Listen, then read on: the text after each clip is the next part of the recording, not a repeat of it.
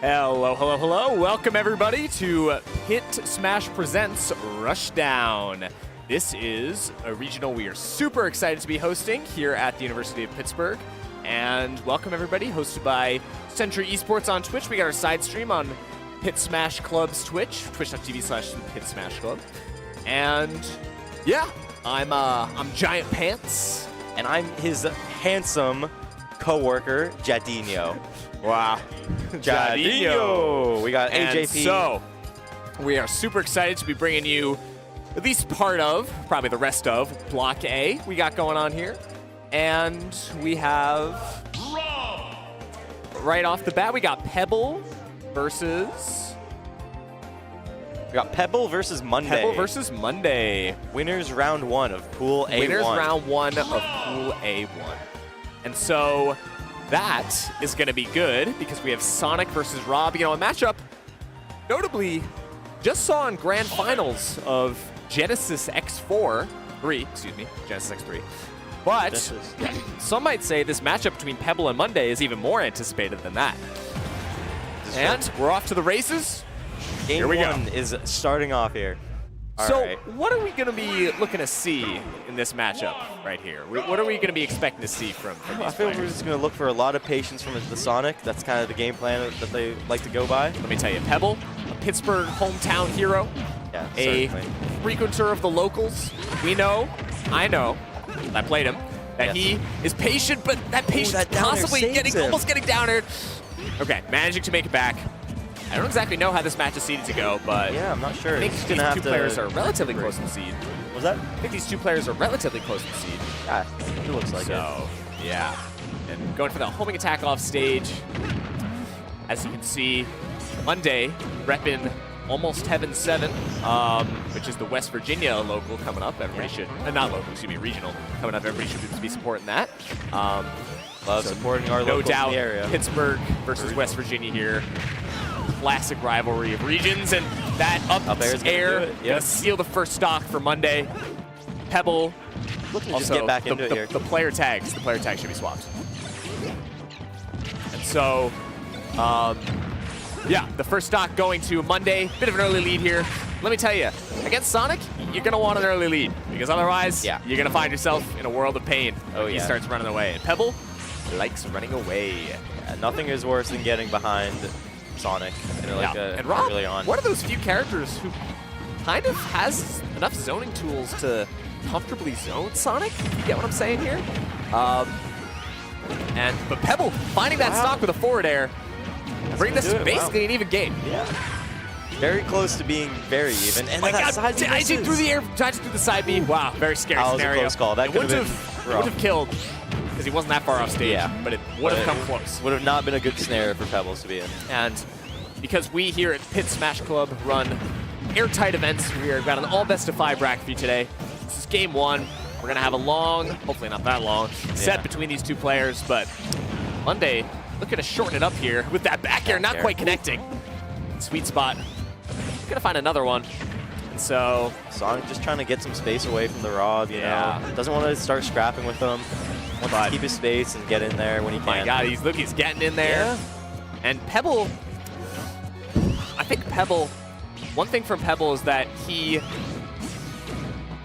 oftentimes needs to find a balance between offense and defense. Right. And I think this set, he's been doing a pretty good job of it, honestly, all things considered.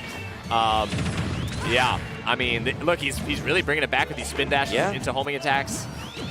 Almost an even game. Yeah, I mean, Sonic in this position, he's just trying to chip away, get back at that lead. Yeah, and that up air, yeah, going to kill for sure. Sonic, not the heaviest character by any means. No, sir. And now, Monday holding gyro, possibly looking to get something started with it with those nairs. Yeah, he's definitely looking to get something started. Yeah, he wants something. He wants a little gyro nair action. Gyro nair action. And so, you know, I mean, it's going to be a matter of how quickly can Pebble find this kill? Can he avoid random chip damage, which right now he's getting randomly chipped. You know, these players were waiting there for a long time. You have to wonder, maybe Pebble's got to get a little impatient after waiting there for so long as this lead gets bigger and bigger. That nair in the side B, not side B doesn't connect. Out of the side B? Wow, I guess Rob does have the worst leads in the game.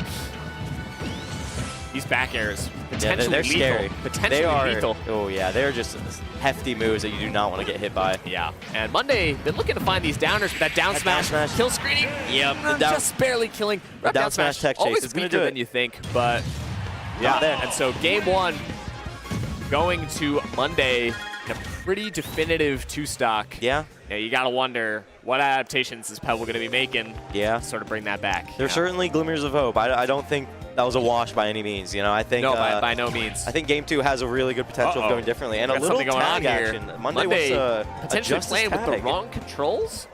Yeah, this is interesting. I And wonder what he's going to do. Wants to change his jump to grab to Y? Who plays with grab on Y? I don't know. But, you know, we didn't see him go for many grabs that game. Yeah, maybe, so that's why. Could have been why. You know, maybe that's why. So I don't know. you know, you gotta go back to PS2. Nice big stage where both these players are going to be looking to get their distance, keep their space. Yeah. You know. Play patient. So, if you're Pebble, you just lost to your opponent, and he had the wrong controls. You got to be wondering, uh-oh. You got to be thinking, like, I wonder what that means. Like, what is that going to do? How is the gameplay going to change? But right, but I think you just have to keep your calm and just do your thing. yeah. Like, Pebble got other things stick to to your worry game about plan. as we move into game 2 here. right. Charging spin dash. Okay. Good Yeah. Rob getting these early combos. Oh my god, these fairs and nairs coming out. Nair. Pebble managing to fight his way back to stage, Yeah. but the damage has kind of been done, 50%, and it's only tacking up. Yeah. Monday been going for these down airs. They haven't quite been connecting. I think it's a scary thing to see, you know, that Kill, but down it air. was close. Oh my god, these back airs. Shades of big ass move. catching And the the roll, F the smash, panic wow. roll from ledge with the forward smash. Monday ready for that on top of it. And now we're going off stage with the Very up air. interesting. Nair up air. That was interesting.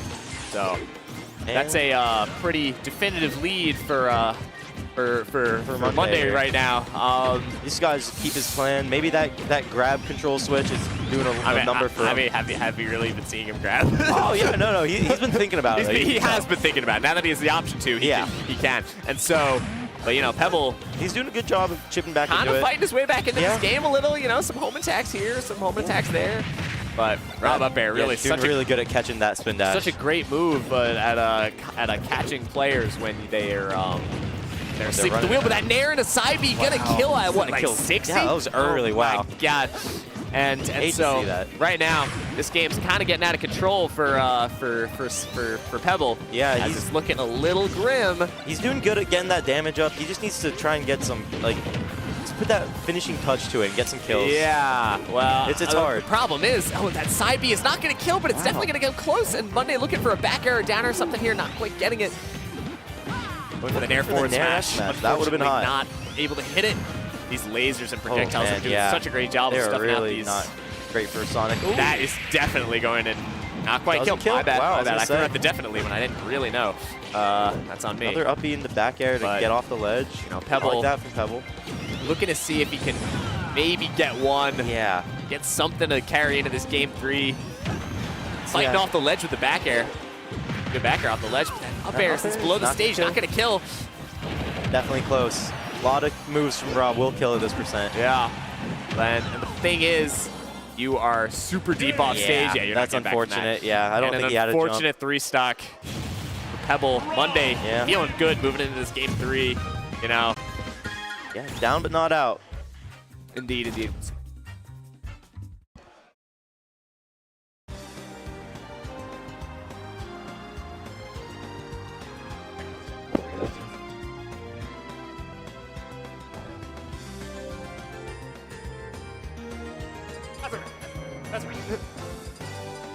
It is not easy to be a stream director for these big, high-stakes regional hit Smash Club events. Yeah, not easy at all. Also, not easy to be Pebble down 2-0. Gotta be figured. Monday's Rob, you know? You know, against the Monday Rob. Good day to be the Monday Rob. We can, it is. We it can, really we can is. say that as he moves into game 3. And, you know. Yeah, let's just see what 7 rings in hand. These Sonic players, you know how they are. They love their Sonic songs. This is true. As they good soundtrack. trying to get a bit of mental reset going into game 3. You kind of need it after that last game. Oh yeah, for sure. Small battlefield too, very similar to PS2. Yeah. I don't know. Yeah, I wonder. I feel like, I don't know. I mean, because you would think on paper that like Sonic would want the big stages to kind of stay away. But against Rob, how big do you want the stage? But against Rob, yeah, like because he has really fantastic projectiles that can mess with you. And so, yeah, I mean, and Pebble looking like he's getting messed with right now. You know, these up smashes really just tacking on the damage. It's not looking good, and that gyro going to kill. Wow. Oh my God, it's looking grim. Wow, sniped his ass. Yeah, he kind of got him. And so, yeah, it's kind of like, you know, at this point, it's going to be like, how can Pebble claw his way back in? Can he more so? But these up airs coming out, not looking like the answer is yes. Looking like the answer is no, in fact. But you never know. Sonic is a very interesting character. Sonic, very quick. Sonic's explosive, but I even more explosive. I worry that Pebble does not have the explosiveness quite down to match with Rob and Monday's explosiveness also. Yeah. And so, yeah. Pebble, player known, I'd say, for his patience. I've had games go down to 20 seconds versus him. Yeah, that's a very. We can talk about very it. on brand for a Sonic player. Yeah, and so I think that's low-key kind of the gameplay we need to get him back into this game. Yeah, I mean, hey, Rob's at a solid kill percent here. Sonic can do a lot of things to kill him. So yeah, and so looking for a forward smash, not quite getting it. Oh God, the pressure on Monday Rob right here. Yeah, but the Monday Rob really He's doing good. He's playing. Oh, the gyro! I thought he was gonna go for like an up smash. I thought so too. I'm kind of surprised that it didn't come out. Chad and I have plenty of experience playing against Rob. I'm not happy. Shout out to the up smash out of shield. Shout out to our shout out to Sky. Shout out to Sky. Now plays Rivals for whatever reason. And so. Anyway, yeah, Pebble's looking his last stock of the set. Yeah, potentially. His potential last stock of the set, unless something really big happens. Yeah, he's gonna need a kill right away, and then start chipping up damage to the next stock. Yeah. But it's kind of like roll behind the back throw, not quite gonna kill. He just has no rage going out there with the fair and almost getting reversal. Actually, entirely getting reversal. Didn't have a jump. That's unfortunate. Wow, it kind of went out there and right into Rob forward air's loving arms, and that's gonna be 3-0 Monday won't complain about that. Monday. He advances into winner's bracket. As a smooth Pebble moving down to the losers. Fantastic job to both players, and shout out a good start for the first set of shout out to Almost Heaven 7. Repped in the Monday tag in a West Virginia regional. Saw some ads for that run in between sets, and so Yeah, hey, support your regionals, support your locals. Yeah, love it. So, you know. So, who do you think we got on stream next? Who do you think we got on That's a stream good question. next? It's looking like, as of right now, not sure. It might be on A2. Let me check the bracket right here. Who might we be getting? LeBron James. You know, I know the people were really disappointed that we couldn't have LeBron James fan 6 on stream, but it looks like we got a game 5 on the side stream. Holy wow. I would never tell you to tune out from this stream. Right, we'll give you the play-by-play. We got LeBron James. We can't be commentating a stream. We're not watching. We're not show. Just got to give a little update. But, yeah. The LeBron James fan currently in the fight of his life for a game 5 right now. Damn. We really wanted to see Pittsburgh defend here. Who do we have on stream now? Oh, we got Yeet Yeaterson. Yeet Yeaterson on the stream. My goat. Oh my God. Here we go. That is going to be beautiful. That is going to be fire. Plays allegedly the worst character in the game, by the way. Can we just say that? According to the Japanese, some of the best players in the world. Yeah. And yeah, Yeet Yeaterson making his way up to Splice. So Yeet Yeaterson double DQ. Already finding himself in winner's quarters off a double DQ. Yeah. But that's not to say he couldn't have gotten there without it. Oh, yeah, certainly. Like, I don't recognize these tags, but... Ripcord's out of region. Ripcord's out of region. I don't know. Gamer Bob. I don't know Gamer Bob. I don't know Gamer DQ, Bob. But you know what? I go Yeet Yeaterson, I think. So... Against Splice, this is going to be an interesting set. We got 2 Pittsburgh hometown heroes on the stream coming up for you. 2 city favorites. Like Splice just is like fun to watch. How's that side stream looking? How's that side stream looking? Let's take a look. Oh my God! Owen down. Oh, that's unfortunate. So damn. LeBron James fan down 3-1 stocks now. I truly hate to see it. Yeah. But Yeah. So, Eden, what are you expecting to see in this set? You know, I'm expecting. Let me tell you. Because like you know how Splice plays. I've played against Splice loads of times. I played against Yeet Yeaterson once. Yeah, very fun these days. A year ago. Good Marth. But I do know Yeet Eaterson for his Marth clip compilation. Yes. Recently uploaded to YouTube. He's got the sauce. I'll be the first to say These are players who are, if we were seeing Pebble and Monday camping each other, these players, they're going to be going crazy. Oh, yeah. And so it's going to be a scramble. We got to be... It's winnable. It's not unwinnable. And so yeah. Oh, look at us. Hey, look at us. Was not ready. Currently solo on the mic right here. My associate has left me. Feels kind of lonely, but got both characters just making their tags. LeBron James fan 6'7" changed his tag to LeBron James fan 6'7". I hate him so wow, much. that's joking. disgusting. And then Brian the Diabetic. We got Game 5. LeBron James fan with 123% last stock. I mean, this is going to be a It's tough looking mountain dire. climb. Oh, the ledge jump. Oh wow, my God, it's really scary. And, you know, if you're watching at home, I highly suggest having both streams up at once. Yeah, having both streams up at once. Don't forget, keep the audio on this one. Twitch.tv / Pit Smash Club, but keep the audio on here because this is the one with the commentary. So, all right. And as sad as we are to look away from Owen's set, we now have to turn our attention to LeBron. No. Eaterson versus Spliced. Game 1, moving in here, both players. ZSS versus Marth, now Spliced. Notable for being ranked in the wonderful city of Pittsburgh. He's very young as well, doing it at such a young age. He's like just turned 18 years old. Quite a prodigy in his own right. Yeah. But Eaterson. He's got the skills to back it up. Eaterson is a known skilled player. He is. A known player. He doesn't quite come out to as many events anymore. That timber forward smash. God, bro, that F smash just hitting the platform. It looked like an up smash the way it really did. Oh my God, the neutral B, what's he doing? He's already moving like crazy, and we're only 40 seconds in.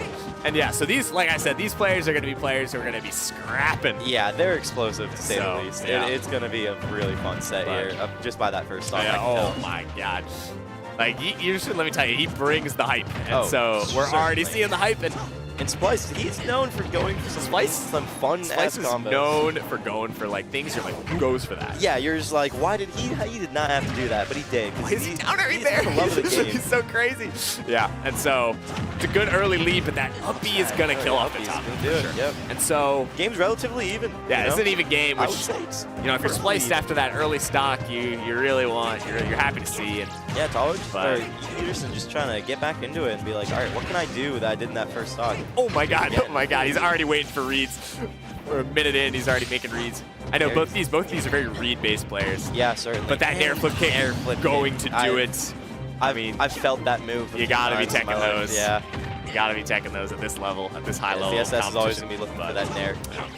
So, but you know, I mean, if the first stock was any indication, those early kills they will come. They're in play today. So, oh yeah, that's for sure. I will say Spliced, no stranger to down airs. That's true. So we could see him try and go for one now. Yeah. There he goes. Oh my God.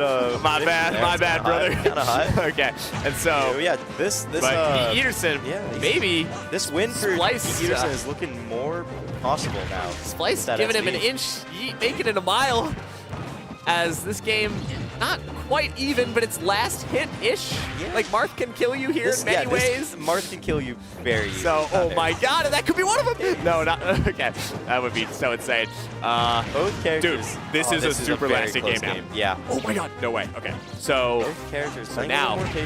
Oh, the F tilt. Wow, Splice probably thinking to himself, why did I go for that down air? Yeah. Maybe he'll go for another one. No, okay, not quite.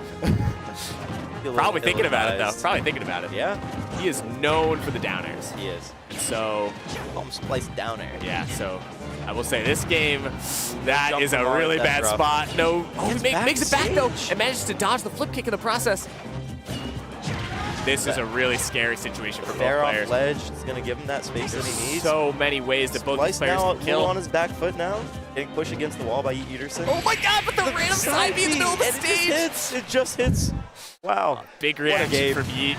I don't blame him. That was a tough game to lose. Certainly. After Splice kind of handed him that one stock and then clawed his way back into it. Definitely really took advantage of every opening, but Yeah. I think that's a sign that these players are in for a good set. Yeah, So. no, certainly. I think we kind of called it. What we described is what we saw. Yeah, I mean that like was not nothing to sneeze at that first game. No, So sir. if you're heading into game 2, what are you thinking? You're thinking, all right, I kind of got a little help from Splice, Yeah. but and you know, granted, he did his part by avoiding the down air. certainly. So Yeah, like I might have gotten He hit by drifted that. away from that. And, and you have to remember that game, Splice never flip kicked. So if Yeah. he starts playing around that, you know, even if Splice Gets isn't another doing it early down F smash kill like he did the first stock. Like, air- Oh yeah. this game can really go any Oh direction. my god, I here. really didn't grab? That's crazy. And so, yeah, these players really do have have some potential for some. This would be definitely a bit of an upset, for sure, Definitely. for Splice. If you Splice were to- expected to do pretty well at this tournament. Yeah, Splice definitely seeded pretty Yeaterson well, but kind of slightly retiring from the scene. oh my but god, that still up coming smash up to really the going for it. regionals. Yeah, but he's showing us that you don't need to play the game to still have the style. Yeah. Rolling through the down smash really good on that, and he with a bit of a percent lead, and is gonna get. Back Might air. not get It's gonna better. hurt. Mark That not happy. up B, like Is he dead? He's dead. feeling himself Wow. going for the up B. Interesting. I feel like he maybe could have back aired, but I don't really know. maybe even just yeah. a fair. Yeah, but hey, who knows? That's why he's out there. We're here. Yeah, you know. this is true. He knows what he's doing. It's also because we're not in this pool, but yeah, That's good also point. why we're Great out there, point. not in here. And so, notably, Air the dodge. weird air dodge. All right, Splice yeah. not really able to punish it. Yeah, not really a lot of opportunity there. Hard recovery, very quick, He's very doing a hard great to job get getting out off of. ledge. Like, this He is is, really, he really is. yeah, that forward smash. Imagine if that different would have killed.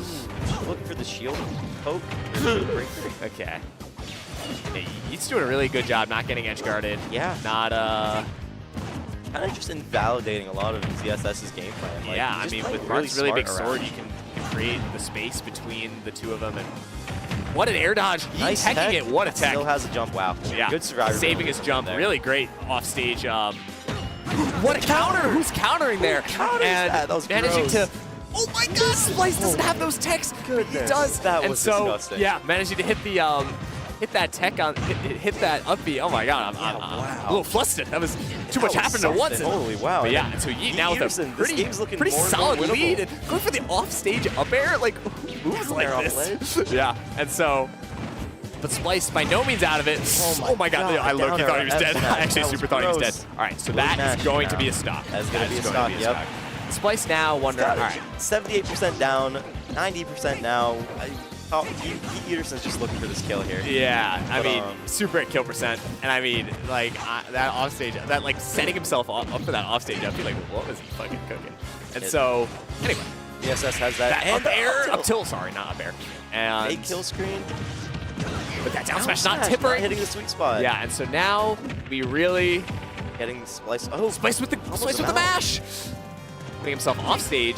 A dangerous spot against Marth. I think Yeaterson just needs to keep his cool here, let the kill come to him, not force anything. Yeah, he really needs really to just play needs to smart to avoid get off those this hits, ledge. He certainly. doesn't want to get there flip kicked. Oh my god, I'm so sorry, Yeet. This character is a scammer.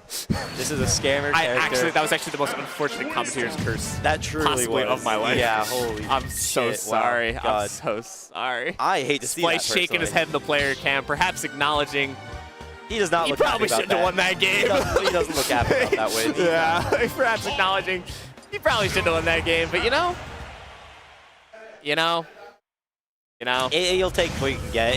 If they're gonna let you nair flip kick them, Yeah. like, who are you to say? I'm like not in gonna my do head, it? I was thinking, okay, if I'm Yeet, I'm getting off this ledge as soon Yeah. as possible. Or, like, And holding he just shield. did. He kind of just stood there, and Yeah. it kind of just happened, and so but yeah. You always the one time you forget about nair flip kick is when you get I hit know, by it, dude, and it really is I know, painful. it really just happened. But so I think Yeaterson's showing that this set is not over. no, by like means. if you're Yeet, you're that happens to you, you kind of just got to be like, all right. Oh my God, you really do kind of just got to be Smash. all right What with was he that at, like forward smash. 60? He was literally at like That was maybe like gross. 40 or That like was 50 or disgusting. something, and so yeah, like this whole set has been like Yeet like taking the lead with his Early Marth kills, style yeah. points, with his flashiness, and Splice kind of managing to bring it back at the end, but Splice known for these combos, ladders. not quite getting his own combo there. Great recovery. The down And down air, not quite. Okay, wow, that really grabbed. tether grab is Sounds gross. wow. coverage. What That's a good coverage heads with the up up up B there. Yeah, that Nice back air. killer. Nice back air That by will do Splice it, there. yeah. Bringing this to even stocks. And so, Even stocks. Peterson's got a decent percent lead. yeah, this is but a as good we saw in percent the lead, last but, game, it really does percent not mean lead all that doesn't much. matter that much here. Not really, Like, let's yeah. be so real. I And think so, you really just got to be. oh my god. not Okay, getting hit. I actually. Defense is so important Yeah. for Yeet Peterson here. Yeah. Just not letting yourself get caught, No, especially by that there. if you're Yeet right now, you got to be feeling, despite how that last game ended, I think he's feeling himself. you Like got to be feeling a little good. He he jumped into it. That's so unfortunate. brutal. Yeah. All right, so, That's the high explodability. charging the up smash, leaning back in his seat, perhaps feeling that might have hit. Splice now in a situation where he can close out the set right here, despite how close it's always been. Yeah. What a good grab, by the way. Nice grab. Getting him off stage. That Nice down down air. tilt. Yeah, caught his that's jump. gross. That was very down nice. tilt. Oh my god, I'm confusing the tilts and airs. Oh, those right now. nose moves. And so now even stock game. I say Yeet's movement has been really It's something. really Like, clean. as long as he's not like keeping himself at ledge for no reason. Well, no, I say no reason, but Splice known for his good ledge trapping. Right, And yeah. so I think watching Yeet Peterson, it really is just fun watching him play that part. Like, he has such good control. It's of that really character. it's really the joy. Oh my god, that forward smash. We were done it. leaning forward for it. We felt it, but now in a really scary spot. Holy Splice going out for Going that. out for that forward air to end the game. Yeah, Yeet Peterson is And- really good avoiding that. Yeah, like in a weird way, this is like a last hit game This for both is. players. Both Like- characters will kill very quickly. Yeah, in some weird sort of way. Yeah, all it takes is just a raw F smash. Oh my that god, getting the Yeet grab. Peterson It's not seems to quite hit. getting over. Yeah, but I mean, any forward smash. I knew he wanted to down Yeah, her, but he wasn't totally quite baited. in the space for it. That game, He dangled the candy in he front of him. kind of dangled and the he candy in reached front of for it. Spliced, and Very heads up play man, from Splice. yeah, that was. Hey, that's A clean why. end to the game. That's why he's ranked in the wonderful city of Pittsburgh. And so, Oh yeah. you know, Very you clinical really on his gotta part. look at that and say, dang, you know, that Yeah. was a hot set from both players. Definitely. Despite what That the was a set really count, enjoyable set to despite what watch. the set count says, It is not. That was not a 3-0 set. that you know? did That's not a close feel like 3-0. a 3-0. That felt like a game 5. That felt like I was watching game 5, and Yeah. Wow. I mean, hey, that's the big difference with Splice is that in those like last hit situations, he will pull it out and win a game that he's not supposed to. Splice, a Not very supposed clutch to. player, a very aware, Yeah. situationally aware player. Really there, and so. Yeah. Man, and Very I clinical. told Deep before the set. I said, "Hey, if you're gonna be on, I know you'll give us a show, and we'll be repping you." And let me tell you, he did. And Yeah. so that is Yeah. I wonder. really what that's the all next you set can we hope got. for. I mean, if you had asked me what I thought the start of the set outcome would be going in, I probably would have said, "Oh yeah, presumably Spice would win." But Yeet put up a fantastic set for us After there. that game 1, though, I was like, now I think Yeet can do this. I think he might be able to do this.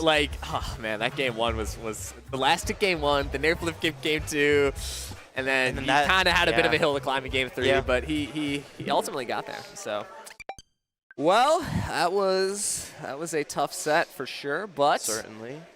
Yeet by no means out of it. No, Really, no really, yeah. Got a Hot loser's set, run to go honestly. through. I hope he got some clips for his next compilation. So. All right, Is this who Wyvern now? and Toa? Toa. Might be. Hey, we saw the What's end up, of that. Owen? We saw the end of that game 5. We got LeBron That James was fan, tough. 6'7". Shout out mic. LeBron James fan. Dude, yeah, we were watching that last game 5. I was really rude. Yeah. We looked away for a bit, and I came back, and he still had It was 3 stocks. 3 to we 1, down and we were like, I was like, no. Really? Oh my god.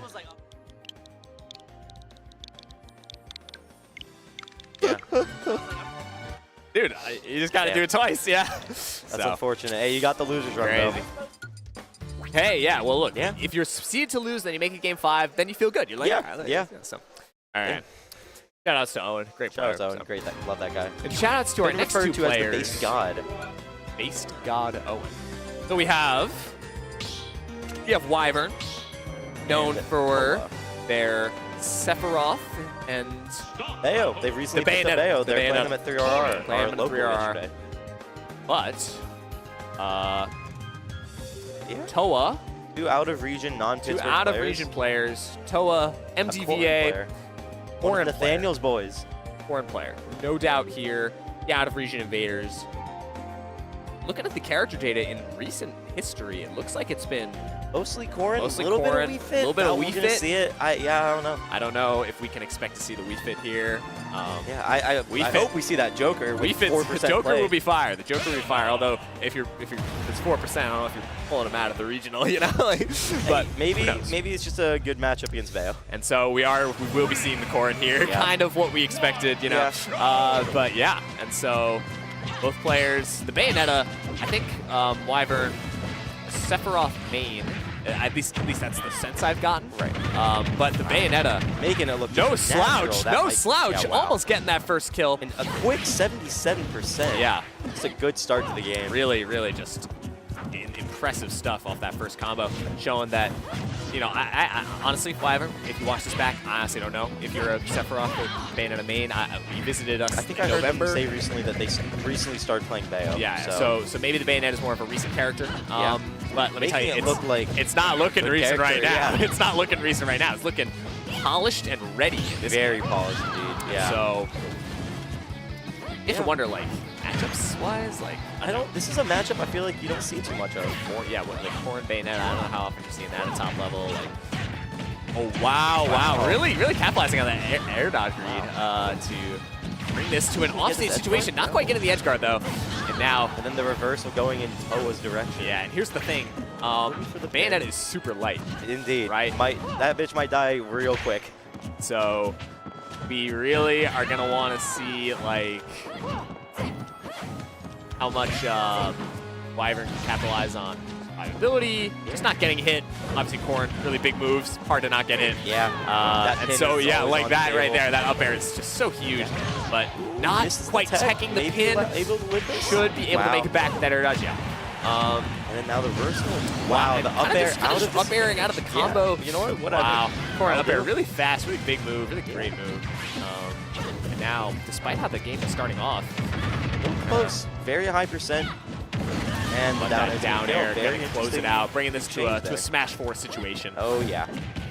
And if Kind this of- was Smash 4, Wyvern would be If this was rather Smash 4, happy. Wyvern would probably have already won the game because Yeah, we're playing that's Bayonetta. not ridiculous to say. Good thing it isn't. Good thing it's not. We are playing Ultimate, baby. And so, yeah, just some low percent strings from both players.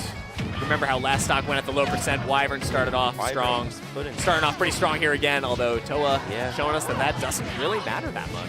You know? It's looking like that first 70% for Wyvern is looking pretty easy, but it's after that where you Yeah, seem it's to have after trouble that, but getting the low-key, kill. I'm kind of falling out of that combo. And SD, Wyvern with that a is bit of an unfortunate. SD Yeah. there. Oh, man, you Never really love hate to say it. but That's what they, in like the pro commentary business, called the Mayo tax. Bayo tax. Mayo Yeah. tax kind of just got SD at some point. Yeah. And so, Might not Wyvern be the last one we getting- see.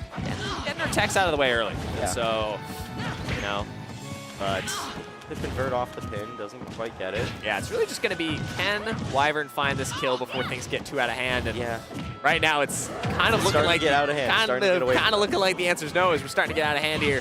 That back air Back air's going to be killing soon. As like we Really talked about, put Bayo Bayonetta in a super bad light. situation here. So much off-stage gameplay going on here with Bayonetta. It's really just hard to capitalize on that neutral B. Would have killed for sure. That's a fun move, man. I don't know. that is a silly cool move. Neutral B. Yeah, and so these pins, trying to these catch the pins, ledge that's grab different. timing, not quite doing it, but Toa just has so much room to work with here. Yeah. Like a lot of room for error, but nonetheless, you don't want to be making any errors here. I know. Like their tag would suggest. Yeah. Error. I Error, see, yeah. it took me a second. Yeah, My bad. yeah. It took me a second. They're like, their name's Toa. Wyvern Another SDing SD. That's again. Just gets caught under the PS2 While stage. Toa managing to make it back. Yeah. It's not a. You gotta wonder. With 2 SDs, are we switching characters? Like, Are we switching characters to their former main, which is, I believe, Sephiroth? It would be Sephiroth. See, we're talking about like former main, but they pulled up Sephiroth yesterday against Saberlink, and it was looking like polished, looking dark. So I think, Yeah. like, I mean, when you recently pick up a new character, that old habit of the old character, it doesn't just go away. But no, they're sticking Bayo, Sticking and they're with just gonna Bayonetta. just polish some things up. Don't yeah, SD. no, I mean, look, like Take that away game, those SDs and be a very the different game. combos were on point. Kills were coming. They were coming, they just took a little It time. took a bit of time, but Realistically, it's just the SDs that you yeah, gotta, I mean, gotta you get rid get of. the SDs out of your system, but And Yeah, Toa Toa just almost looking cranking like up the damage already. kind of flipping the script from last game, getting 70% of their own. But hey, yeah, I mean, Bayo, one side B on the ground is all it takes, and then Toa's also at 70. So. Yeah, and so, especially with how high execution we see Wyvern's combos be, that advantage kind of dropping nice. that one a little bit, Not, but it's okay because the next one for sure is going to be a big one. You just have to find it, and I feel like Corn's that might be it. That down tilt might lead to it. A lot of easy, damage but kind of getting a there. pretty good one there. 61, nice. Yeah, So that's nothing to scoff at. yeah. Also, shout out to Wyvern for getting another combo, bring this even percents. Yeah, but shout out to Wyvern. This is that pit's gonna talk to it. Yeah, how'd they do? Would they I believe 5th. Wow. That's pretty good. And that or pin, maybe that was pretty 4th. hot. And the raw F But smash. the raw read F the smash roll. cross stage to read the Wow. roll. Finding that That's what I call the elite smash special. Is rolling after you take a stock. Yeah, dude. We're all guilty of it. I'm You gonna know, be so it could real. work, right? Yeah. It's just like a habit thing, you know? Yeah, this game, I know I roll between stocks all the time.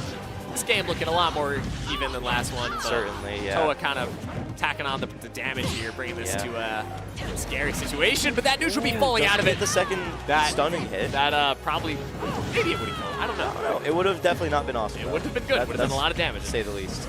Toa's ledge trap has really been on point. Yeah, Throwing out the very neutral B, clean. characters kind of using their big projectiles at each other. Oh, that's kind of a scary spot, but you still have your yeah. I don't even know how this character's jumps work. It's so real. Oh, the up tilt. Trying to find the up tilt. It's backer, but the up air. That is a yeah, like pretty these kind disjointed move. Yeah, these up airs kind of just to kind of catch Wyvern swinging. Yeah, they're just invalidating a lot of Wyvern's kind of just been invalidating moves. like yeah.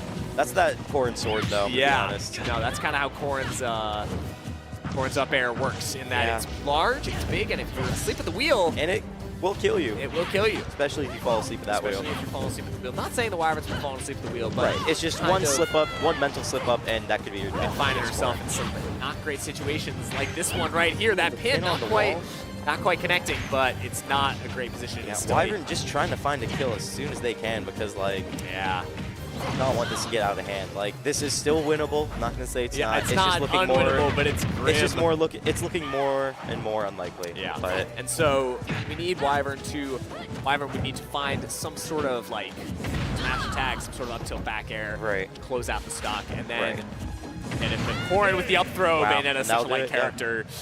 That's a just going to 2 quick games, to be honest. Yeah, those games are pretty fast. Now we can ask the question. Will Wyvern switch? I don't know. The question we're all wondering. I don't know a lot about this matchup. It just doesn't seem that good for Bayo, I'm going to be honest. That sword really... That sword has been causing Wyvern some problems. Yeah. Like, that sword is long, that up air is big. And here's the Sephiroth. We are seeing the Sephiroth come out. Probably more tried, the more true. Probably really wanting to see if you could do it with Bayonetta. That game 1 wasn't that bad, but that game 2 was that game 2, a little more unfortunate. It just got out of hand a little quickly. Like, it was pretty close, and then, I mean, Toa just kind of ran away with it. But and it's funny because we're talking about how big Corrin's up air is, and now we got Sephiroth's up air. We got up air the character. Yeah, and so Wyvern looking possibly more comfortable already with these low percent combos. Looking more natural with this character, which I think makes sense if this is their I mean, domain. when they visited for, oh my God, Sephiroth really like his own right, and so yeah, 2 pretty light characters. But yeah, Wyvern is just light characters. And that's scary against Corrin because Pin will kill you very early. Yeah, as it almost did there. Up Sephiroth, no stranger to his own early kills. Yeah. This is kind of a sweet spots on the side B. Yeah, I mean, this is pretty much going to be how easily can these characters ledge trap each other. Sephiroth known for his kind of flanking, his ability to hang off on ledge for a while. And then obviously Corrin known for their ledge trapping, and Lucas like Corrin known for their pin ledge traps with those up airs, like this flanking we're talking about. That is crazy. That is there. That is. I liked it though. Like, I don't know. I'm not too angry with seeing that. As crazy as it was. I never said I was angry. But yeah, I'm pretty frustrated. Oh, that back air from center stage, killing, getting the early stock for, but getting the stock for Wyvern, and now Wyvern has an opportunity for pretty much the first time all set to sort of carve a lead. And and just extending that lead even more. Extending that lead with 56 and going for the downer, maybe trying to catch something. Yeah. What a spot dodge. That up there, Wyvern really looking a lot more comfortable with this character already.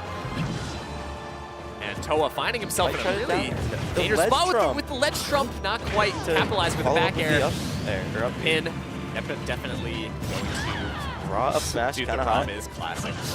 Just the drop from ledge up smash. Halo, excuse me.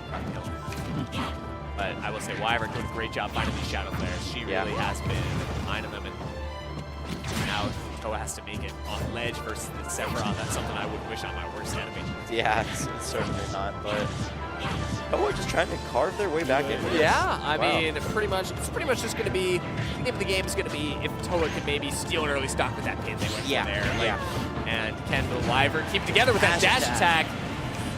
Toa not looking too pleased about that in the player cam. I can't blame him. Yeah, she's giving herself a good position to be in right here. Yeah. Like, looking for potential there was potential or like, up going B. down something there. Like maybe we were thinking about it, but opted to not quite I mean, when go you're up for a it. stock, if you see it and you know it's gonna hit, go for it. Hey, but I mean that's why this is a character we were saying she might be more comfortable with. Yeah. And we're seeing that in this game. I think we are really seeing a lot more comfort and confidence in Wyvern here. This is great, and this is great for them. You know, off-stage movement, really not even able to going for the down smash, which in a weird way might have done some really bad damage, but that neutral B is going to kill. And a 54%. This game is very winnable for Toa. I will say this is anyone's game. Like 50%, really. one good corn string, that's gone. And we have seen Toa get those corn strings.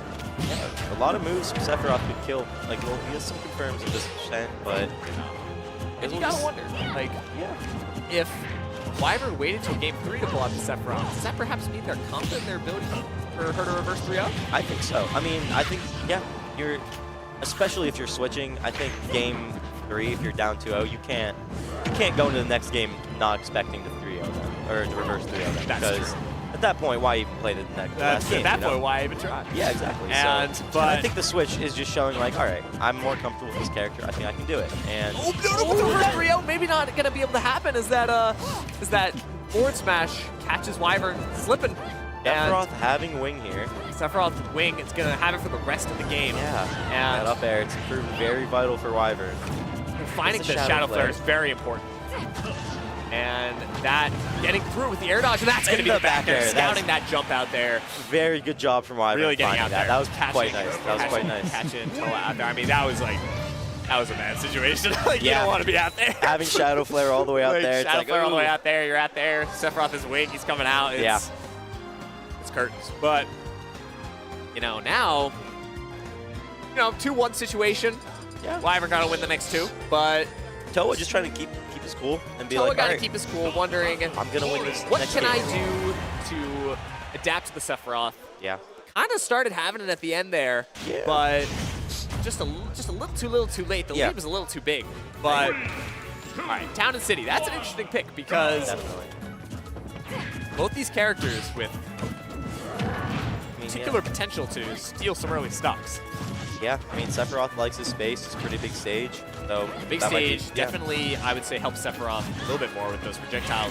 But I think the narrow blast zones probably good for both characters. Probably good for both characters. If I had to pick one, it would probably be better for Corrin, just because you can catch with a sneaky pin. Get a kill at 60 or something. That neutral B might kill a little earlier too. Exactly. Like if you find a neutral B, who knows.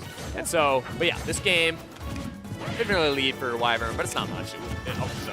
It's really not much now. Yeah, that fully charged Shadow Flare. But able to shield those, that's really big. Get up attack beating the second hit of side B. Sephiroth's get up attack is acceptably small. That back air, see, that's another thing. That back air is going to be so good for her. Yeah, definitely. And Sephiroth's not really going to be getting these kills. Oh, see, but that fair, that was gross. That fair, finding the fair on Toa's stage pick might be coming back to bite him.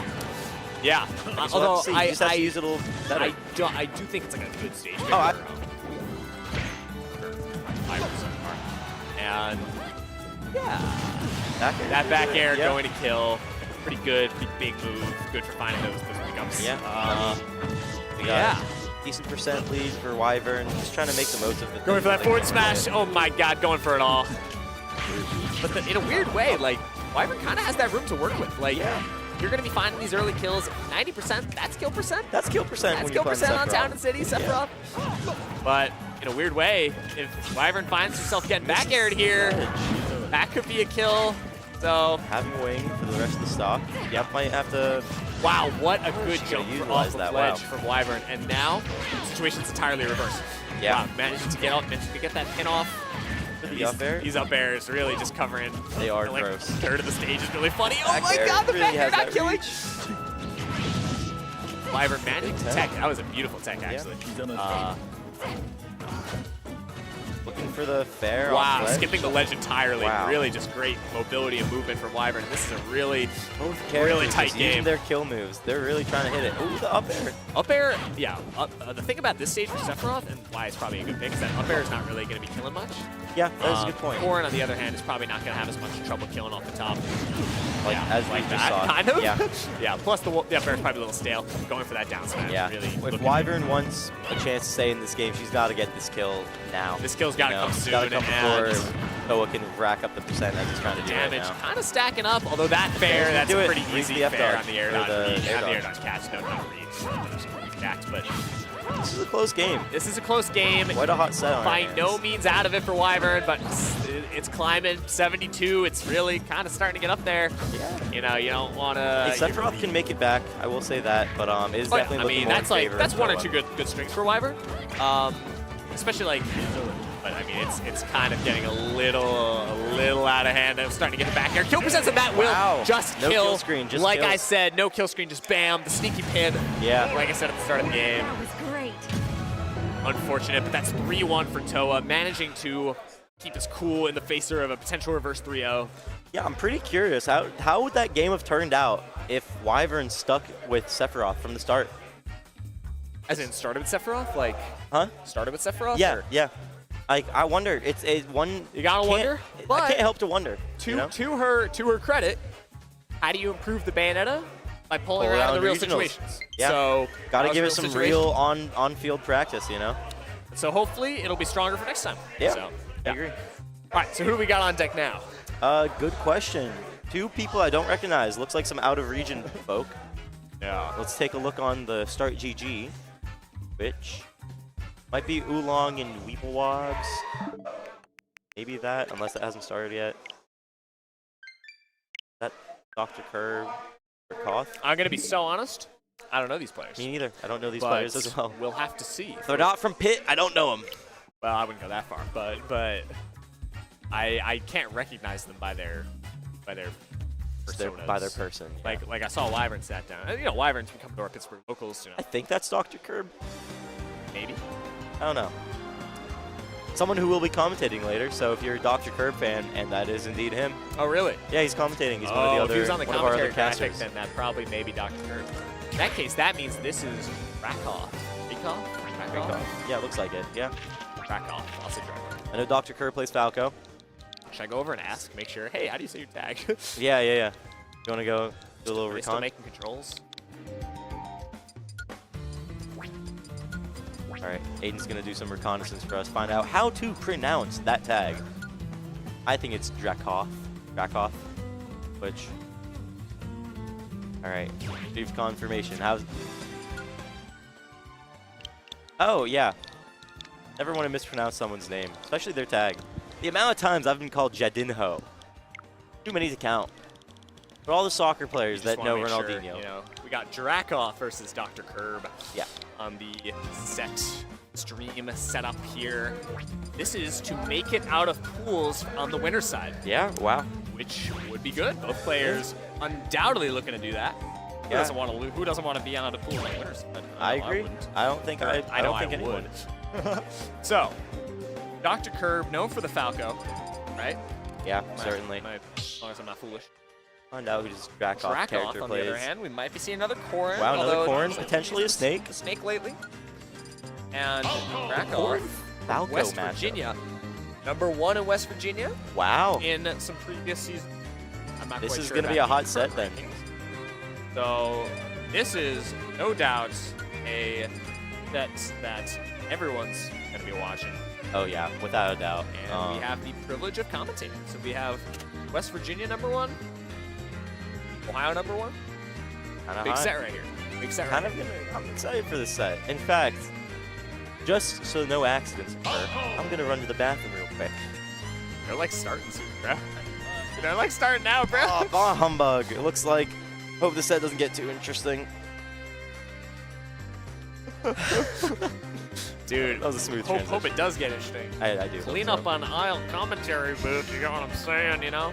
So, we'll see what happens, but... on aisle commentary. It's good. Yeah. Oh boy, oh boy. And Oh, so... boy. Yeah, definitely... Got spliced Side on stream. the side stream.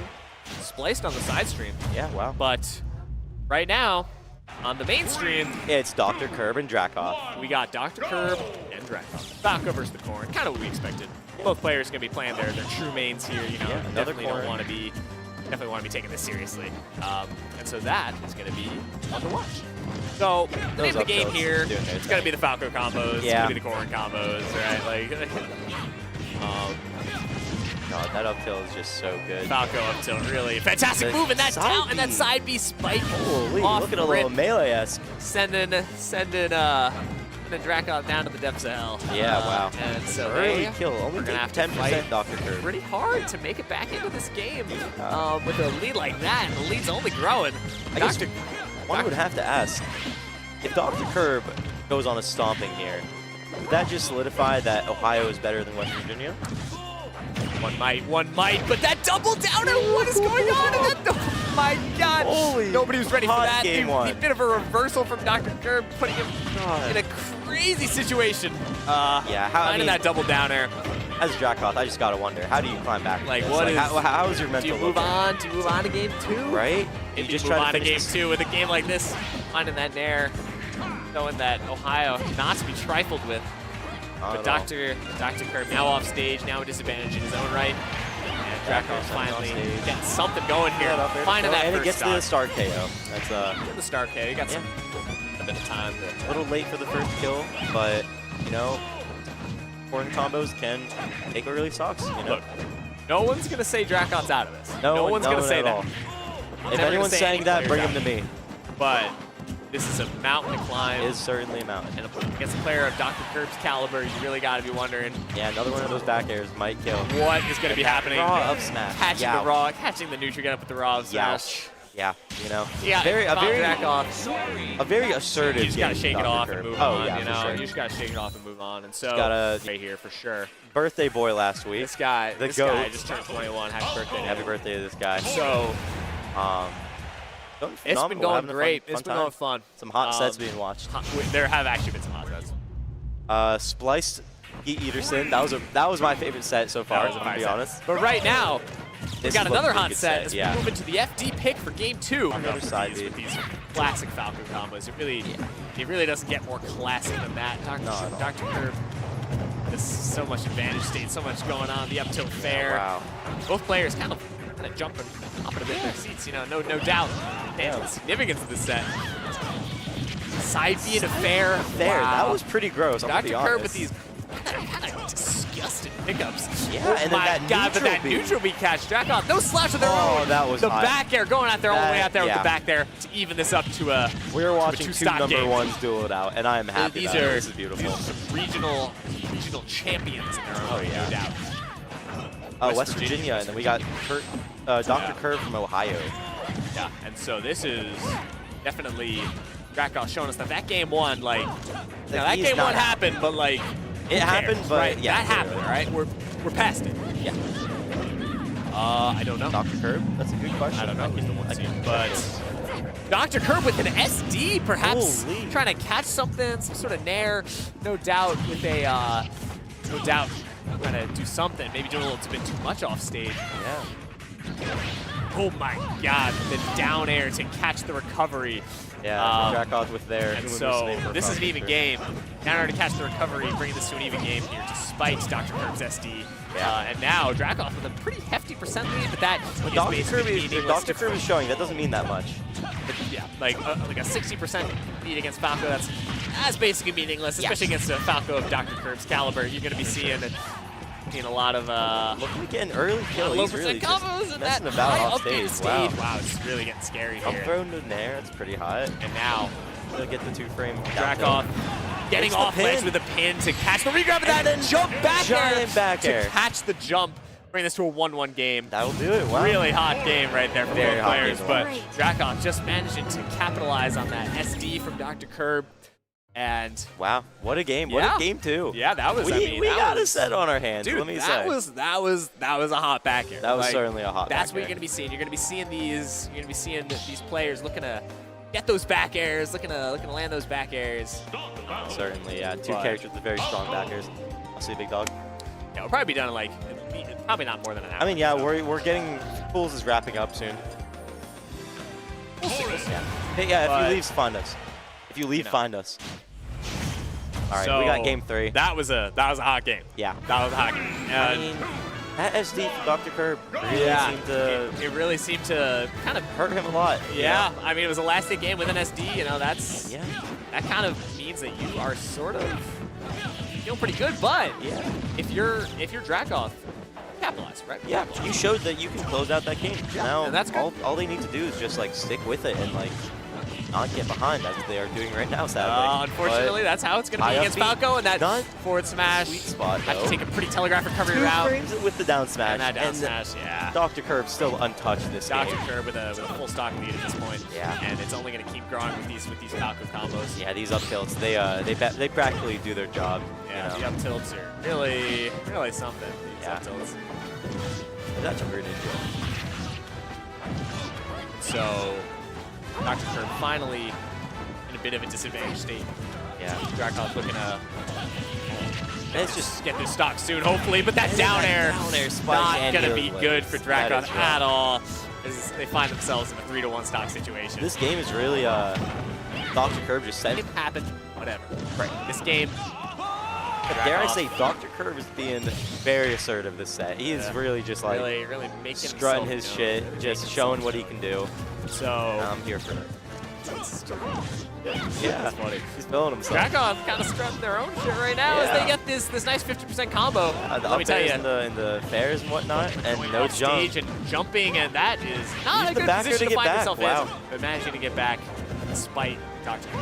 Yeah, I don't know if you saw that, but they used that back air to propel them in the direction of the stage a little bit. Kind of hot, you know? Like, that's just Just a normal core. I know, but like, I see that and I'm like, that's like cool that you can do that. I'm a big appreciator of moves that like, I do that, you know?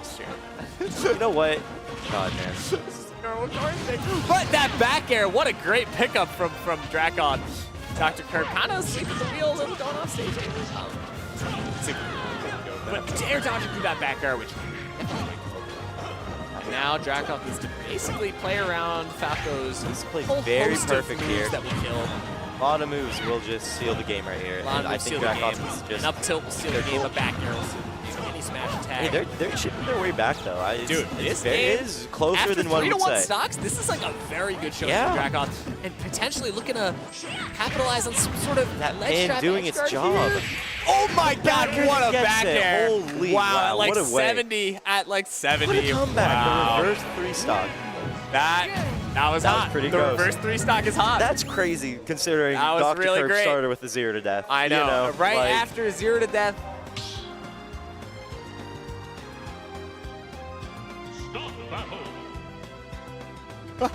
Tickets. Oh no. Oh shit! I forgot to pay for parking.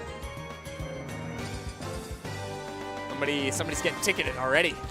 We're not even done with that. Pool A. If they don't move, Oh it'll be bad news. yeah. Can't be You missing have smash. tickets on your car. Like That's funny. Spencer. Was it like multiple? Oh my God! Multiple I've never tickets. seen someone get multiple tickets on their car at once.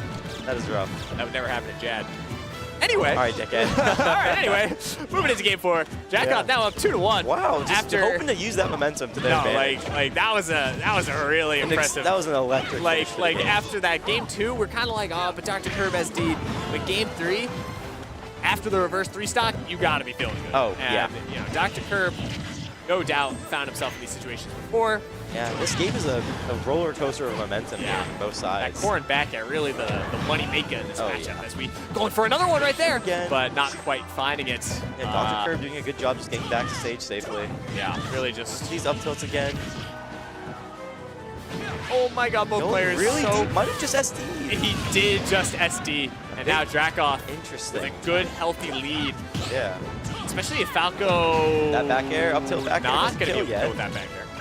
Might.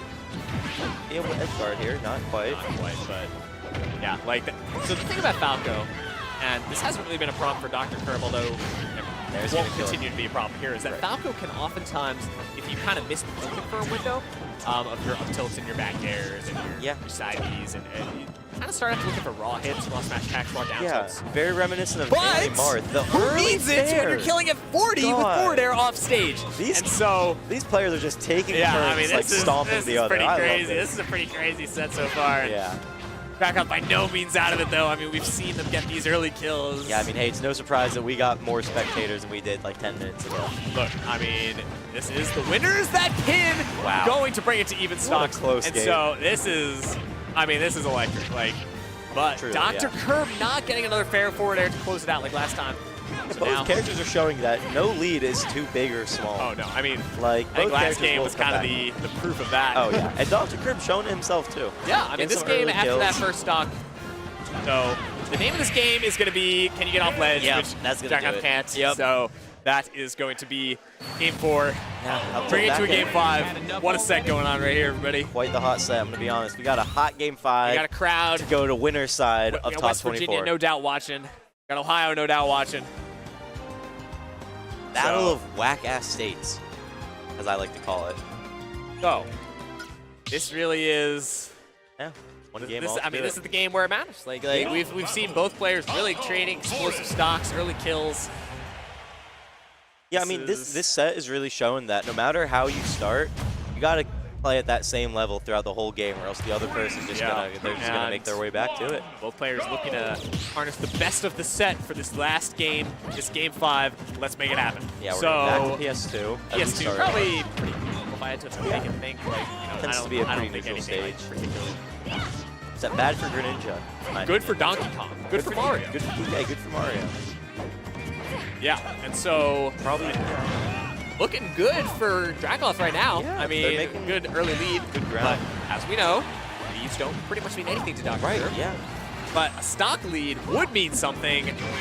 And the off-stage gameplay is like really so scary. Every time someone goes off stage. Every time I gotta hold my breath. Everyone's holding their breath when somebody goes off stage, and wow, that yeah, wow. I've noticed since that first game, those pins for Dracoth have been just landing when they need to, which I appreciate that, you know? Kind of what you need to do. Absolutely. And Dr. Kirb almost a kill percent. Probably the next up air will do it. Yeah. Might be a little stale, but probably. Yeah, Dr. Kirb also able to get a kill at some point. Oh, that jump behind up air. Ooh, the up air just barely killing. Barely. Wow. That was good game sense by the commentator. Yeah, I agree. So, Dracoth now with a healthy lead, grab. but we saw, well, not quite a healthy lead, but a lead. And what a parry, what a parry. We're going to see a bit of damage off that.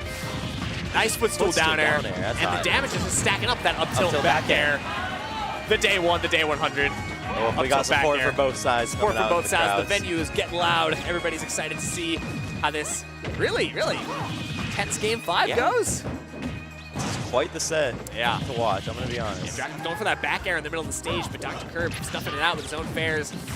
Yeah, I mean, Falco Fair has really been a great move, both for edge guards and that forward smash, catching the get-up attack. What a call-out. And Dracoth now with actually, I would say, a pretty healthy lead, but that down air almost going to do it, not quite. Trading. Doesn't hit the sweet spot. Able to get off ledge into what could have been a total game changer. And so now, Horan really piling on the percent. Potentially could get a kill with the next throw. Yeah.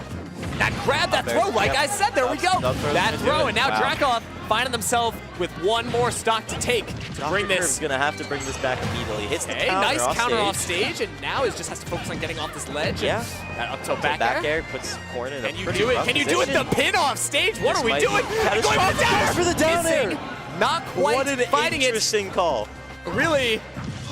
But, you know, that's confidence. They didn't think they need it. Maybe they don't, because now Dr. Kirb off stage has the jump, gets back to stage safely. This is going to be just like 88%. Can Dr. Kirb make that back falling out of the forward smash? Oh, my God. And so this... Dr. Kirb racking up the percent, showing that this game is not over. This game is far from over. Falco damage, Falco damage. It doesn't matter. Man, it would be so unfortunate for this game to end after that SD from Dracoth, but Dr. Kirb now, really, this is an even game. Air dodging there, no doubt scared. Just trying to not Up get hit tilt, by that back air that might do it. almost No, it barely lives. Dr. The Kirb nair is what's going to finding do the it. nair. What a set. Finding the nair Holy to tap wow. it in. What? 3-2 victory. What a set. Wow. Nothing What but love a and respect set. from those players. Dr. Kirb Let's ecstatic, go. as one should be. A lot What of a love, set. lot of love from Ohio watching, but man, what a set. Hello, everybody. We're going to take a short break, maybe about 5 to 10 minutes. Hopefully, this will allow the stream to do a little bit better. So stay tuned. We will be right back. You heard that handsome for man watching behind so the screen. far. Yeah, gives me time to go tinkle. 10 minutes. All right, we will be back at Rushdown, a Pit Smash event. What a set.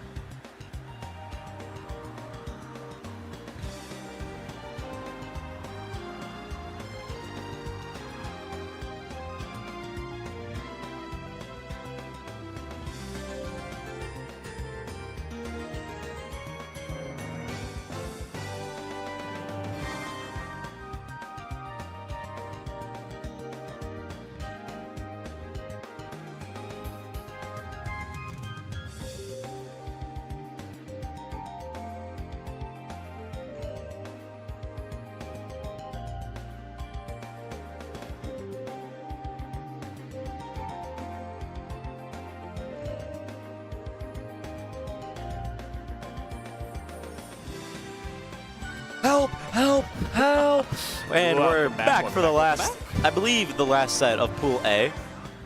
There's a melee bracket for this? Yeah, Where we is got it? downstairs in Rivals and Melee. Oh. I'm regged. Orps, is he coming for Melee? I hope so. Nice. Is he the top? He looks like the top seed based on his position in the bracket. I know he's a former top 10 in Pittsburgh, that's for sure, but I don't know if he's still got that. Yeah, he's number 1 seed. Wow. That's cool. That's crazy, bro. They can just Well. he can just tech chase and short hop. Sorry, we don't care about Melee. What are we doing? We're here for Ultimate, baby. We're playing a real game here. Into that baby game. And so, there is one more set that you will have the One joy more of hearing set. us on the mic for, and I believe It's it's gonna going be to be Oolong and Weeblewobs. Weeblewobs. And maybe these losers round 4 games will go on while they go. Wyvern v Perkinips. That's kind of fun. That's good.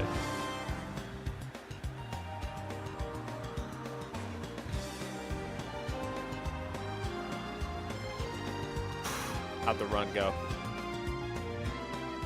Oh, that is a tough draw. Who's Munchie? He's really good. He Really? plays Joker. Oh, I see that, yeah. When he went to 3RR, I played him. I lost 3-1, but it was like almost like a bad 3-1. Is he Weather Report? No, they're like friends. They're Okay, like yeah, from the same I place, remember him then. Yeah. Yeah, I played him at played Munchie at something. I think our last regional I played Munchie at Kathy Clash. Yeah, he is. He's No. good. He is really good. His Joker's clean. His Joker's very Yeah, clean. very clean Joker. Yeah. Lost to Cole's Corner though. I'm a big. No, he beat Cole's Corner. What am I talking about? Defeated Cole's Corner. It's such a fire tag, Cole's That Corner. is a stick corner or corner. Stick tag. corner. Well, that too. Cole's Corner. So we're just waiting for the set to get going. Yeah. And so Oolong, probably a top seed of the event. Yeah. We fit. If it's Pool A1, maybe even the top seed of the event. Yeah. If I'm looking correctly. Seed, number 1 seed of the event. Number 1 seed of Pool A1.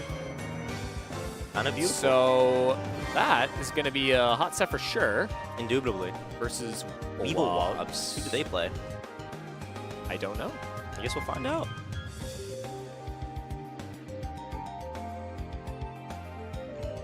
From Cleveland, Ohio, Alex W. in Ohio. Weeblewobs. I like that. That's a cool tag. Weeblewobs. According to supermajor.gg, they are ranked number 10 in Ohio. Wow. They A Yoshi play player. Yoshi, Wow. occasionally pulling at the Samus. Indeed. So, should be good. Good. Yeah. Yoshi, And Samus. Against because Oolong known for the Wii Fit, yeah. Right, yeah. That's like, yeah, so.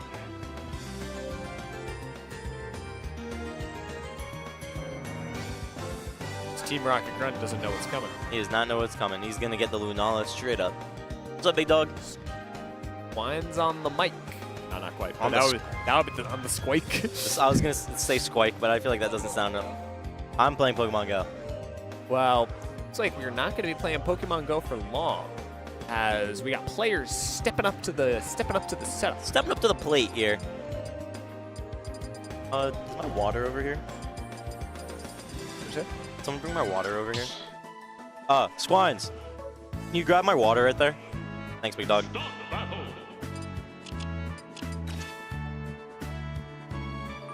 And then you rip it off and throw the water everywhere, all over the stream setup.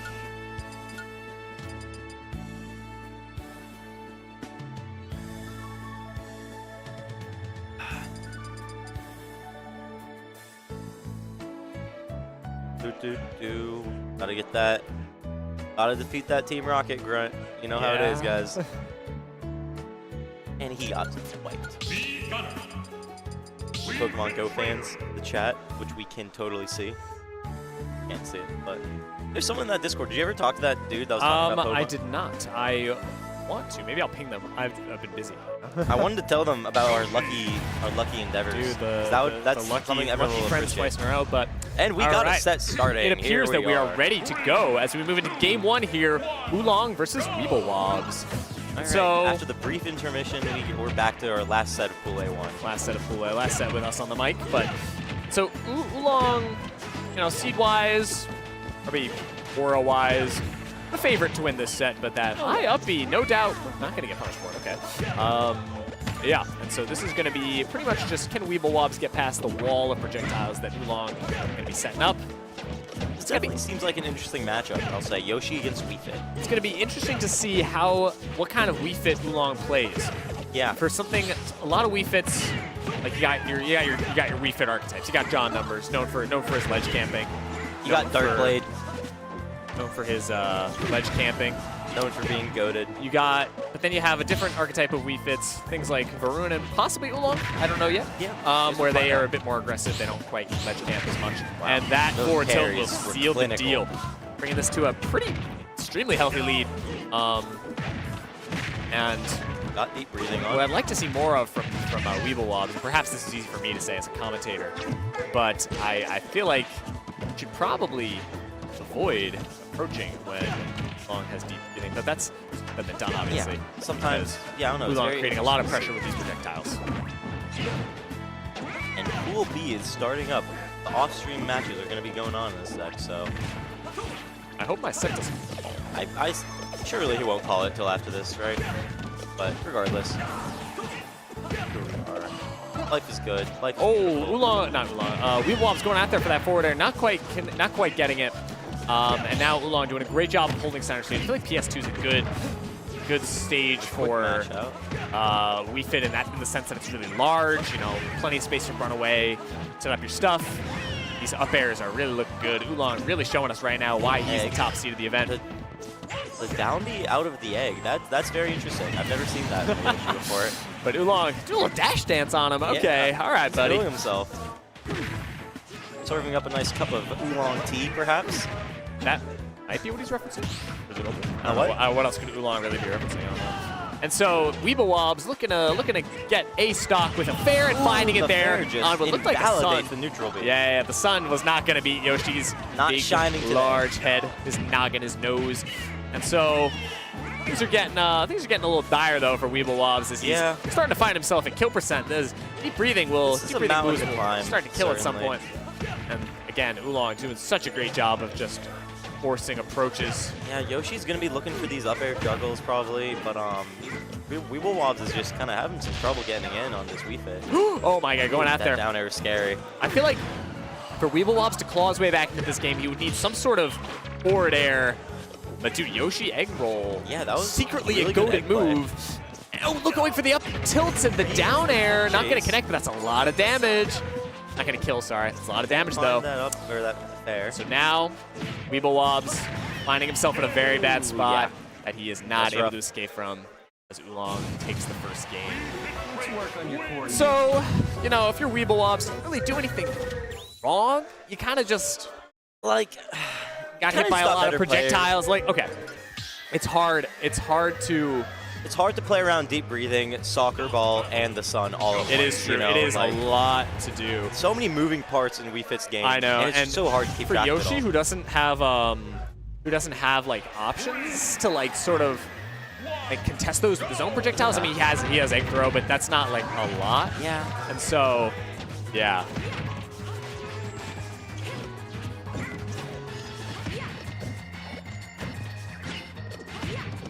We have to call for a set here. Can you tell Nathaniel I'm on the mic right now? That's it. Anywho. Thank you, Owen. Our winter shorts. No, winter shorts. I saw Yoshi.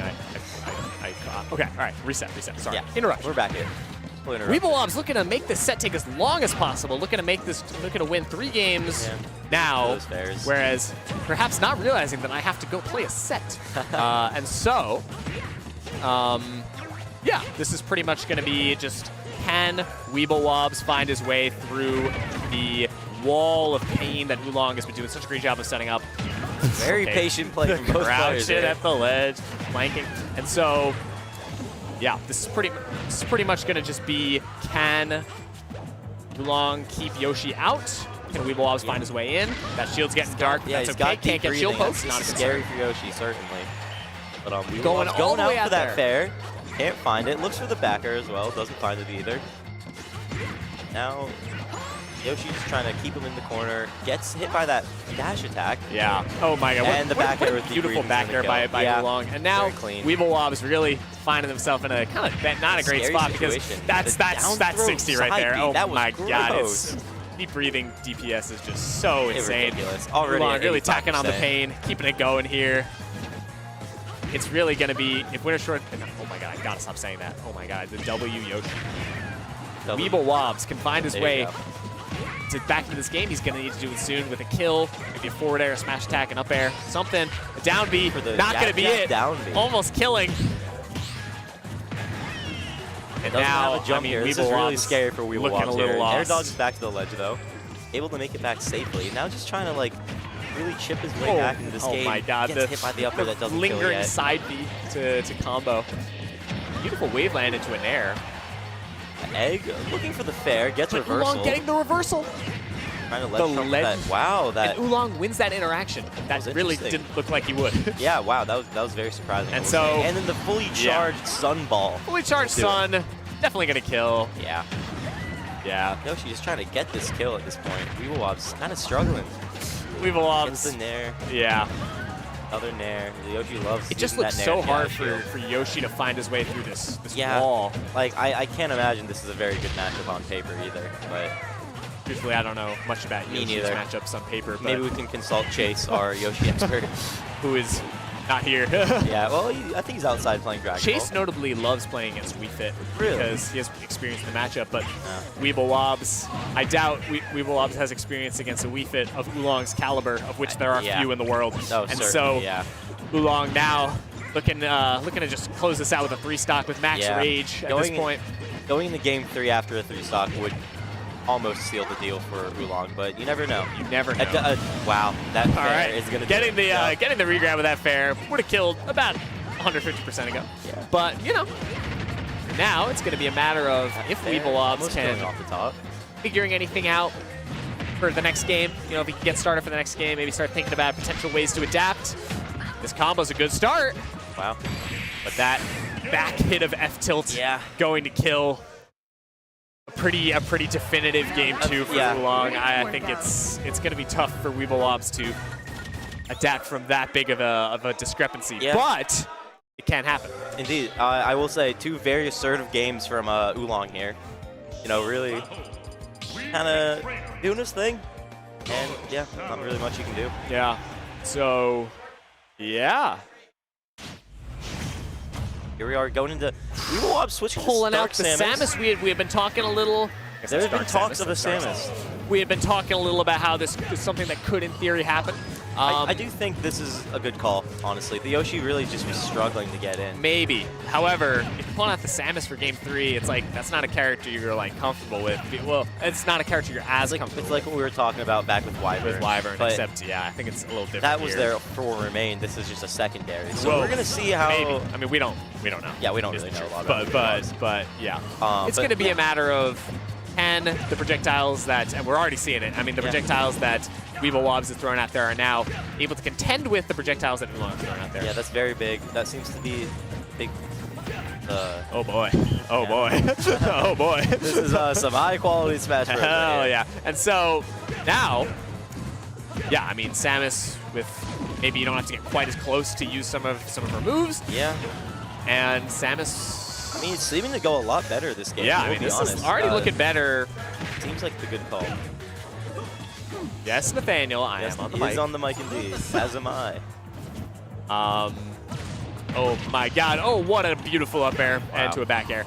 And so Oolong basically evening the game out percent-wise with that string. Yeah, and now looking to capitalize. Could take Weeblewob's stock pretty quickly here. Looking for the tether on the ledge, doesn't get it, still gets back to stage though, no problem. Still gets back, that's okay. Yeah. Oolong really has just been making so much money by just kind of standing at like 2/3 stage and just using projectiles, and that's continuing to help here, but this game is already looking a lot closer. The F-tilt, turnaround F-tilt. But that turnaround F-tilt was a beautifully spaced, beautifully found, and now Oolong again with a stock lead. No, Weeblewob's just trying to close out this stock and get the game back to a relatively even state, but I mean, Samus is one of those characters you never want to be down against. Like, Oh, never. If you're down against Samus, Bet she's just gonna camp till the day it's ends. bad. Trying to set up some ledge traps with bomb. Not being too Luckily- risky here. Trying to let the kill come to Weeblewobs here. Come to Weeblewobs. But Oolong notable for crazy conversions off deep breathing, and so Yeah. if Weeblewobs.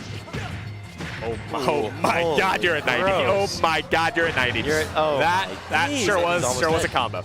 And Down tilt catches the jump. what a beautiful like feint on that jump out Yeah, there. really And wow. So, I mean, this Samus like Just he was some looking good solid at the start, gameplay. but it's kind of starting to get a little away from Yeah, Weeblewobs. dude, that's the problem against playing with Oolong. You have to be locked in 100% of the Yeah. time. If it slips away from you for a second, you will be at 90 with Yeah, avoid the and nine. like we saw there, and Oolong really just showing everyone why he's the top seed of this tournament. Yeah. That up smash actually almost killing, but Oolong close. looking to close this out in a 3-stock. But not going to be able to do it. Be out of shield. Yeah. Weeblewobs getting one. And Samus Weeblewobs is not out. Samus not can yet. put up some crazy DPS, so we'll see what happens. Yeah. Yeah. So Yeah, I mean, again, Weeblewobs just having a mountain to climb, but like I said, they might be down, but they are not out. yeah. And, Although might be looking a little out. out is looking more Out's looking more and potential, more let's be likely honest. as we approach it, and And- that fully wow. charged Sun will do Wow. it. A pretty definitive 3-0. And that for and that is the end of Good job. Pool A1. I'm being told that we have to leave. So It was yes. an honor, everyone. It's been an honor to enjoy Pool commentate B. Wave A. Enjoy Wave B. Good luck, everyone. Yeah, enjoy these slightly worse commentators, but anyway. No, shout out have fun, Dr. Kirb. everyone. Told me my commentary was good. That's Yeah, what it's all actually, about. yeah. I don't know So- if he's commentating next. so- Yeah. All right. Well, All right, signing wonderful. off, Good luck to everybody. See ya.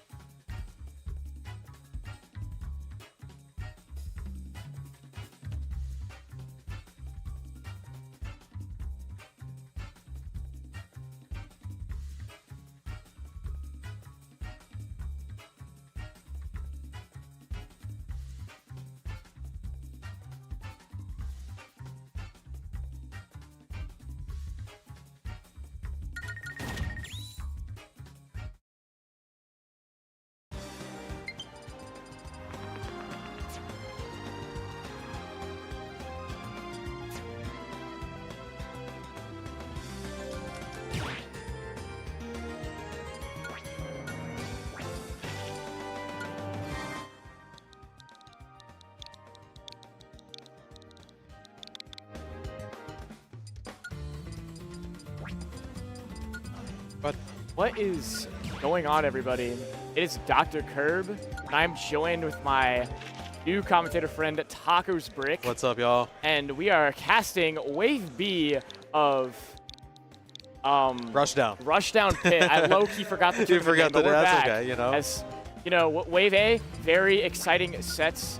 Got off of Oolong versus Weeblewobs. Bit of a MDVA Ohio match. How'd that go? I didn't get to see It was a it. 3-0 for Oolong, but Okay. Weeblewobs put up a good fight. And right before that, you know, the heater of a set that Dracoff and Dr. Kirb was, you know, game Oh, five yeah, you got to heater. shout out that one, right? Last hit, Yeah. I took it home. But Dracoth is definitely going to make a strong lead, I'm feeling. Yeah, they're so good. They really are. I'm looking forward to getting into this. I'm not sure, like I'm not good with faces, so I don't know exactly who we have here, but we're going to find out, and I'm excited, you know, just whoever wants to show up and show their skills, I'm here for it. So we got Kudzakru and Kirb. So this is the DDD Ditto. Oh. We're getting a King DDD Ditto. Oh, we're doing this. Yes, Okay. yeah. All right, awesome. so I know Perp. Yeah. You said Kudzakru? Kudzakru, yes. Okay. I'm not familiar, so I'm looking forward to it. I believe they're from this region. Yes, they're from this region. So All from Pitt? Yeah. Okay. I can double check though, because they were going to go to one of the regionals in Ohio, so I'm assuming they're from Pitt. Gotcha. But this is the DDD Ditto. I know that for a fact. Okay. Because I'm talking. It would be really embarrassing if it wasn't the DDD. Well, that's what Perp said. Perp's like, oh, if he doesn't go DDD, I'm DQing. Dang. So. All right, well. Kudzakru. You know, I'm getting a lot of DDD today. Yeah, Kudzakru. Okay. Right here. They're actually from Georgia. Oh, wow. Maybe they've, like, moved here? What's their recent tournaments? All Penn State. Penn State. So they're from okay. Penn State. Okay. All right. And All right, cool. I'm looking forward to it. I believe Perp is seeded to win, but I'm here for an upset. Hey. Maybe 2 upsets. I mean, I'm not because Perp's from my region. Okay, so we're not here for an upset. It'd be I'll root for. It'd be funny. I'll root for Kudzakru, like, you know. Perp coming back from being on like a hiatus for like a year and a half. He's been like going on and off the tournaments in that year and a half like hiatus, but now making a push for Ohio PR for the first time since 2019. Wow. He's one of the oldest people in the Ohio scene. Oh yeah, I've known his name for a long time. I've been around for a while, and I know that I've seen his name the whole time. So right. So it's going to be very exciting to see these two play, and hopefully it's the DDD Ditto. Hopefully they don't like circle back on it, but if they do, you know, Perp has a Diddy Kong, he has a Snake. I think I've heard of the Snake before. I didn't know about the Diddy Kong. Diddy Kong he played in Smash 4. Oh, okay. So he's got a Diddy Kong that's still very strong. He's got a Kazuya as well. What is happening? Controller headphone thing, so like they're just trying to make sure the cord doesn't go through the okay. headphones. So Very focused. yeah. Feels like they're about ready to go here, as I'm imagining it's the DDD. I can't really tell because I can't see the game with them. Yeah, what if they were just like playing this whole time? I mean, obviously they're not because we can see them. Left. I think we're getting Olimar, not getting the DDD Ditto, but can Maybe he just hasn't selected yet, right? Hopefully, Certainly. hopefully. We're praying. We'll see. DDD Ditto. I fought like my first ever DDD today. I'm not familiar with that one, and now I get to watch a Ditto of it, so I get to learn. It is the Ditto. They are hovering King DDD on both. What a set to camps. start with. Huh? What a set to start with. Like, how often do you see this? In Northeast Ohio, I only see it when Perp and Roots play like every once in a while. They might do a DDD Ditto for fun. Okay, but not like a. This Ditto is. Oh, there we go. We got it on the big screen now. Oh, nice. So, but this is a very uncommon Ditto overall. Yeah. DDD, not a common character. Of course. In general, and especially since, you know, he's not good. Like, to No, put it bluntly, he's he not. is horrible. But, you know, for the vibes and for the fact that his ledge trapping is actually pretty good, if you're a character specialist with this guy, it can be a pretty tough bout, as we are just about ready to go. Production giving them the head-to-head, the head nod, fist bump. We are heading into game number 1 of Kudzakru and Perp. That's the 5 all the way through, if you guys aren't familiar. So Perp going to be the purple DDD, and Kudzakru on the default. All right, we've already got some Gordos flying. So what I think is going to happen is there's going to be a lot of inhale. There's going to be a lot of like side B reflecting. And there's just going to be a lot of shenanigans, because this is kind of what happens when you have a cheesy, not necessarily cheesy in a bad way, but like a kind of a weirdo character versus the same character, is you're going to get some shenanigans. So we're going to see some of that. Yeah, I feel like from what I've watched the Ditto myself, it feels like you're seeing Perp right now doing a lot of great job with gyro control and keeping this ledge to his benefit right now, even with the Gordos throwing out by Kudzakru. It's all about these Gordo shenanigans and who can always come out on top. Trying to go for the F-Smash there to potentially call out an air dodge. I mean, it's honestly pretty common in this Ditto. I played it like last week, and oh, you just casually playing the DDD Ditto? No, yeah, I casually just played the DDD Ditto. DDD is one of those characters that's like everybody's like, oh, my DDD is sick. You know, like Dr. Mario or Ganon. They're like, right. oh, my DDD goes crazy, and then it's I thought we my. were gonna get some Gordo action there, so I got a little excited. But I mean, you put it pretty good with. Like everybody has a DDD, kind of. Yeah. Like we did there was like one time where we did a local where the entire side bracket was just play King DDD and DDD main one. of course. Another up smash coming out, trading up smashes from both parties is where even stocks right now in this game at #1. Yeah, honestly, really even game. It's kind of fun to watch. Just the Gordo and then the down tilt and then the inhale. It's like the 3 moves. It's like they're just rolling around, they're throwing stuff. Yeah, I feel like what Perp is recognizing more than Kazakuru though is he's not like committing super hard to Gordo unless Kazakuru is committing to it, because oftentimes you'll see here he'll win out on the interaction and then he'll start to get advantage state, and Kazakuru can't get off the edge here as he's gonna get the connection with the dash attack. That didn't kill. The Gordo gonna save him, gonna still keep him alive here. Gonna snipe Another off one. Gordo again. Catch another one. Oh, too He early. did not have it there. Yeah, I was gonna say I noticed with Perp, he's more so like, okay, I'll let you act first, and Right. then letting Kazakuru throw the Gordo, and then acting on the Gordo that is thrown. And I think that's actually working out really well. More of the defensive, reactionary play style. Yeah, I would agree, especially since in this Ditto, if you're like always the one going first, other DDD is just going to swing his hammer so much harder. Yeah. So we try to see a down B come out. Perp loves throwing it out in these Dittos. He's just like, he wants to be the dominant DDD. He does not like losing this Ditto, so he makes sure Fair enough. he has it on lock. Down B going to connect there. Kazakuru's having a difficult time getting off stage. This Perp, He really does love this. I mean, down B 2 frames. That's crazy. I didn't know So- that. Oh, we're getting the lights on. All right, so awesome sauce. Perp gonna stay at the corner here. Gonna get hit by the up tilt, but he's gonna live. Double Gordo gonna make it. Oh, up air? Oh, Yep, there it is. okay. Gonna Good get catch. a nice up air from Kazakuru as we are down to last stock apiece in game #1. Inhale off to the side, a little bit of a misinput there, but can Kazakuru play to that benefit, or is Perp gonna make it back? This is so silly. Like I am really enjoying watching. I feel like playing this in a high-stakes situation, though, could be really stressful. Oh, for sure. Especially since, like, this is an even game. Like, yes, DDD's heavy, but, like, one big hit from DDD can kill very early. Like, if you do Timber F smash on the plat with the other opponent on the plat, just like DDD's below, DDD on the plat, they kills right now. That's crazy. Yeah. But Perp doing an excellent job with Gordo control, keeping Kazakuru off of the center stage here. Just ensuring that no matter what Kazakuru is doing a great job with the nair to reflect it back with the Gordo as well. And honestly, all it takes from Perp here is an up tilt. Or Yeah. what we call it in Northeast Ohio, a Perp smash. Which Perp is smash. him just doing up smash, catching a spot dodge read. Oh, so yeah. we might be seeing that soon, but We I'm could seeing... say at least once this set, certainly. Oh, for sure, but the back are going to come out, and wow. Kazakuru's going to take that game back despite being down a considerable amount. Almost like a whole stock at one point, yeah. Very impressive. Great job by Kazakuru. I mean, obviously that's one game. These are all best of 5. Happy to see it, you know.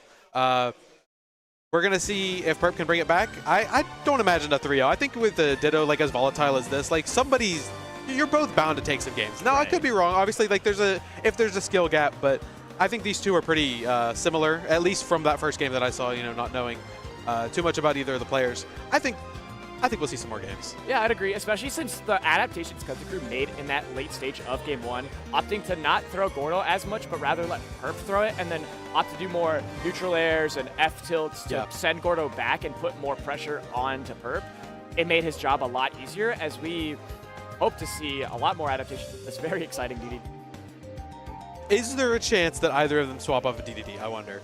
I wouldn't be surprised. I mean, Kazakuru's a DDD main, solo main, so the person that would switch would be Perp. Snake DDD can be a little difficult, and Kazuya DDD is just a for DDD.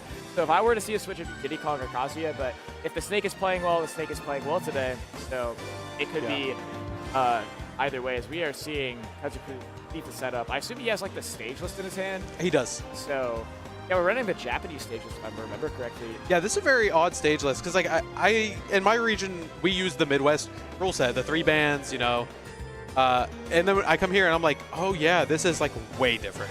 They don't have Kalos. I didn't know they didn't have Kalos, and I mean, hey, having different rule sets is fine. I do feel like at this point in the game's life, maybe we should have a normal one, but that's not important. I mean, you know Nathaniel Shika went to Japan. Oh yeah, that's So true. Nathaniel Shika went to Japan, and he's running this event, so he's trying to adopt the Japanese rule set here a lot more, which honestly, I can respect it. But fair it enough. definitely is going to cause some shakeups in some matchups. Like, I was forced to ban Monoplat to the Roy instead of having, like, one more comfort ban. So when I was playing Brian the Diabetic. So it's definitely going to be a curveball as we are curving straight into this game number 2. Going to Battlefield, sticking it out in the DDD Ditto. We love to see it. Yes. Get into this game number 2. So Battlefield being the counter pick. Obviously, when you're doing a Ditto, it's more so a playstyle thing rather than a character thing when you're coming down to picking your stage. So we'll see why Perp decided to go Battlefield. So far, working out great. I think from what I've seen Perp play a lot, regardless of character, he loves platforms. Okay. DDD in general also likes platforms, but he's so much more comfortable on it because for the opposing DDD to get juggled, right, it is definitely a struggle because the platforms make it a lot more tedious for you to land. He has very bad airspeed, very bad air drift, and DDD can just chase that. He can't chase most characters with it, but he can chase his own character with it. Right. So you saw in that first half of that first stock, he was able to just keep Kudzu at bay. But right now, a bit of the opposite right now is despite being down a considerable amount of percent, I don't think the percent really matters in this matchup when you're both two heavy tanks. Yeah, I mean, a back air is going to be pretty devastating either way. I mean, at this point, Kudzu going to get closer to that up tilt percent as up tilt will kill now. Up tilt will 100% kill Oh, now. for sure. We could see like an inhale into a up tilt, which is a true combo at this percent. It's like I was going to ask about that, yeah, because you like pop out of it and just get hit, right? Gordo Snipe going to come out from purpose. That's going to be the That'll first work. stock of game number 2. Yeah, so like if you mash out of it and at kill percent, it's like when you get hit by Snake down throw at a certain percent. And it's up just tilt is true, yeah. As Perp just going to continue steamrolling with this advantage state. Again, percent not going to be super important for the DDD matchup for Kudzu here, but it's very important that he can take this stock off of purpose. We're going to see an up smash come out. Not quite take the stock, but I imagine a couple more hits, and another up smash will take it for Kudzu. Yeah, good up smash. Obviously, you don't want to stale something too much, but I mean, if it's just going to kill the second time, why not? Yeah, and if he's doing like tilts under platforms, DDD can like wave land and then do an inhale as a quick option to pressure shield or spell damage. So it's honestly like platforms are really good for the DDD who is most familiar with platforms. And right now it just like it is Perp.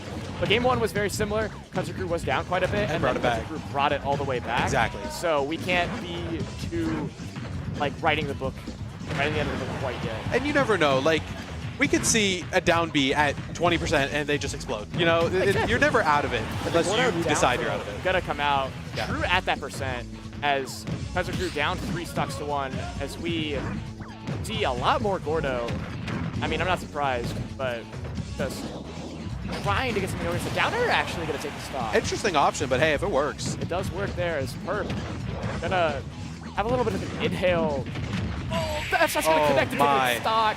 That's the #1 thing you should not do, regardless if you're DDD, Mario, whoever you're playing, to not do trigger up against DDD, especially with Gordo on What a point. response. I mean, game 1 was close. It was a comeback. Game 2. JB3. Yeah, game 2 wasn't super close. And I mean, that doesn't mean you're out of it, but when you have a statement like that, you have to have your mentality locked. You got to stay in the game. You got to get back into the next one.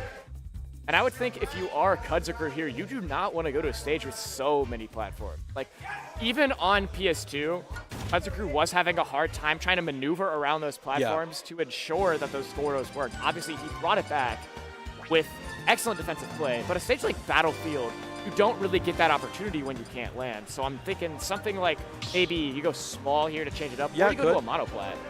Yeah, I thought about that because I feel like against DDD, when you're throwing the Gordos around, having one plat is going to be very, like, well, I can't think of the word that I want, but it's going to be polarizing. That's what I want because, we're not going there, so I guess it doesn't matter. But in that situation, I think that would be the case. Small Battlefield, as you mentioned, is where we're going. And I think that's a fine pick. Yes. One on PS2, maybe with a little bit of a different set of scenery. Yeah, the set of scenery gonna be Kudzu's benefit to start getting a little nice Gordo conversion, but I mean, Perp answering right back with an inhale of his own to equalize percent. And I think like, with the Ditto, you can't be so proactive in the fact that like if you are going first, you are going to be struggling the most. And especially from Kudzu, we're seeing a lot more shielding, which like, don't get me wrong, very important for defensive play, but with a character like DDD, against DDD, you have inhale. So it's going to be so tedious for the opposing team. So if you want to make it back a lot easier, don't shield as well. Okay. Yeah, no, that's a good call. Oh, a little bit of an SD there. Misinput with the inhale. But not out of it. I mean, 116%, you're fighting a DDD. You can kill. I mean, we saw it from Kudzu in that game number 1, too, down a lot, but then was just swinging all the way to bring it back in game number 1. As we're seeing the inverse from that first stock, Perp the one who is being a lot more defensive, with Kudzu taking the more offensively minded approach with these Gordos. Like, even though he is going first with the Gordos, on average, he is now winning out a lot more. Yeah, I'm noticing a little bit more with the inhale. So at first they were focusing more on inhaling the Gordo, but now I feel like they're, maybe this is just me noticing now, but they're inhaling each other more. As more of a mix-up of like, I think you're gonna Gordo, so I'm going to inhale. And they're kind of playing a rock, paper, scissors in that way, where they're throwing Gordos, inhaling the Gordos, and then yeah, I like your insight on that, especially since now we're starting to see Perp taking that stock from like an inhale attempt with the up tilt. So we're just seeing a lot more adaptation against this inhale RPS. I'll coin that term, I guess. The inhale RPS with like Gordo inhale or some sort of shield / up tilt. Trying to go for the the immaculate downer, but not quite gonna get it as Perp. Gonna take a bit more center stage as these Gordos just keep on flying. Yeah, I mean, if there was a crowd to count how many Gordos there were in this set, we'd be at quite a lot. We'd be up all night as Kudzu doing a lot of air dodge landings, which Perp taking to his benefit here, but not gonna take that benefit for long as the up tilt up air gonna come out. And right now, Perp struggling to land, gonna get into the corner, but Kudzu having stage control gonna make it a lot easier as gonna opt for a grab. We've not seen a lot of grabs this set, opting to go for more of the inhales, but definitely a good mix-up to think about when we head into it. As we're gonna see a classic Perp smash, taking that second That's the Perp stock smash, off okay. of Kudzu. Love that. So Perp with a little bit of a lead here, but I mean, you're one hit away from it being even, so let's... So the Gordo attached to the ledge, and then the Gordo hit the Gordo. Back.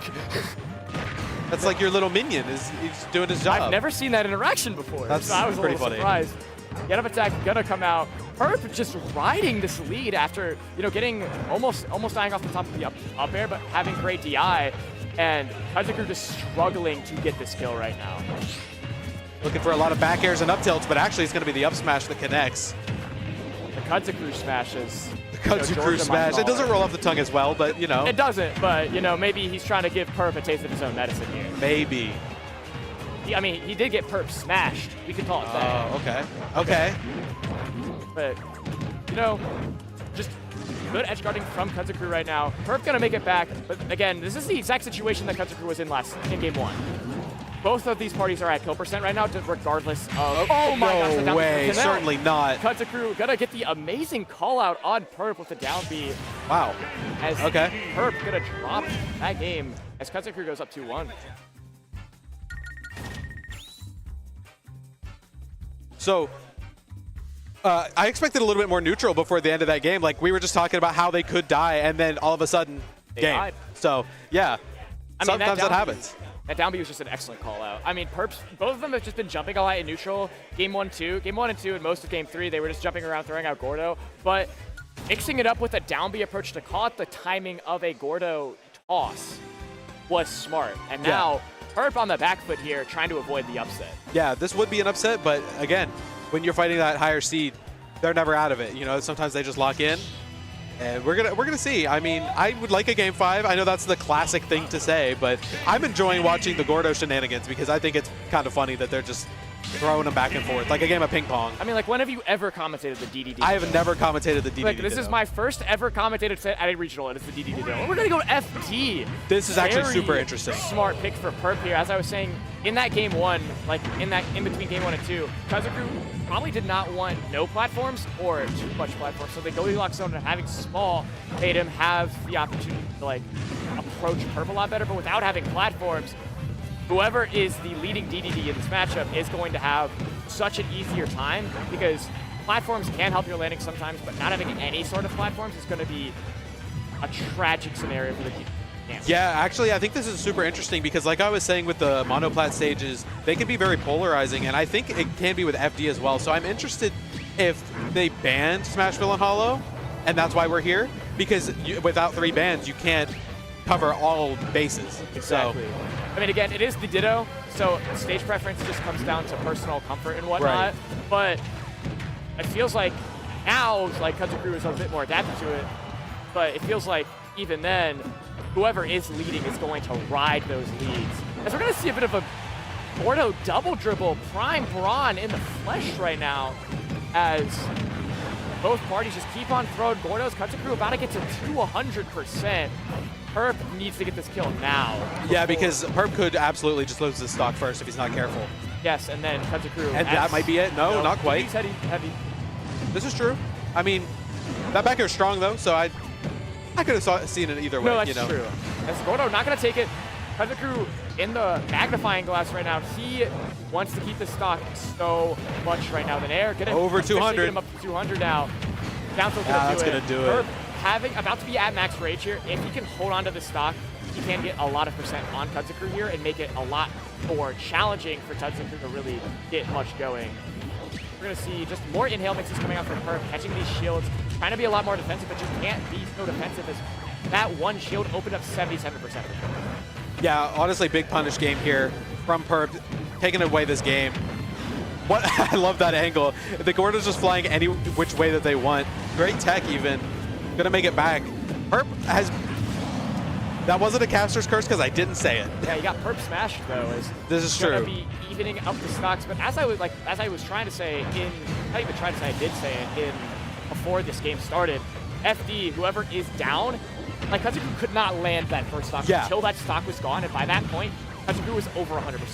So Perp was able to take that stock so quickly, and now Kudzu playing off the back foot once again, but as we've seen, it doesn't really matter. He's brought it back twice in a row. Twice with game 1 and 3 going in his favor off the comebacks. True. This is probably the largest lead so far for Perp, but if that Jet Hammer connected, we could have been at an even game. So for sure. We'll see. A little bit of a waddle there coming out. Yeah, just hanging out. Kudzu. I mean, again, both. I would say like if these were like think like Fox, right? Both of them are probably at like 20-something% right now. So like in terms of late, in terms of where they're getting sent. So I don't think Kudzu minds, especially since they're keeping such a good presence at the ledge. But the Nair going to come out. I love that down air smash. dodge with the down smash coming out from Kirb. I feel like you don't see the down smash too often. I mean, usually some better options. Not that it's an unusable move. I mean, even with the fancy setups coming out from Kirb, it's just these raw callouts from Kudzu have been so much better. But again, you can't get these raw callouts if you can't land, as that was the detriment of that. But the Perp smash not going to quite take it off of Perp there. Oh, you can't go for another one. Going to try and do another one of those up smashes, but no. Perp's going to be in the air. Plenty of time to call that out as we are going to game 5. Yeah, game 5 on the first set. I'm here for it, you know. There's a lot of game 5s today. Yeah, I know. I didn't mean to open old wounds. I know, you're good. I'm just kidding. No, honestly, so many sets today have been super close. They could go either way. We've had probably a couple upsets, but overall, pretty standard bracket when it comes down to who's actually beating who. And but there's still plenty of time, you know? I mean, it's a standard bracket and then spliced in Winterside top 8 qualifier, beating Winter Shorts, Ripcord DQ, so beat Retro Laser, Ripcord DQ, beating Winter Shorts. So dominant set, and now we get a run back with me and him later on, which we played last year at the last February tournament. It's gonna be exciting, but you know what's also exciting? What's up? Game 5, TDD Ditto. True, and here it goes right here. Get right back into it. What stage? Oh, we are going to the single plat stage. So what were you saying about monoplats in this Ditto? So I think it could be very polarizing, and that like if somebody's under the platform, it's going to be, you kind of have like a shield around you. Not from every direction. Obviously, if you're throwing Gordos from the right spot, you can still get there. But having that like little angel platform above you, where, oh, look out. Oh no! It was too scary. The it was too scary. The SD's coming out. So we might not even see what I was talking about because it's going to be just clawing it back. But I mean, Kudzu Crew is still going strong, still not out of the game, and now he has a ledge trap. Doesn't really matter as Perp gonna go immediately take center stage back. Is even though like DDD is trying to hug the bottom platform for Kazakuru, it doesn't really matter as Perp is just really making this lead hurt. I mean, he's making that SD from Kazakuru hurt him so bad Absolutely. that Perp is just holding strong. As Kazakuru trying to go for that same down B call out in game number 3, but not quite going to grab it as honestly, like the monoplat has been so good at Perp being able to help Perp set up with these Gordo ledge traps because DDD can't land on top of, DDD can't land on top of DDD. Especially on this stage, as you were saying, it's like a shield. Yeah. Not only just from Gordo, but also just from DDD himself. As the Perp Smash, gonna take that stock as Kazakuru down 3 stocks to 1 in the largest lead of this set. Yeah, Kazakuru may be getting a little bit desperate for the kill, a little bit too early. I mean, Perp's only at 97. Again, going for the kill. Not quite going to connect, but now we're definitely at a kill percent, and that's going to do it with the Gordo. So down a whole stock, but you're never out of the game unless you're mentally out of the game. So we're going to see if we can bring it back. Exactly, and especially in game 1, game 3, you know, they were in this situation multiple times already, and, you know, they've brought it back. So even though they are at 88%, they have to be a little bit more wary here, as once they get a bit towards like 150, that up tilt from Inhale is going to kill. Yeah, it's just going to be guaranteed. So you have to keep your percent a little bit low, but putting yourself at the ledge, that's going to do it with the dash attack. What a dominant game 5. I think saving that stage for the end really worked out, but I do think a lot of it was off the back of that SD. So a little bit unfortunate. It was off the back of that SD for sure, but you also have to think, it doesn't feel like Kazakuru was utilizing monoplats to the best of his capabilities, but Yeah. Perp felt so comfortable, especially with the SD in mind. Yeah. So the Gordo conversions were just on point, the edge guarding was just on point, and overall gave him the game 5 win to prevent an upset in the DDD. Yeah, what a set to start with, though. I mean, like we said, we've said it a couple times. How often do you see a DDD Ditto? Not often, but it proved to be a pretty entertaining set. So we'll see who we get next. I see some of my West Virginians in the background. Hopefully we'll get to see some of them on stream, no bias. Yeah, we got Northeast Ohio popping off for Perp and Thass. You know, Thass. And Thass. Loving Thass is there the too. Northeast Ohio scene coming out to Midgard Mayhem on a pretty consistent basis. So yeah, we're just waiting to see who our next set is. Nathaniel has not called one quite yet. So Oh, I thought Rapid Planet was sitting down, but it doesn't seem to be so. We're actually going to go and talk about Helheim. Actually, we're going to talk about Your Sweet Cake Design Studio. You know, custom order bakery for cakes, cookies, cupcakes, and more. So if you guys are looking for some catering, maybe you need a cake for an important occasion like a wedding or a ceremony of some sort, buy from there. Obviously, we're going to jump right into Steel City Smash, talk about Mole, Fries on a Salad, Three River Rumble. These are some of the biggest tournaments in the Tri-State region. So, and you can always thank Sentry for running these tournaments. Yeah, Sentry helping with production on so many Pittsburgh events.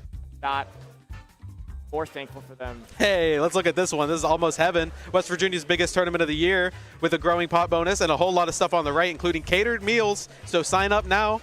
It's going to be a big tournament. Yeah, I'll be there, and I'll also be at Helheim. Cleveland State rep on the mic here as Cleveland State's hosting Helheim, the largest tournament of our university, ultimate singles and doubles, and also collegiate crews. Register now at startgd.helheim. Prices increase in 8 days, and you know the cake just keeps coming back. Yeah, the cake is here for more. Like, it's pretty sweet. You know, sweet. You guys should order it. I think we're just on an ad reel break. I don't think we have to be talking. No, I'm chilling. Are we still on? Okay. Oh yeah, we're yapping. We're just going. No, we're good. We're getting Rapid and Thass. Oh, baby. This is going to be a set. All right, give us some information on this Rapid champion. Okay, Rapid, a.k.a. Rapid Planet. He's a Roy from West Virginia, number 3, now ranked. This is his highest ranking. He is all gas. Like, he will run at you, he will swing, he will do what he has to do with this character to make sure you blow up. And I'm super excited to see how it goes against Thass specifically, because Fox is another one of those characters that can just be blow up. So I expect this to be a very explosive match. We're going to see, though. I'm actually super excited I get to commentate this one. I am as well. I mean, it's your boy, so I mean, yeah. You wanted more West Virginia people up here, you got your wish. And yes. I got my wish of seeing Tommy Gamer, Thass on Tommy stream. Gamer. We love Tommy. Okay. We love Tommy in Ohio. He's from Ohio, but moved to PA for graduate school to go to Penn State. Yeah. The #1 player in Penn State alongside Char. And on paper, this matchup is going to be so back and forth. But, you know, after riding off the coattails of a Mr. Ethan at Showtime at Northeast Pennsylvania, it's going to be an exciting match. Thass very familiar with these matchups, and I'm not too sure how often West Virginia Fox player, Cincinnati not having as many Fox So players. West Virginia has one Fox player specifically that has been around for a very long time, and that is Minty, who everybody knows Minty if you've been to West Virginia. However, they currently have kind of dropped Fox. So maybe not super up to date on the Fox matchup, but enough experience to put it to the test. See So if that test comes out well for Rapid, as game one is going to start off hot for Rapid. Going to catch all these shields from Thass right now. Already going to get Thass up to 50%. and notice how in the first 10 seconds, Rapid is in Thass's face, getting hits, already on a ledge trap, and got kill percent with the Jer, honestly. Or an F So- smash if you want to call it out. It's something True. that Thass does quite a bit, like playing him a lot. He does love to make his setups, as we're seeing right now, trying to get the platform tech, but not quite. Rapid can take advantage of the fishy for setups and also just like shields a lot. So if he can recognize that he shields a lot, he can get a lot off the grab. And then Tommy, where Thass is going to be impatient with these 5Bs, as we're going to see a bit come out there. Kill. Jer's going to take the stock for Rapid here. One thing I think Rapid is really good at is knowing when to grab. So if what you said is true, that could be the difference maker in this set. As Thass trying to take the stock off the top with the up air. West Virginia starting to crowd over by the stream setup too, so they're going to be supporting their boy no matter what here. Oh, absolutely. West Virginia, we're a pretty quiet scene, but we're always there. You know, we're not the super loud crowd, but we're always there for our boys. I mean, it seems like just Rapid is always there on point, ready to get these edge guards too. I love how creative he's been. No getting way. the jab, S-Smash, catching Thass. It caught so high on the F smash, I didn't think it would connect, but it did. Yeah. Okay, I F have no tilt. words for that, honestly. It was just a very good call out. As Thass a little bit shaken up too, starting to do a lot more spot dodges, but getting a bit more acquainted in neutral here, as no matter the acquaintance of neutral, Rapid just seems so on point with calling out Thass in this set so far. Yeah, Rapid is getting good fast. Like, even he's one of those players that when you're in the middle of a set, you can see them adapting and you can see them getting better as a player in the middle of the set. And I can see it right now, kind of adapting, maybe slowing it down a little bit, kind of poking a little bit more than he was at the beginning. The back air off the conversion with the nice air, coming out from Thass, doing a little bit of dash dance. You do not want to see Tommy Gamer in this situation. Thass, while down, is one of the hardest players to beat. So Okay. if Rapid wants to keep composure, you gotta catch these. You gotta get the Jaren. That's not gonna do it. I don't know if that's going to kill quite. No, good forward air to delay. And can we get it? No. Forward air to delay, like the knockback. As the side B's definitely gonna take that stock. As Thass Yeah. gonna drop game one. As West Virginia is going to take up a game on one of Pennsylvania's finest. Yeah, honestly, super impressive. That's another player I feel like that's been getting good really fast lately. And probably one of the top seeds of this event, like at least up there. He is a top 5. He's playing Stars. Stars is second or third seed. So he would be So maybe six, 6 or 7. He'll be like a 6 or Okay. 7 seed. I think that sounds right. Okay. You know, Rapid doesn't really care about seeding. No, I don't know Rapid that well, but he's feeling himself after a dominant game number 1. Yeah, that was very well played from him. Running it right back to PS2. Rapid likes PS2. Like, Oh, so does Thass. Okay, Like, so I would be surprised if we switched off. okay, It's interesting. going to be a PS2 set, no doubt. Yeah, sometimes you see that where it's just everybody's down to run it back, and you never even have to talk about the bans. And you know what? Sometimes that's okay, but that was insane. The nair to forward smash. Yeah, That took the stock super quick. Rapid has to be a little bit careful. They're getting a little bit overzealous with the IVs and approach options. I mean, Thass wasn't doing the greatest job game 1 at calling them out, but now a little bit more composed perhaps is making it a lot harder for Rapid to get in with those dancing blades. But even then, he's controlling neutral so well that even if he's down, he's never truly out. Yeah, absolutely. That's definitely a kill percent here to a Jer, to a forward smash, to just about anything. Maybe a tech chase off a down tilt we could see, but actually great reaction from Thass. Still going to lose the stock, unfortunately. That is the consequence of playing against Roy sometimes, is that there's just all power all the time, no matter what you do. I mean, just a highlight from Rapid, too. He was playing so patient in that situation where, like, a lot of Roy players would just try to go for the Jerry immediately. He stood tall below platform and just caught out the jump that Thass has been doing so much so far in this set. Yeah, absolutely. So we have a little bit of a ledge trap. That's catching really well with the nairs at the ledge. You see Foxes a lot of the time go for the back air, but that doesn't mean his other aerials aren't capable of doing the same thing. All right, gonna dodge the tech chase. Avoid that up smash here. As Rapid at kill percent, but Roy having so much rage here. If Thass can't get the stock, Roy Rapid could just steal the stock away from Thass. Yeah. He's at 67%. It's going to be so hard for Thass to get the steal if he just can't get that up smash convert or that back air. Yeah, and I mean, with this Fox as light as he is, if you're at the ledge, he could just die. And especially now, Fox can definitely die. So got to be very careful getting back to stage here. Like, I would say we're at a needed game right now. 100%. All it takes is a back air from either of these parties, and we're going to see the forward air come out. Not quite going to be strong enough, though. I did think that would kill. Rapid must have thought so as well. Risky a little bit of risky options coming out for Rapid, but gonna barely escape there. Up the Another one. All these parries coming out from Yeah, now we're players. parrying. This stock is so pivotal because I don't think Thass is gonna let the stock go after that up smash. He's gonna want to hold on to it. Fox with Rage, with his combos, is so tedious for the opponent. But no, the Jair gonna come out and equalize the stocks here in this game number 2. I love what Rapid did there with the forward tilt into jab. Like, just the forward tilt is like kind of a fake out, like, hey, hit me, and you can't. Great call out with the air dodge here. Rapid getting a little. Do you think the nerves are starting to hit Rapid a little bit? You know, Maybe. He could be up 2-0 on not only one of the top seeds of this tournament, one of the top players in Pennsylvania. And right now, he's just getting read super hard with these tech options, tech reads with platforms. So he's just got to find a way in, as that air dodge is going to seal his fate there, as Thass going to 0 to death Rapid on that So final I stop. think what started to happen there for Rapid was he was kind of starting to get hit at the same timing, and you saw Thass start to get a lot more parries. But Thass also kind of extended his advantage state a little bit better on that last stock, I think. So Rapid just needs to slow it down, take a breath in between stocks. He's still in the game, but obviously Thass, phenomenal player. He's not going to give it up.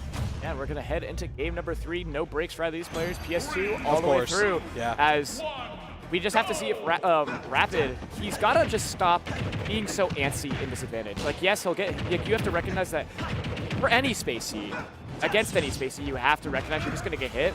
And it's all about how you can take advantage of their poor disadvantage. As Rapid, going to get hit for 58, but just suddenly taking so much control that even though he is down, he can bring it back if you could just constantly read his disadvantage from Thass, which a lot of it's just coming from these short hops, and he doesn't have a jump, he's going to die, and Thass just looking so hot right now. So I wonder, I was noticing last game, Rapid was missing a lot of the Blazers, that up B out of shield. I wonder if he's discouraged from doing it now, or if he's going to keep using it, and we're going to have to see if those start to hit. Almost took the stock at about 60%, maybe a little bit higher. Trying to go for the down air forward smash, but not quite here. Very positive situation for Rapid here. He's going to get the down air forward air Great and equalizes West Virginia coming back over and locking in for their boy. Same with Northeast Ohio for Thass. We got an interesting set here. We got a crowd starting to form slowly but surely. Upsets are going to be 3 detrimental for Rapid here, up to 56% right now. Thass going to continue with these parries and make it so hard for Rapid to get much going when he is in the 1 disadvantage. Yeah, Thass with this advantage state has just been brutal so far. Rapid back at the ledge again. Great down air call out, but I noticed Rapid's tech situations have been going the same way. So if Thass catches on to that, that could be pretty devastating for Rapid. Yeah, Tommy does like to fish for roll aways, so he's doing roll ins to ensure that Tommy doesn't do those a lot. Trying to get the kill with the up smash there, but not quite get it. Fox's shield's starting to get really low. If Rapid plays this pressure smart, he can get it, but no, Beautiful. Good coverage from Thass to take that stock as Rapid falls to his final stock of game number 3. Yeah, that back air was really nice. The side B, I don't know, maybe trying to do a little bit of styling or maybe a little bit of a misinput, but that's going to cost him at least some percent and a ledge trap. I mean, if he can take the stock without getting hit from Thass and Rage, then it's still an even game. Absolutely. You just have to let this advantage state go your way. As Thass gonna be stuck at the ledge, you're gonna jump. Unfortunately, not get the sweet spot, but gonna get it this time. Fox trying to land as the Nair's gonna take it, but back air from the Jair, or from the Nair, or whatever just happened. The sword jab. moves just look the same. Yeah, the sword is swinging regardless. I mean, the sword's swinging so favorably for Rapid right now. Like, yes, Thass is now in advantage state, trying to get these juggles. Roy at kill percent now, so a little bit of the same situation from game number 2, where Rapid did get in the situation, but got a little antsy and did an unfortunate option. But right now, feeling so much more confident. Yeah, he's cooking now. Can we get the down air? We can. It's not going to spike. A little bit of an up B coming through. Another down air. He's hitting him every time. Just can't get the spike. What's the ledge option? And It's a jump. if you're Rapid, you need to take this game. I feel like he will get a lot more discouraged if he drops it. Thass has been in these situations so many times if he's down 2-1, but Rapid especially needs to take this to stay alive in this set. As he's going to get the chair, and he's going to go up 2-1. He's going up 2-1. We could be on the verge of an upset, but you can't get complacent because you absolutely still could lose this set if you're not careful. So, I mean, this is super important for Rapid here. I feel like, as you've been saying, these tech situations have just gone so favorably for Thass that even though they're going the same way, I feel like in these game 4 and 5 situations, he's going to lock in really hard on calling out different tech options that the ones that a Rapid is doing and just make it so hard for Rapid. But it's beneficial for Rapid here because he's the one up the game. Yeah. He gets the time to adapt. He has the time to adapt, but I think it's really important because I think if Thass starts to really bring it back, I think it's going to be off those tech chases. And so we're going to see. Yeah, I mean, just going back from that game, the last game that just played, what composure adjustment from Rapid. In that game number 3, not letting the nairs and the up airs and the air dodge reads get him down, and he is still swinging so much, no matter how much at a deficit he is. Rapid game 2 looked a little shaky, but he really brought it back in terms of composure, and that's going to be a Jared to take the stock at about 70%. I mean, what can you do? You get jabbed, you die. That's just the end of it sometimes. It just feels like he's so much more confident. He's not afraid to hit Thass with these swinging options. Like, Thass definitely not shielding as much, which is to Rapid's benefit. Okay, we're cooking a little too hard. It doesn't matter. He's getting the nair as Thass going to get the up smash there to stop the bleeding, but 55%. Depending on where you're at, is kill percent could for tie. Roy. Yeah, jab forward smash, I would assume, would be the thing at this percent. Okay, all right, let's all take a second. Oh, good illusion. Phantasm, I don't know what it's called. No, a little bit of a Falcon would be coming out right now, but the illusion coming out from Thass to just suddenly swing percents into his favor. Rapid, I mean, just like a snap of the finger, it feels like Thass now the one to have the momentum, but the chair gonna push Thass so far off stage that. Also, he's just been jumping a lot. I think if you are Rapid, you want to sit closer to roll distance to catch these jumps and make it a lot easier for him to call him out because it feels like any time that could have been a tech S chase. Yeah. But it doesn't matter as the Jericho's going to come out and take the stock. Thass on his final stock with his side potentially as Rapid is poised for this upset. This is incredible gameplay I'm seeing right here. Just all fast-paced the whole time.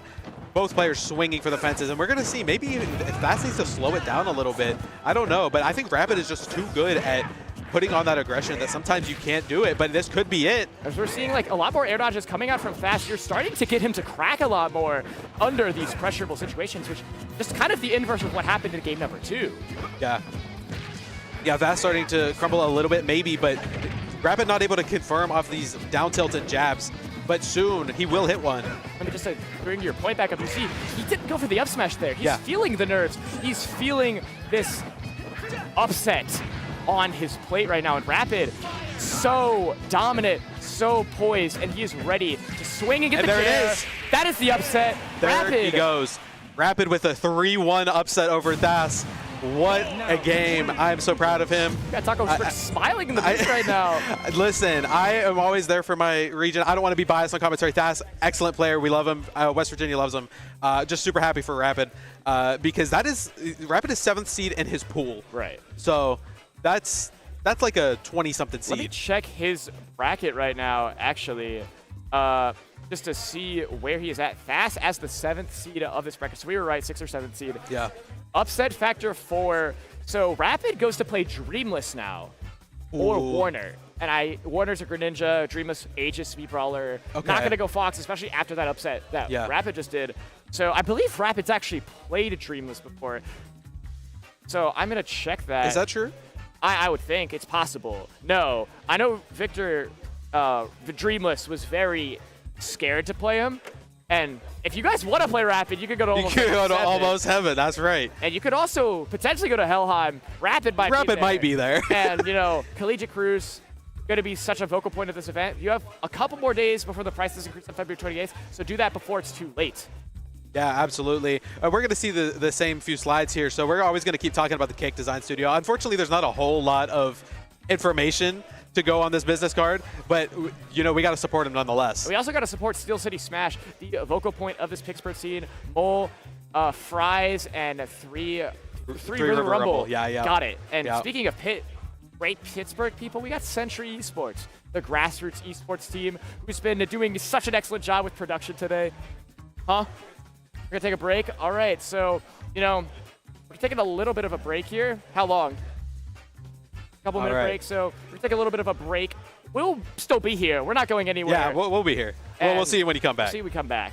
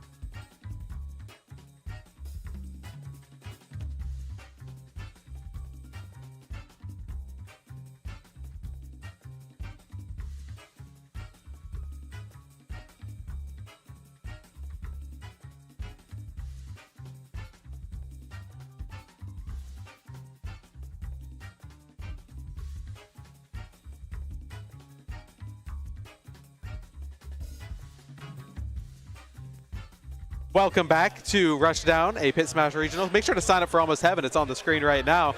We're going to hop into our next set. After we get through these ads, we have our players sitting down. We have an MDVA fight about to happen with OJ Wadler and Squidplumber. Yeah, a bit of a classic up in MDVA. They've played over 40 times at this point. I mean, one of these team kills was bound to happen. I mean, when you're so many top seeds are MDVA, one of them is bound to play another. Yeah, that kind of happened last year at our event where there was a lot of New York, and then when New York had to play each other, they were like, why do we have to play each other? Well, there's a lot of you. Exactly. And you're all good. So this does happen, unfortunately, sometimes, but should be a heater either way. absolutely. And the way I think about it, and maybe this isn't like the true competitor way, is either you or your boy's going to move on to the next round. So like somebody's winning here. And you know, if you're happy for your buddies, then that's good. Obviously you want it to be you. Both of these players want it to be them. But regardless, we are going to get an MDVA rep going forward in winners. Yeah. You know, also on the other side, trying to make that push into top 6 over stars. We'll see it later. Yeah, I believe But so. for now, we do have the MDVA conflict match. That's going to be a fun one. I can't imagine that this isn't for winner side top It is. 24. Let me check. However, I believe both it players will make it out if we're in the part of the bracket that I think we are. So, yeah, this is a qualifier. So, Squidplumber, OJ Wadler. Actually, they've only played 8 sets. Who's that? They've only played 8 sets. Really? So, 6-1 in the favor of Squidplumber. When did OJ Wadler take the set, though? The last time OJ Wadler took a set was in July of last year. Okay, so it's been a little while. It's been a minute. This is the first time they've played since December, so we're getting all focused up as we are getting into game number 1 of Squidplumber, OJ Wadler. Yeah, both of these players obviously super talented. I thought OJ Wadler might have been a little underseeded, not to rag on the TOs by any means, but I definitely think both of these players are super capable of making this happen. Yeah, I mean, I imagine it was just because of carpool conflicts. I know like, I was Maybe. helping Nathaniel out with some seeding conflicts, but I mean, when there's so many MDVA players at such a high level, one of them is bound to get seeded low for the conflict, but even then, it's just too much to avoid. As right now, both these parties a bit even, but Squidplumber definitely holding on to that advantage state with some excellent whip play. Yeah, honestly, really solid so far. Just kind of keeping OJ Wadler out. I could see Mario, like, with the cape could reflect sometimes, but it's often not so simple. Taking that stock right there already. And we're going to see how Squidplumber manages to hold this lead, but almost dropping the stock right there. Yeah, I think the big emphasis Squidplumber has been focusing on is, yes, Mario could reflect these projectiles. Yes, Mario can put Squidplumber in a bad spot because Belmont doesn't really have a lot of options to land. Right. But Mario can't, like, horizontally approach well against Belmont. Because, like, yeah, his aerials are not exactly the longest. You know, back air, a bit, very good, don't get me wrong, but against someone of range caliber like Belmont, it's going to be a struggle for sure, as OJ Wadler just has struggled to really find his way in. Yeah, it's funny when you talk about Mario back air and it's like, okay, this move is really good and it feels like it reaches across the stage, and then you actually play against a move that reaches across the stage, you're suddenly like, okay, well, maybe it's not as strong. I mean, obviously still very good move, but I mean, we're going to see it come out there, trying to take the stock with Mario back air. Maybe they're hearing us as the back air is going to take the stock, but so is the other stock going down for OJ Wadler. I mean, a back air takes an eye for an eye, I suppose. yeah, a little bit of an advantage state getting started here for OJ Wadler. Ooh, the up smash into forward smash, that's a how to play smash combo. Oh, that is actually. And we are just seeing so much up air coming out from OJ Wadler. And right now, he's looking just so much more comfortable in this situation. Just seeing so many, so much of this situation going in the favor of OJ Wadler. But Squidplumber gonna fortunately take back stage center, but not for long, as OJ Wadler gonna try and get the stock immediately with the, I guess, jab. We are having a lot of technical difficulties right now, so. That's okay, we can see enough. But OJ Wadler trying to bring this back. He was down significantly and almost taking that stock with a back throw. Not quite, but that is going to do it. And that Great back there follow-up. is not going to result in stock loss for OJ Wadler. Yeah, true. And honestly, he couldn't afford for it too, so good thing. Crew, as OJ Wilder going to start his own little advantage. But no, Belmont going to air dodge out of it. I don't know exactly what frame Belmont air dodges, but it feels like Squidplumber's just been able to get out of it so much. But OJ Wilder not picking out of that as the excellent cross into the down air, into the up B. Classic combo for Squidplumber as he's laughing to the player cam as he takes. Yeah, he's having a good time. Yeah. He's here for fun and also to win. And so far he's doing both. So good for him. Yeah, I mean, right now, OJ Wilder just having such a hard time being able to get in on Belmont. Yeah. I mean, in that second stock, he did such a fantastic job with coverage, with putting the Belmont in a disadvantage. But when Belmont is not in that disadvantage and you're sitting at the stage, Mario on the side, Belmont just in center stage, Mario can't get in. Yeah, when he got in, he was doing phenomenal. Like, it was like a 60-second advantage state. But unfortunately, that only happened like one time. Yeah. So if he can figure out how to get those openings, we know that his punish game is good enough to carry those openings to a stock. And we're going to go back to PS2 here. I mean, fine stage for both parties. Both Mario and Belmont love killing early off the top. So just a volatile stage pick that Squidplumber has taken more of an advantage of so far, as this ledge trapping just continues to be so pivotal for Squidplumber so far. All right, there we go with the grab. Going to opt for an upward combo, a little bit of a juggle. And 41%, we'll take it. I mean, Mario can get a little bit more, and we're going to see that right here as he does. But it's just going to keep going. Going to catch that down air, too. And that down air is not going to quite take it. Good DI coming out from Squidplumber. Up B not going to take it either. Yeah. As we're seeing what we saw in that second stock of game number 1, where OJ Wilder was able to keep such good control. But once that control is lost, now you're in this situation with Belmont where all of his blues outrage Mario. Yeah. And Mario is going to have a very difficult time getting in on Belmont.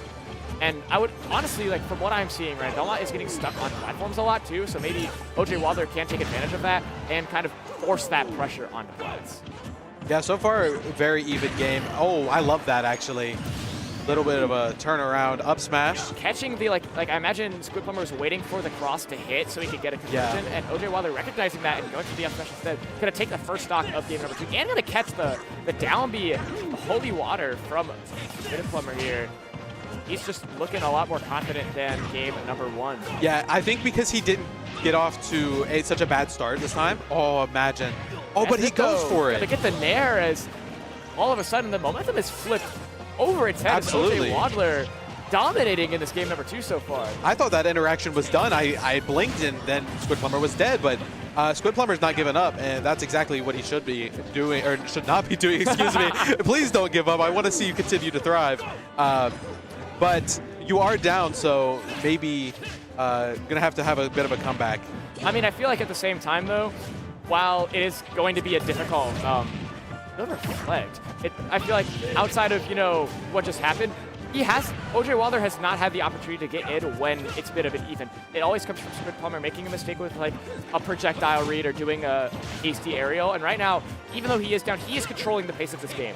Mario cannot get it on Belmont at the current moment because all of his moves are so stubby that even though Belmont's down, he's certainly not out. Is not going to get caught with the air dodge read. OJ Wilder going to swing back and take. Oh, that could be death. No, not quite. We're actually going to go for the axe. That's not going to do it. Probably a misinput, actually. Maybe, yeah. All right, air dodge coming out. Can he land? Oh, that up air barely missed, actually. Really going to miss there. That could have been the stock, but no. Squidplumber going to breathe a sigh of relief as the edge guarding sequence going to begin once more for Squidplumber here. Back throw could be detrimental if OJ Wilder can get this stock. Going to do an excellent job trying to cover all of Mario's options as he's going to almost get the reversal, but not quite space it right. We're going back to neutral. We're going to up smash. We're going to game number 3, equalized in set count. Yeah. I mean, that game was like just flawless along the way. Like, I mean, obviously everybody gets hit now and then, but overall, like, just advantage state the whole time. And even when he wasn't in advantage, he was doing so much better in neutral that time. Last game, we saw the advantage state, but we didn't see the neutral as strong, and getting in is what I mean. But this game, both were on point. Yeah, I mean, especially since OJ Wilder not committing to all those disadvantage options, the spot dodges, the air dodge. He's playing more grounded with shields, which Belmont can't really get much off of. And going to monoplat, very interesting pick for this match right now. We haven't seen a lot of monoplat action in this tournament so far, so seeing it come out now is a welcome surprise.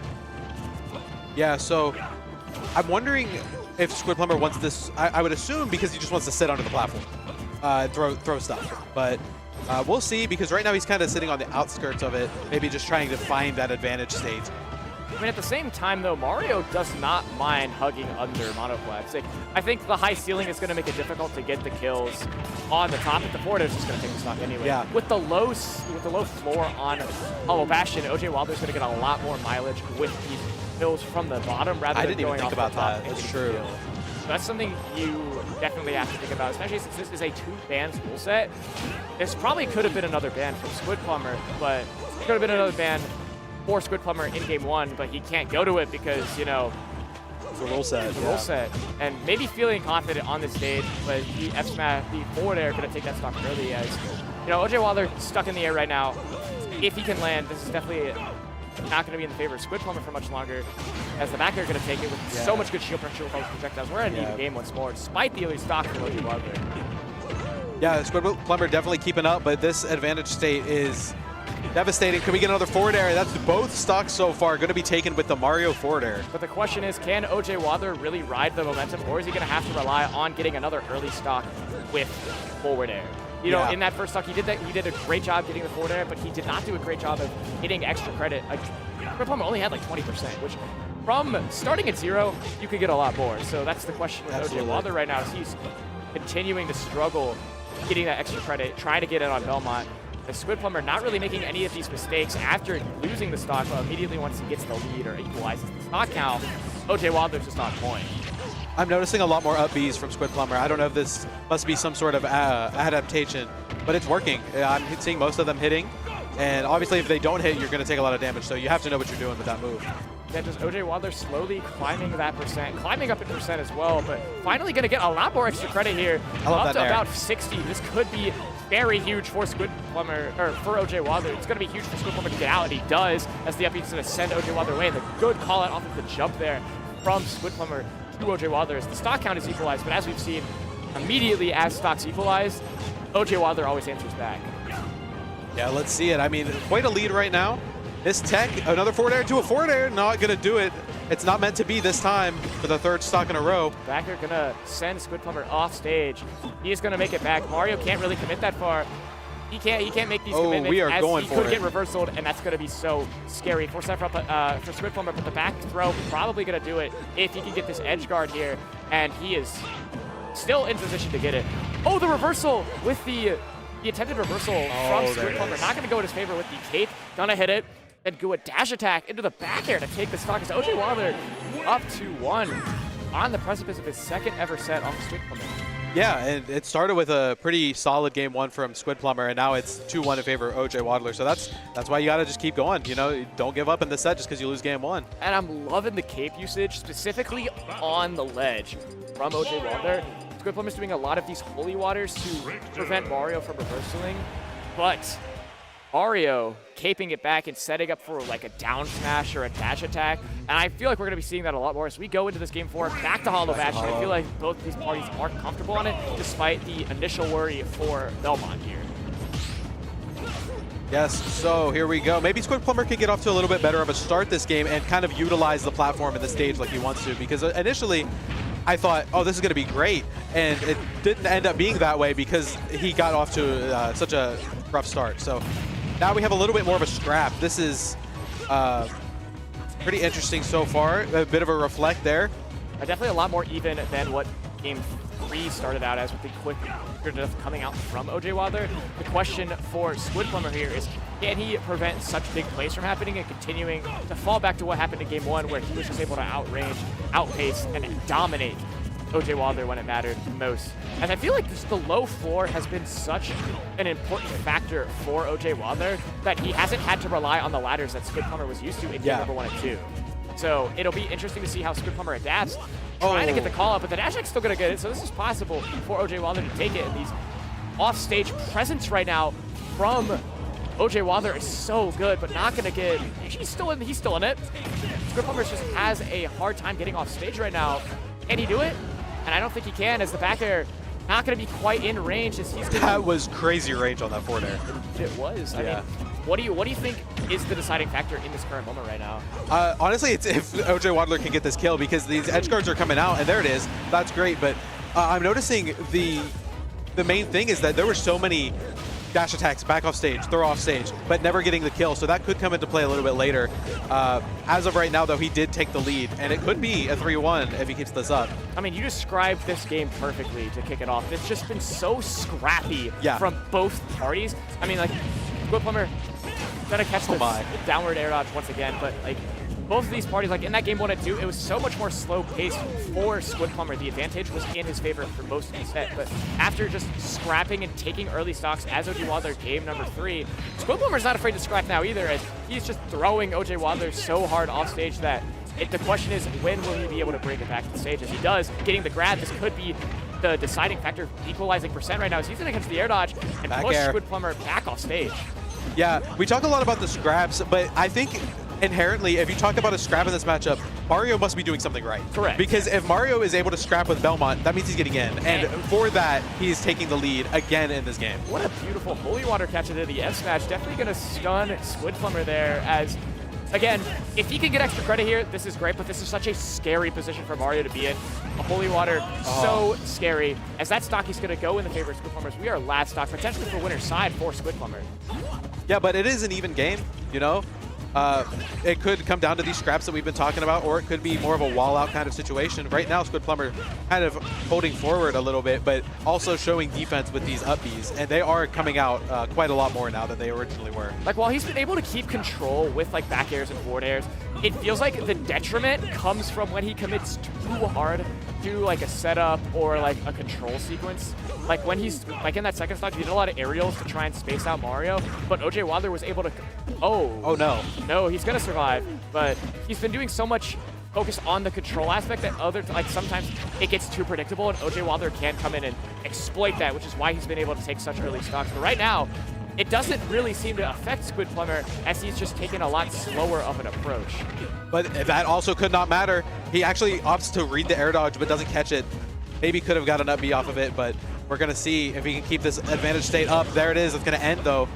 Back to a ledge trap situation. Beautiful reflect there, because if that Holy Water hit, that was game for Absolutely. Squidplumber. Squidplumber going to have a difficult time trying to land. Going to try and catch the air dodge with the forward air to try and set it up into a down air, but not quite grab it. As, once again, going back to how you said these monoplats would be used, just hugging this middle platform, whoever has that control. Just staying really underneath it. Keep it That should going. be it. No up smash. Up smash was not going to be able to hit there. Yeah, that's true. No. I was thinking just a back air, but that wouldn't have killed. He's a little bit lower percent than I thought. Having the Holy Water in his hand, gonna snipe Squidplumber with it. Parry, not gonna get much off of it, as both these parties are just trying to get that one hit that they need. Maybe the back air from Squidplumber or up smash from OJ Wadler.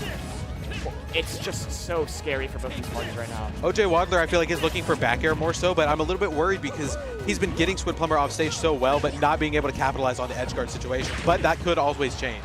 The forward air, they're trying to go for the down air, but that's gonna cost that's no jump, him here, right? as he's off stage against Belmont. This could be it. He's gonna get the back throw here. This edge guard sequence is Squidplumber. If he does not get it, it's not gonna be good at all. He's gotta get it. Gotta get the forward air, and we're going to another game 5. Yeah. We got a game 5 in Pittsburgh. Game 5 in Pittsburgh, and what another game 5 to have is. It felt like OJ Wadler had him figured out with this control, but Squidplumber finding his way in and really making that hurt. That's what I was kind of talking about, where it's like when we first went to Hollow, Squidplumber couldn't get his footing, and he lost the game. Correct. But when he did get his footing, I thought, okay, maybe he'll be able to take the game, and that is what happened, because he was able to stabilize, get onto that platform, throw his projectiles, throw out his zoning, the forward tilts and the forward airs, and it's helped him a lot, and that is why we probably are not going back to that stage for game 5. I would be surprised if we did. Like, it felt comfortable for OJ Wadler in the first instance of Hollow, because Squidplumber coming off of the loss definitely needed something to switch up with. We're going to go back to PS2. Yep.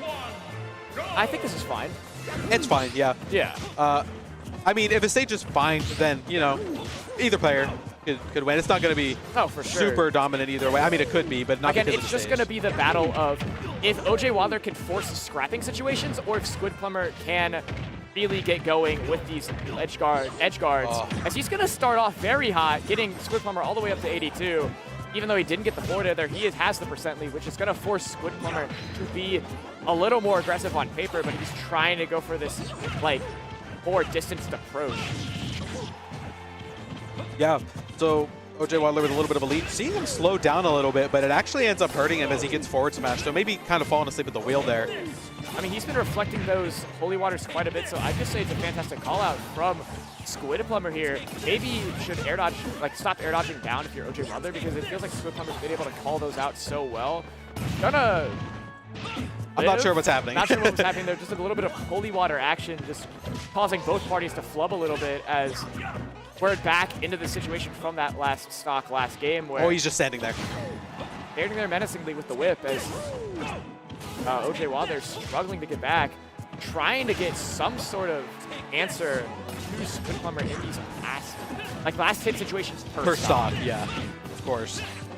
That's going to take the stock. That's a super good call out. Call out on the jump there. Not seeing that much from Squidplumber in this set, so the fact that he did it, definitely some past set knowledge coming in for that call out. Is the air dodge probably going to be to the detriment of OJ Wadler, but the reflect's going to save him for now, and the dash attack not going to take it quite yet. Not too strong there. The fireball on the axe, super interesting. I've also seen OJ Wadler use the fireball against the holy water to kind of plague with it and disable it, or at least delay it. Correct. And right now, stocks, everything's completely equalized right now.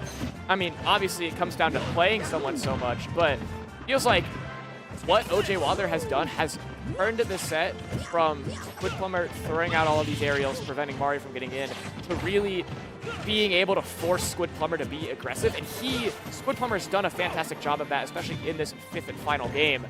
And the question for OJ Wadler is if he can really make those big plays like he did in game number 3. Yeah, I mean, we saw the incredible advantage state before, and we're going to need a little bit more of that to finish off this set. We're going to see if he can dig deep and find it. As of right now, we're just playing a little bit of keep away. Not as much of the scraps that we talked about on Hollow, but I think that could also be partially because of the stage. Well, going for the axe, not going to make it. I mean, the air dodge is going to avoid the axe, but I think that's what Squidplumber wanted, is just keeping such a strong control over OJ Wadler's disadvantage here. That could have been scary, though. We are on OJ Wadler's final stock now. All right, advantage state, up airs, up airs. Up B? That is going to be an up B, but it's not going to kill. Not at that percent. I've noticed too, he's air dodged away from Mario so much. So if OJ Wadler can like play a little bit slower on the air dodge reads, he will be able to call those out a lot more effectively. Trying to read the air dodge, the roll in, but he hasn't been rolling in that much. He's been rolling out, so a bit of a miscue from OJ Wadler there. Squidplumber gonna take advantage of them and push OJ Wadler so far in the corner that Squidplumber is just going to eat it up. Yeah, we're going to see here OJ Wadler kind of letting the game slip away from him right now, but that's going to do it with the forward smash. Coming out from Squidplumber, surviving a thriller game 5 in the others. He advances to top 16 side. Yeah, I mean, what a game. Top 24, actually. But no, it's top 16 for winners. I'm right. You get 9. Because you get 9. Yeah. Right, okay. Yeah. It's true. Yeah. So, good set. Another game 5. Squidplumber is going to keep the streak going, though. OJ Wadler notoriously having a little bit of trouble in this player matchup, but showing that it was capable, or that he was capable. Yeah, it was a very good effort from OJ Wadler, though. Great recognition of the back and forth that Squidplumber was trying to implement with the long range versus the scrapping, and the scrapping was so much in the favor of OJ Wadler, but then game 5 happened, and Squidplumber was just so acquainted to the scraps at that point that he was able to push OJ Wadler so far that he just couldn't escape the whip for much longer. Yeah. Great set, though. Shout-outs to both players, of course. Shout-outs to Squidplumber for taking that one. We're going to see who we get next. We got Peanut and Stars. Okay, interesting. So I did notice that we had talked earlier about the Rapid and Warner set, which is happening on the side stream. So if you have a multi-stream up, make sure to check that one out too, because that's going to be a banger of a set. It's going to be on Pit Smash Party, Pit Smash Club. Pit Smash Club, I think, yeah. If you do to start GG/Rushdown Pit, you'll find the we'll figure it out somewhere with the stream. So, yeah.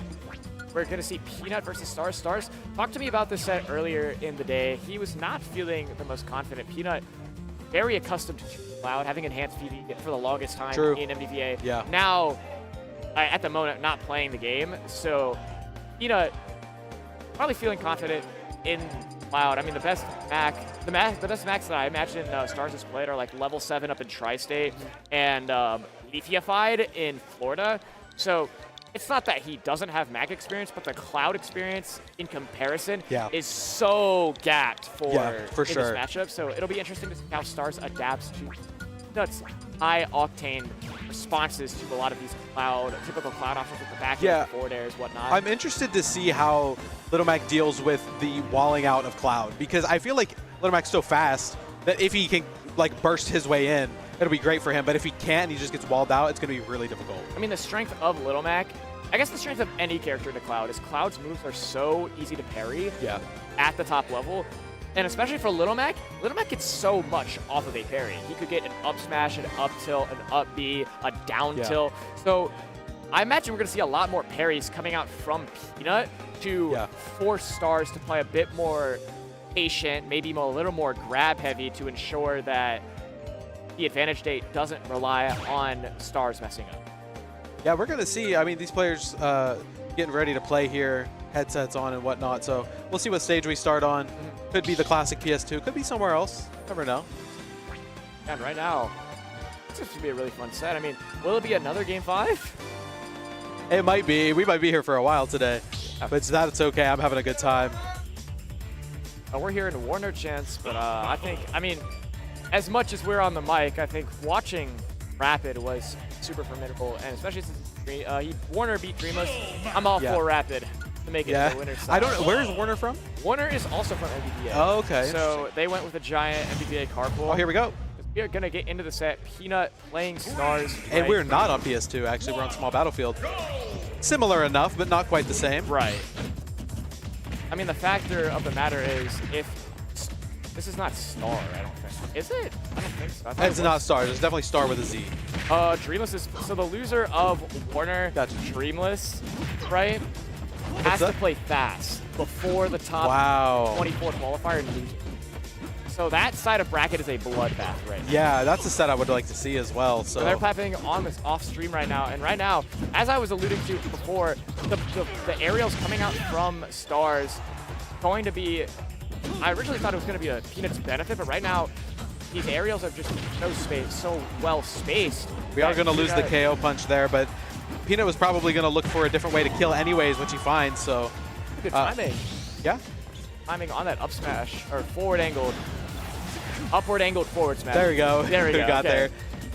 Star's gonna have to respond to that immediately. I mean, Mac with Rage is so scary, especially against Cloud. He's gonna be landing a lot with the back airs as Peanut tries to parry it there, but not quite. Grab it. What a nice side B to catch the back air attempt from the Stars. I mean, obviously that comes down to all of his experience with enhanced PP, but I mean, Star's putting up a solid fight right now. He's gonna try and get the up B off the top, but electing to do an up air as the back air probably gonna take it. No, Mac's formidable to counter to avoid the so nair. smart. And the back air finally going to take it. The Stars down at 91%. But that was such a crucial kill because Mac did have KO punch, was at 90%. You know, things could have gone bad in just a few minutes. And even if he wasn't going to use it, it was just going to put so much pressure on Stars that he would have found the kill. And the up he's going to take what the a stock combo for Peanut there. I mean, you see a lot of Japanese Macs do it, but in North America, outside of like level 7 Leafified, who don't go to much like big things, seeing Peanut come back, it's really an exciting time for Smash. I mean, he's also trying to pick up that Brawler, so maybe I did see him play Brawler might see earlier. a Brawler come out today, but right now feeling super confident with the Little Mac. As he has KO Punch on deck, Stars has to be super careful here to not get hit by it. As he gets hit by it, it's done, but no, gonna not gonna give happen. it away. But Peanut's still up a whole stock. We could see another KO punch. Or we could just see another upward angle forward. This is also true. Take that stock. As Stars just feeling so much pressure from right now. One of the top ranked players in Florida, coming in with a little bit of a chip on his shoulder, feeling a little bit of pressure from his seed. So I feel like he really wants to make that statement, and Peanut's gonna make it hard for him as he's so much pressure, especially on platforms with these grabs, with these up tilts and down tilts. It's so hard. As the up, he's gonna take it. Yeah, that's gonna do it for the first game. Peanut up a game. We're seeing how he can get in, which is what I was interested in. How do you get past the range of Cloud is what I was trying to say. And he managed to do it. And he made it. What he did was he capitalized so much off of his openings that it was really impressive. So we'll see. Like every time Stars made a mistake, he made sure Stars knew that he made that mistake. Yeah. Getting an average of like 40% for every interaction. And the question for Stars is how can you play a little bit more like passive with these aerials to ensure that Peanut's openings aren't so magnifying in this matchup. Stars off to a little bit of a better start this game. Hit by the jab though, as That did do like 30% nearly. I mean, like the fact of the matter is Stars can get these openings with these aerials, but he's got to get more comfortable playing against Mac up close as Cloud. His confidence hasn't exactly been where he's wanted it to. Probably going low to opt for the cross slash, but Peanut recognizing that, not getting hit by it. KO punch online though, you're seeing You can see it, he's ready for it, and there he goes, he hits it. Peanut getting the KO punch. You're seeing Stars just jump a lot more when he has KO punch, and Peanut not really like pressuring the jump because he doesn't need to. He's waiting for the landing. But an up smash gonna equalize the stocks here and stop the bleeding immediately in this game number 2. Yeah, it's really interesting to watch Max when they get KO punch because they just know you're scared.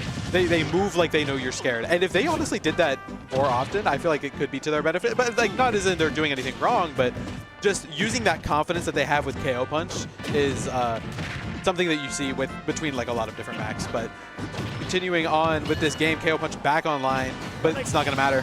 Beautiful see from the mistech from Peanut and Stars. Gonna take a pretty sizable lead in comparison to what happened in game number 1.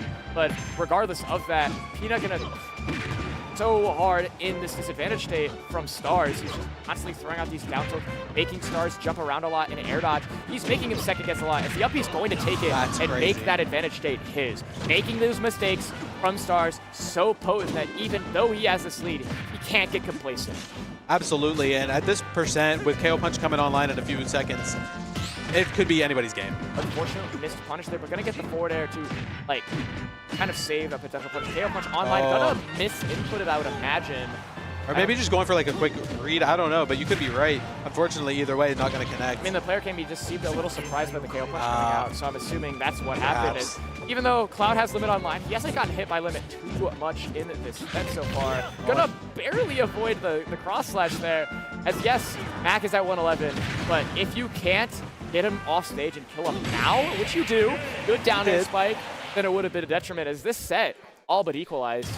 Yeah, and at this point, it looks like we might be going to another Game 5 at this point, so we'll see. I would not be surprised. I wouldn't be surprised. I mean, I'm here for some good games, and so far what they have delivered, so. I mean, you were saying during the break, even though we've had a sizable amount of DQ, this bracket still feels so stacked that even in pools, it is a struggle to really make it out. You have to fight your way to make it out. Like Thass having to play Rapid, but Rapid making it through.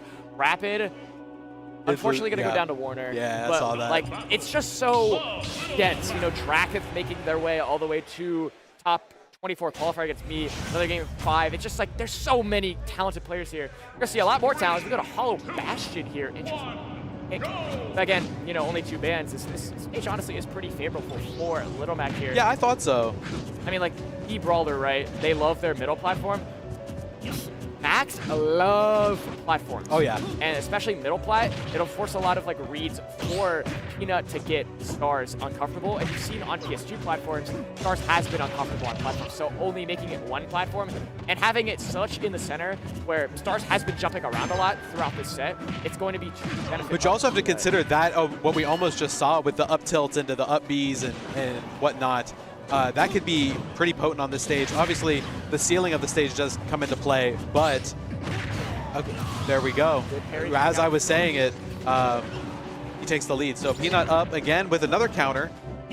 I mean, he's done such a good job at recovering, which, like, you know, playing Mac for the longest time, he is not a new player at all. Everyone knows Peanut. Yep. So he's going to have those recovery routes optimized, and Stars has to be a little bit more patient on those counters. Also, just something I really liked from Peanut, he's done an excellent job using Haymaker. Not the back air. Back air gonna kill as MDVA. Squidplumber popping off in the background here is Peanut just playing so locked. And I've never seen that.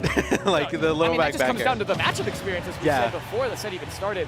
But what I was going to say is these Haymakers, Psybes coming out from Peanut have been so good, catching like the cross slashes, catching the immediate ledge options, but the down air going to come out from Stars to potentially start a reverse 3-stock to not make him so frontal in this set.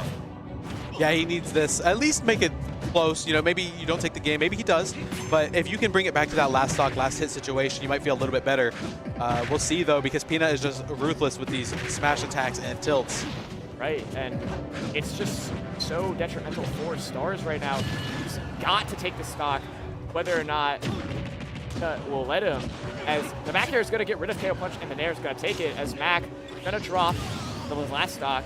So he is making it closer. But Cloud at 104, you need a comeback from Stars if you want to stay alive in Winner's side here. Obviously, still game 3, but with the momentum Peanut has had, trying to go for the call out with the finishing touch and not get it, as the conversion coming out from Peanut to take game at number 3. Probably a misinput from Stars, Probably, I would imagine. yeah, I would imagine. Peanut making sure it hurt. Oh, yeah. On another top seed. Yeah, he's, excuse me, he's taken his advantage states to the bank. Like, when Stars messes up, he's capitalizing, and I think that's the difference. He has cash and advantage state stimulus check every single time Stars messes up, and he's making bank.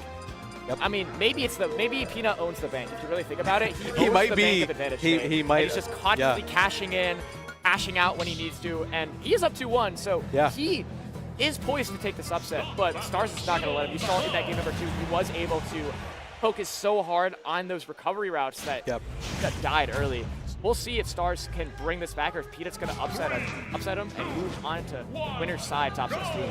And we're on small battlefield here, switching it up a little bit. I think this is where we were on the first game, So maybe going back to familiar territory. Peanut already starting off with a lot of damage. Peanut is so good with the up tilt, like up Bs and whatnot.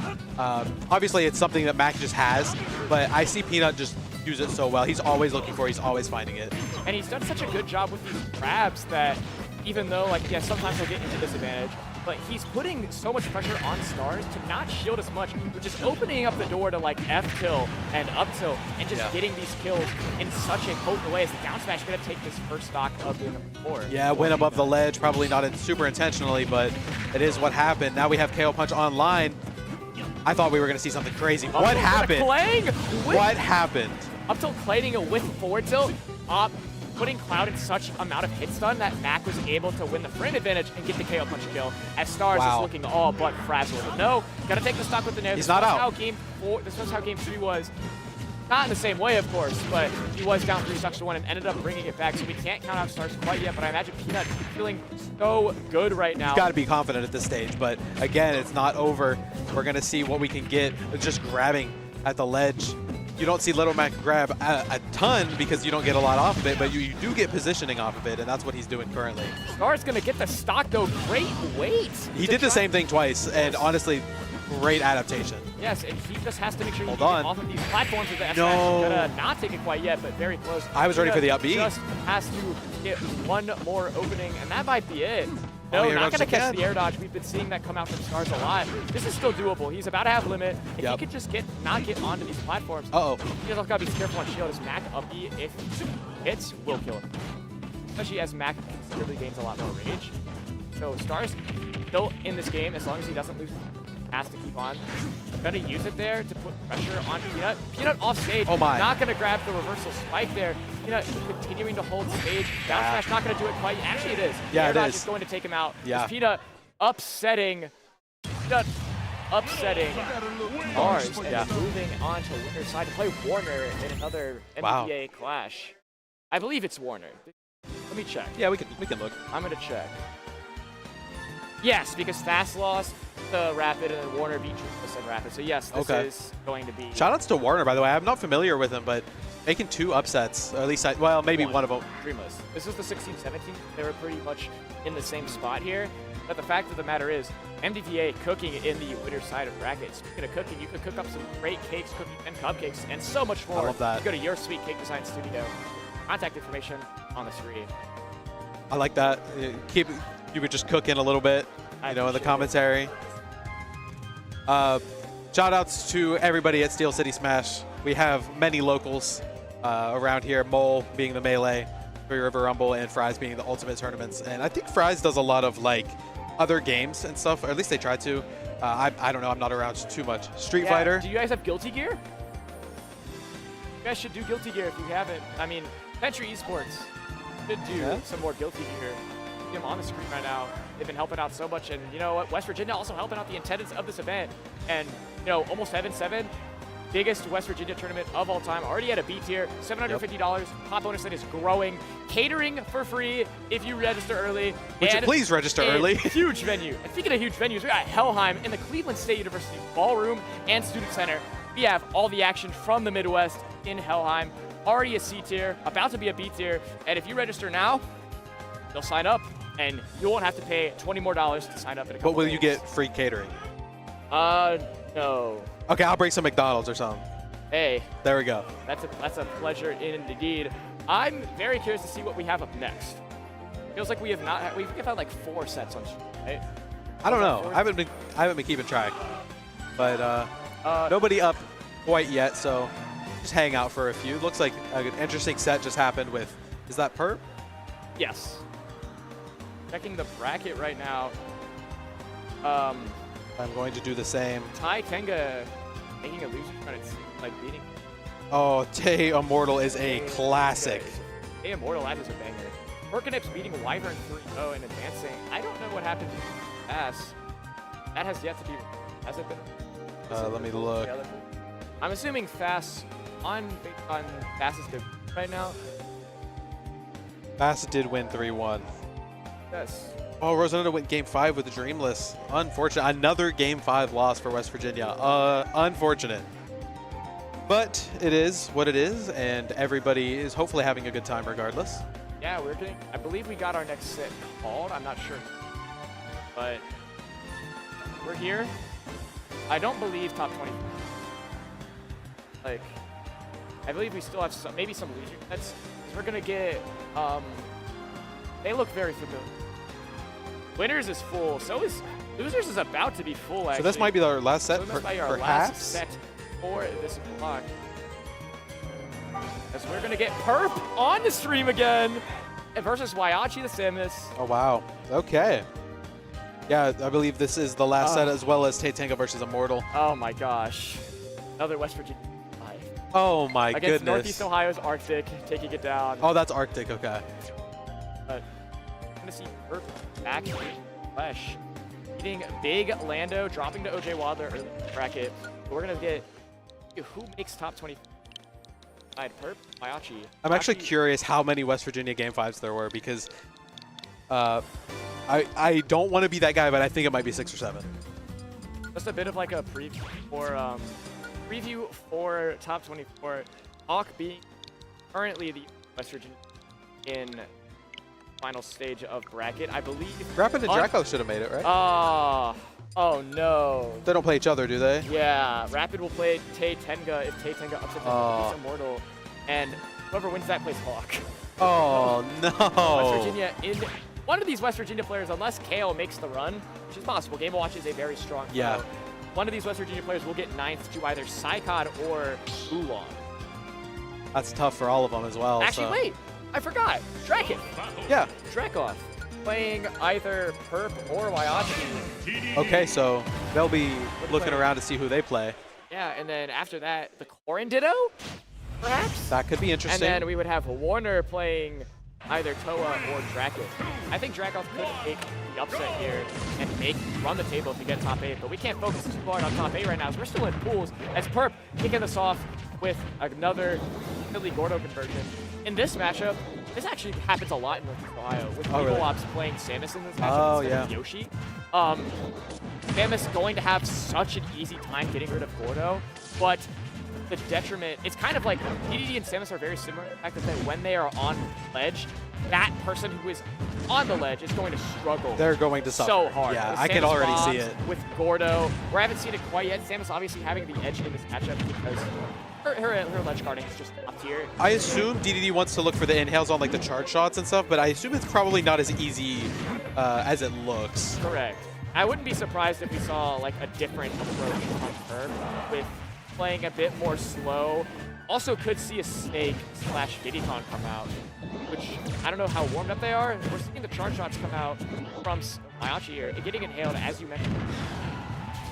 Big thing for Samus here is they have to watch their advantage is such an important part of this matchup for because Samus in neutral, yes, they're going to throw out a lot of projectiles, but when they DDD in their face, they will start to panic. Will build which gets countered by an inhale. They'll roll, which gets countered by an up tilt. So they just have to play patient. The thing with Samus too, they can't kill DDD with up B off the top, which is such a common kill. Oh, true. For Oh, falling out though. That could have done it. up tilt gonna take the stock. Right, Perp in a amazing spot. If he can At get a some sort of 200% extra nearly. credit. I mean, up throw is going to kill, so Perp is going to play a bit more proactive with the ledge, but no, the carry down throw going to take it as Wyochi equalizing things That's out. a really good option. We'll see here as Wyochi starts to get the advantage state, but Perp says no. No, thank you. Perp declines it with the Yeah. drag down up there. I mean, like, for someone who probably, like, you probably don't see this matchup all the time. Like, No. what do you think? Not about unless it? you have a DDD in your region, because Samus is relatively common. Right, like, what do you think about this matchup?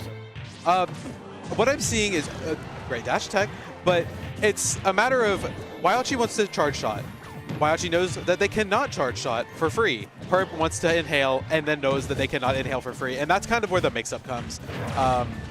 Because when Wyochi finds the option to use the charge shot, it can lead to a kill, it can lead to a lot of damage, or just an offstage situation, which is great in itself because, as you mentioned, getting a ledge trap is great for either of these characters. especially for going back to the inhale point, Wyochi's shielded so much. And even though, you know, the punish isn't as detrimental than getting a charge shot back in your face, Perp is taking that and exploiting it so well as he's taking this knock the brink over, about to be at max rage, but not quite. Forward air, not going to fall out this time. Yeah. The stocks equalize. Thankfully for Wyochi, did not fall out of that forward air. I was surprised it happened the first time, but alas. And we have a pretty even game here, but as heavy as Samus is, DDD is heavier, so we could see a little bit of a high percent scrap. We'll find out though, as we are inhaling the missiles and going for a grab. So again, whoever has the ledge trap is significantly at an advantage, but Perp doesn't manage to catch it. Trying to go for that 2-frame with the down B, but just a little bit too late. Charge shot gonna come back into Wyochi's face. Perp trying to set up for this kill. Anyway. There it is. He kind of like dances around him, Yeah. trying to be a little bit spicy with Yep. it as he gets the down B to take that stock and Wow. take game number 1. All right. Wasn't looking as great for Perp as we had hoped initially, but brought it back. Hey, he's been a crowd favorite all day. I mean, you can't be too mad at Yeah, the DDD and- getting top 24. At some point, you have to recognize that if you're struggling against DDD, they're probably doing something right. You And know? imagine like Drac sitting there being like, yes, give me the DDD so I can juggle him. Yeah, Corrin Having DDD it doesn't back. sound great. Oh, it sounds horrible. Yeah. But right now, Samus DDD being played right now is Perp up 1-0 in a top 24 loot cycle. All So right. Battlefield being a good pick here for Samus, honestly. I mean, there's a lot less room for DDD to work around, and Samus's like kills are gonna, off the top, are gonna be a lot easier for Wyochi to claim. But so will the perp smash, so will the up tilts. You have to be factoring that Right. in and not giving in to the inhales. You have to not shield as much. You have to play a bit more proactive on the offensive side of the game in order to really spin things around. I'm noticing how strong Samus down B is in this matchup. Like, obviously it's already good, but it reflects the Gordos, it catches the DDD on the ledge, it combos into whatever it normally combos into, but it just seems so strong, and that goes to show, like, when we're talking about how whoever's on the ledge is struggling, that is a big part of it. And right now it has been Perp here, and also not having the best time landing here, but the important thing is, like, Perp was at this percent game 1, took the first stock anyway. Yeah. So the fact of the matter is, can he hold it on, or will Wyochi take the stock and have a honestly pretty big lead in this game number 2? He is going to take There it we go. with the up tilt as Perp not having an answer for the high octane offense coming from Wyochi. Yeah, of course, but again, Samus heavy, but not heavy enough to live everything. I did think that forward air killed, but oh, the Gordo on the ledge is so smart, not going to catch. Retries are not the charm for Perp. They're not going to be able to get the edge guarding secrets, which honestly pretty huge for Wyochi because now Samus close to max rage here. Yes, DDD is heavy. Yes, DDD will get hit a lot, but it's going to matter a lot more when your moves do a lot more damage. So Wyochi's Absolutely. going to take that so hard and make sure that this percent lead is kept and that stock is kept for a very long time. Yeah, up to 150 now. Living pretty long, but at this point, a lot of DDD stuff's going to kill. Not quite the down tilt, though, from that point in the stage. Going off stage. A bit risky for Perp here as Wyochi going to reverse this back into their favor as Perp going to struggle to get back to the stage right now. Can he get this stock, or is Wyachi going to go up 2 stocks to 1? Or 2 stocks It would be 3 stocks to 1, yeah. Yeah, same ratio. Yeah, I'm absolutely. just a little thinking too far ahead. I was thinking about Perp, but Wyachi is doing an excellent job keeping at bay. I mean, you were saying it earlier, whoever has the ledge just wins. Yeah, and that's what it's looked like, because this has been a 2-minute advantage state, and it's just going to keep going. As Wyachi going to continue that advantage state with a back air, and suddenly, not even suddenly, just progressively slipping so far away from Perp that Perp has to take this stock now. Max Rage Samus can do so much, especially up air like chains, so the projectiles are going to do a lot more, and Perp not having an answer to ledge trapping. This forward smash going to take it. Wyachi dominant. In Yeah, this game that number was 2. that was a statement. That was, hey, I shouldn't have lost game 1. Let me show you why. And Right you have there. to think, will Perp switch Daker the Diddy Dog? I mean, Perhaps. I don't know if he's practiced them today, but I could see the snake he's working definitely out. been- I mean, he's definitely poised to play it, and I feel like Yeah. DDD Samus, when it's adapted to, is so hard. Can't make Yeah. much adjustments. that looked really difficult, because even when he dropped from the Angel platform on his last stock, he was already at the ledge. Right. Like, it's just like you couldn't get away. At the same time, even though DDD has had advantage state with Gordo at the ledge, Samus can just say no.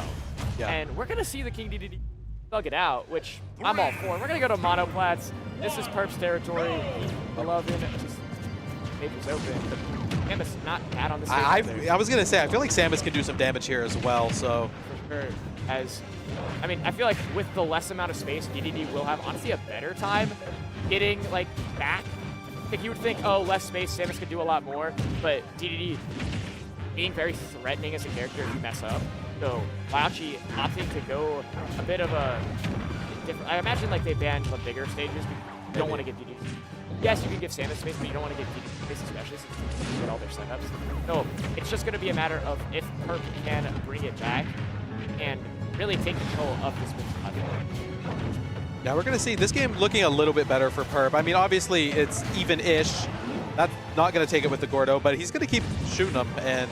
I mean, why not? Am I right? Yeah, I mean, if you have nothing else to do, you know, you might as well throw him and you And might you get a can't get kill. punished for it. Mostly, like these Gordos, you're just not going to get punished for it. Yeah. Good forward tilt to catch the neutral get up from Wyachi. I'm loving these mix-ups from Perp. That forward air going to take the stock from Perp. This is And such a weird thing, but I'm surprised DDD forward tilt doesn't send farther. Like, I see it and I'm like, that's going to kill, and then it's just not even close. I don't know. low-key, if it was a kill move, it would be pretty busted. I agree. Like, I'm just it would surprised. probably kill at like 80. Yeah, so as we carry on, Perp with the lead here and expanding it, look out for that charge shot, but also So look out for the Gordo. smart with these inhales in this game 3. Like Wyachi in game 2 did such a great job at pressuring him with projectiles and forward airs in that ledge situation. So opting to go because Perp would swing, but now Perp isn't swinging in that spot and is opting to go for inhale, which is forcing Wyachi into shield and forcing him off stage so consistently. And now flipping the narrative from game number 2. Yeah, it was a 3-stock one way, and now, I mean, it'll be difficult, but it's possible to see it again this way. Over 200% for Perp right now. Oh, I no imagine grab. Wyachi's gonna fish for Okay. for the up throw, take the stock to the SL actually. Really? Okay. Not a move you see kill all the time, but I mean, if you're at 200%, yeah. pretty much anything from Samus, because like jab 2 would have killed there. So is dash attack, as Perp getting the JV3 to go up 2-1 in a top 24 qualifier. I am noticing that these players are blowing each other up. Whoever gets the lead wins the game. Absolutely. It's a matter of who sits at the ledge longer. I mean, who ledge traps and who is at the ledge, and that is who loses. Right, we got Northeast Ohio up in the front, supporting our boy Herb. I mean, you were like this with Rapid, but this is my boy. Oh, Herb. absolutely. Classic Neo Avenger. Really the person that built the scene to what it is. So it'd be so awesome to see Herb dominating even in the modern day. Yeah. Like if he does well at this tournament and does well locally, he could get PR for the first time since 2019. And he's That'd be looking awesome. for that Yeah. right now. Making a comeback, getting on state PR. I mean, Ohio, obviously a very strong region, so.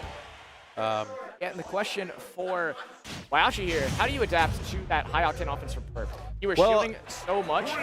How do you work around that? So, I mean, I think starting with the stage, small battlefield is what worked. I assume there's MDSR, so you can't go back. Right. So PS2 is similar enough. Obviously more space, but the 2 platforms, which might not come into play as much. So really it's just going to matter, can you get the lead like you did before? Because if you can, it should be smooth sailing. But right now it's pretty even. Like, I feel like for DDD, like, if DDD gets a lead, Samus can bring it back. I just think Kirb definitely got in YLG's head a little bit and really was able to steamroll 2H AB3. Right. But if Samus is the one that's up, you saw in that game number 2, Kirb couldn't do anything. Yeah, exactly. So it really does, like, it matters more for Kirb on who gets this first stock. Because, like, yes, if YLG drops the first stock, Samus has all the tools to counteract DDD, so long as they don't get impatient and start shielding That's a lot, the key word, start throwing out a lot more options. Kirb's sharking out for this forward air right now, gonna opt to go with the control here, and opting to hold the ledge there. I mean, gonna get hit, but not gonna die quite yet. Holding the jump though, gonna make it back. Back air read, not gonna work out. Actually gonna get up tilted instead, and Perp is up. I mean, Kirb doing a fantastic job at reading all of these options coming out from Waiachi. Beautiful inhale to catch the projectile, like, distancing from Waiachi, as Waiachi is getting read like a book right now. And here's the thing is, when is it Waiachi's turn to turn the page and really write the story of this comeback that he wants to bring to the head? We're gonna see, but like I said, the story of this set so far is whoever takes the lead really runs with it. So maybe not. Maybe there's still time, and there is still time. Gonna blast the Gordo back at the Kirb. But also blasting the charge shot. Kind of wanted that. Yeah, I'm not sure why the charge shot is out wasted. Trying to maybe opting to go for like smaller charge shots for the like going for the smaller charge shots for a grab. Like Kirb just hasn't given Waiachi the opportunity for it. As not gonna get the down B punish there, but it's okay for Kirb. Waiachi just can't get off this ledge, even with the patience, even with the instant jumps. Kirb has just been so ready at counteracting them that Waiachi just can't really do anything. Yeah, I learned today that DDD ledge trapping is definitely a pain to deal with sometimes. And we're seeing it here with Perp just doing it flawlessly. I mean, what do you do? But right now we're seeing some up airs into a forward air, and that's a lot of damage. Yeah, Waiachi turning the situation back into their favor here. Obviously, it's unfortunate to get like edge guarded, but Samus again having all the tools to counteract what DDD doing. Probably fishing for this up tilt right now to take the stock, but to get an attack from DDD, gonna bring that back. Dash not gonna take it as a little bit unfortunate DI for Kirb as Waiachi bringing that all the way back. Yeah, we do have Waiachi with the lead here after Perp was being so dominant for so long, but you can't count him out, and that's actually going to bring us down to last stock. This could be the last stock. Yeah. Yeah, this is losers. I forgot. Also, crazy to see like Perp having to deal with so many of these Samus tools. Not only like you would think like Samus would be so much more potent at like pressuring DDD, but it feels like Perp has been so ready, like it's trained by Weeble Ops, of course, but trained to read all these options. And right now, putting so much pressure on Waiachi, both of them very close to percent, but Samus not having as many kill options on DDD as many on Samus. Yeah, but we're dead even here. Can we see, the hammer through the ledge? I didn't even think about that. Gotta be careful. That's the unfortunate thing. Because here you will have like sharking, like Corrin up air in the bracket set, but right now, Kirb gonna drop down and get smacked in the face. Guess by a what? Shot. We're going to another game 5. We have had every single set besides one has been game 5. I think so, yeah, and that one was 3-1, so yeah. Dracoth just wants to play DDD match. I feel like Samus Corrin has to be solid for Corrin though. It's like you still. But it's probably so annoying. But I mean, DDD. Yeah. I mean that's like, it sounds like free.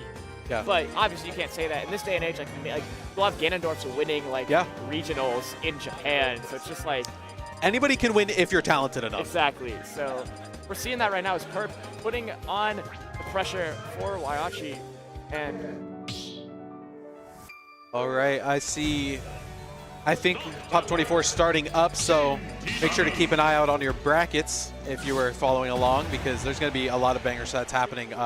Right now, we do have the side stream as well, and plenty more to come on this stream, so keep an eye out. But we're going to go into Game 5 here, actually on FD. This seems even more like whoever's winning the initial part is just going to dominate. I But would honestly say this favors for Samus here. I think so. Having FD open makes it so much easier for Samus to juggle DDD, and also not having to worry about getting stuck on platforms. Samus going to have a lot more open space to be a lot more offensively bound, as Wyachi just starting off so hot. But Perp going to get the little Gordo conversion to shut my mouth quickly, as the Perp smash going to try and come out. Not quite, but it doesn't matter. Perp's in his zone, is throwing out these Gordos, throwing out these aerials, as Wyachi to fight back and get some sort of responses. Not want to be off stage. absolutely not. And right now, it's a fairly even game. We're looking at who's going to take this first stock, and right now it looks like it could be Perp with that forward air. Absolutely is. Calling it out to a T, as Wyachi, despite having the good start with catching DDD in the air, it doesn't matter if you can't kill DDD because DDD is so fat.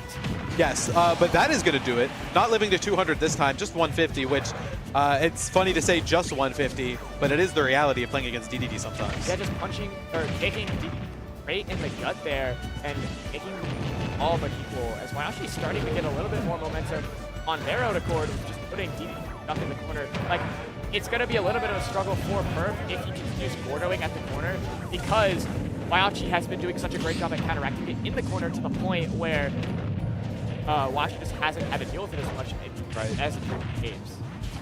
Yeah, I mean, honestly, this game has been a lot more dead even than I thought it would be based on the stage, but Perp knows what he's doing. I mean, I certainly don't know enough about DDD to know whether or not this is a good stage, but it's definitely not a bad stage for DDD, but no. I imagine for Samus it's definitely favored because DDD is going to struggle to stand and get stuff going.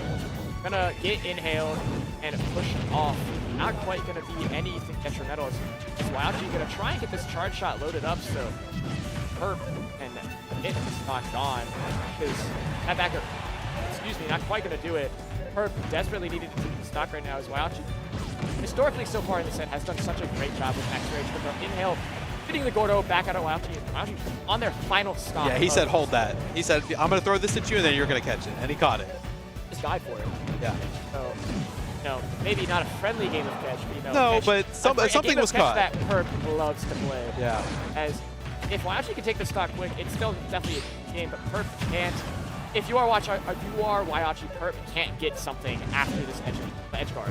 He has to get hit by the up tilt if you're Wyachi. It feels like that's what's going to happen if Wyachi. It's actually a forward air. Great pressure from Wyachi to we're down to last stock. force Kirb in the last stock game 5 once again. Kirb trying to hold on as Wyachi fighting super hard. PA and Northeast Ohio all in the crowd right now, rooting on for both of their players as Wyachi, what a charge shot. up air drag down, gonna be to the benefit of Perp, but it's not gonna help him out too much. He's still in the corner, but gonna re-grab the Gordo. And incredible free grab with the Gordo and the up smash. Oh my goodness! Perp popping off! Perp popping off, saving that one for the entire set! Wow! The Perp smash! Gonna take it! Perp up 3-2, moving on to top 24 loser side. What a statement from Perp! Wow, he held that up smash for so long. I couldn't believe it. I was like, you watch somebody charge something, and you're like, you release it now, right? And then they keep holding it, and then it still hits. And then they're stun locked. They're like, okay, they're not gonna throw it out. Surely I could just wait here. Yeah. Right? But no, Perp's gonna whoop and get that out of there. Northeast Ohio The getting Perp another smash. representative in top 24 with PsyKoD, Dr. Kirb, and Perp dominating alongside Winners from Weevil. We have plenty of Northeast Ohio in this top 24. And I believe this is our final set for this block. All right, so well, I had a great time. I hope you did as well. It was a pleasure. I had a fantastic time. It was Yeah, a pleasure this- commentating with you. This was super fun. I'm going to go spectate some of my boys. I assume you're going to go play. Yep. Unfortunately, I'm not in top 24. But it was a great time, and I hope everybody continues to enjoy watching this event. So we'll see ya. Before that, though, we do have some ad reads as Almost 7-7, one of the best tournaments ever, and Helheim also One of the best tournaments ever. Yeah, being like a couple weeks apart. Almost 7-7 being West Virginia's biggest tournament, as well as Helheim being Cleveland State's biggest tournament. So if you guys want some Midwestern action, definitely sign up for both those brackets, as both those are going to be a heater. Almost Seven getting Zamba and Syrup, the Tri-State crew really coming out. Yeah. Especially Syrup trying to defend the Almost 7-6 title. Zamba won. Zamba won? Okay, I think. I mixed it up. I don't know. Maybe I'm forgetting. I think it was Zamba. But It was definitely those two in grand. it was 100%. So let me double check. But, you know, as I'm checking this, you guys should check out Steel City Smash. You know, if you're local, you want to check out a tournament, do that because this is the place to do it. But now it was right. it was Zamba. It was Okay, Zamba. well, that is going to do it from us, I believe. But it was super fun, and I hope everybody continues to have a great time watching this tournament. So Yeah, I have been Dr. Kirb, and I was joined by the fantastic West Virginian O in Taco Spring. Yep, that's right. And it was a pleasure, Taco Spring. Yes. You were doing such a great job, and you know, I just love coming to Pitt and seeing all these fantastic talents. I hope Northeast Ohio continues to do great, and I hope West Virginia puts on the hurt over this Pennsylvanian talent, as we're going to be signing off and going to a little bit of a break until Top 24 starts. So, winner's side, as we're going to be starting off with. Oh, wait, they're waiting for me. I think they're waiting I gotta for get you. up there and yeah. play. So we'll see you. Good luck. play. Have a good time. All right. Goodbye.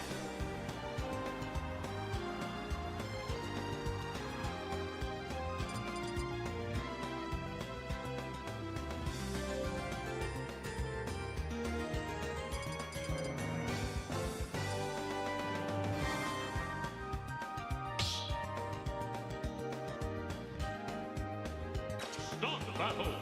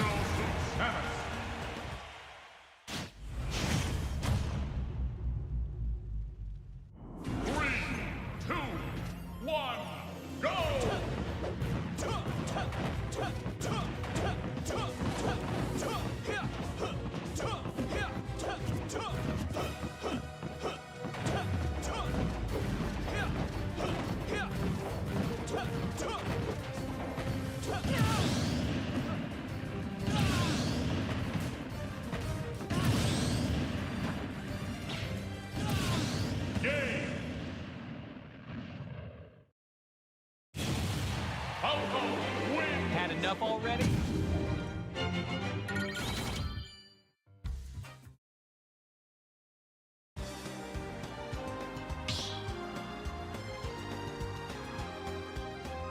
Start the battle.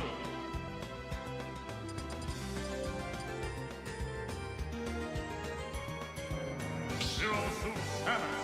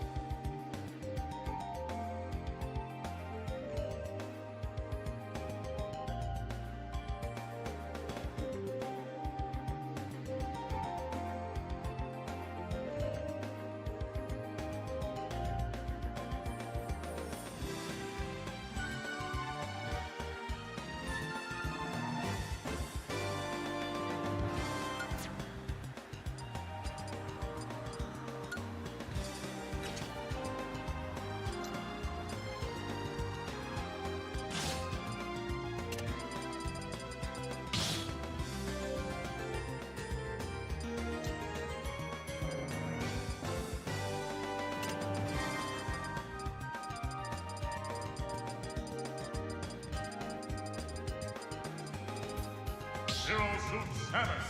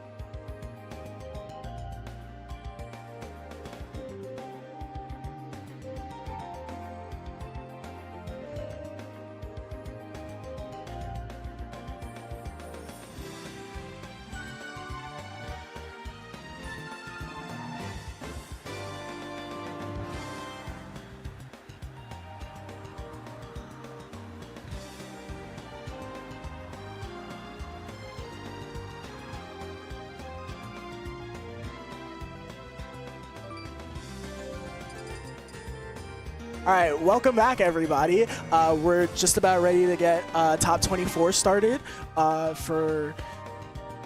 I totally forgot the name of this tournament. Or Rushdown. Rushdown, there it our is. Pittsburgh Regional happening today. Of course, we have some good matches, I hope, going on, and we have some solid sets, all best of 5 for today. Very grindy day. It's supposed to snow, actually, for Pittsburgh on the evening, I heard. love Pittsburgh weather. Yeah, I can imagine that's a bit of a rough ordeal. Listen, but we've been getting some nice stuff though. It was like 30s last week. So. Yeah, the weather's been very inconsistent for sure. And unfortunately for you, I'm way out of region. I can't recognize these players by face. Yeah, so we've got Spliced on the left versus Dr. Kirb. Spliced, our hometown hero, Pittsburgh PR. Dr. Kirb obviously needs no introduction. What if he did? If he did, then I would describe him as Ohio's #1 player. Okay, it's getting started and all that. Small combo going. Probably should get one more hit, yeah. And then just like you want to see how he starts up. Kind of aggressive, but Splice gives him a good amount of space to get that done. Yeah, what I am looking forward to seeing is both of these players are pretty explosive, particularly Splice. Loves to go for a whole bunch of nonsense and very aggressive and very good about his decision making. So yeah, it feels on both sides. I feel like Zero Suit is so spindly is when Splice is playing him that way, playing her that way. And it's just like I feel like that is going to mess up with Falco's hitboxes and the overall game plan. But at the same time, I feel like how Zero Suit is playing around is going to be hard for her to like pick up good openings on Falco. So I feel like it's going to be you said it's going to be explosive, but I feel like they're just going to have to be playing it a little more patient than they might want to. That should be a kill right there. Yep. Yep. Zero Suit players be loving Tekken.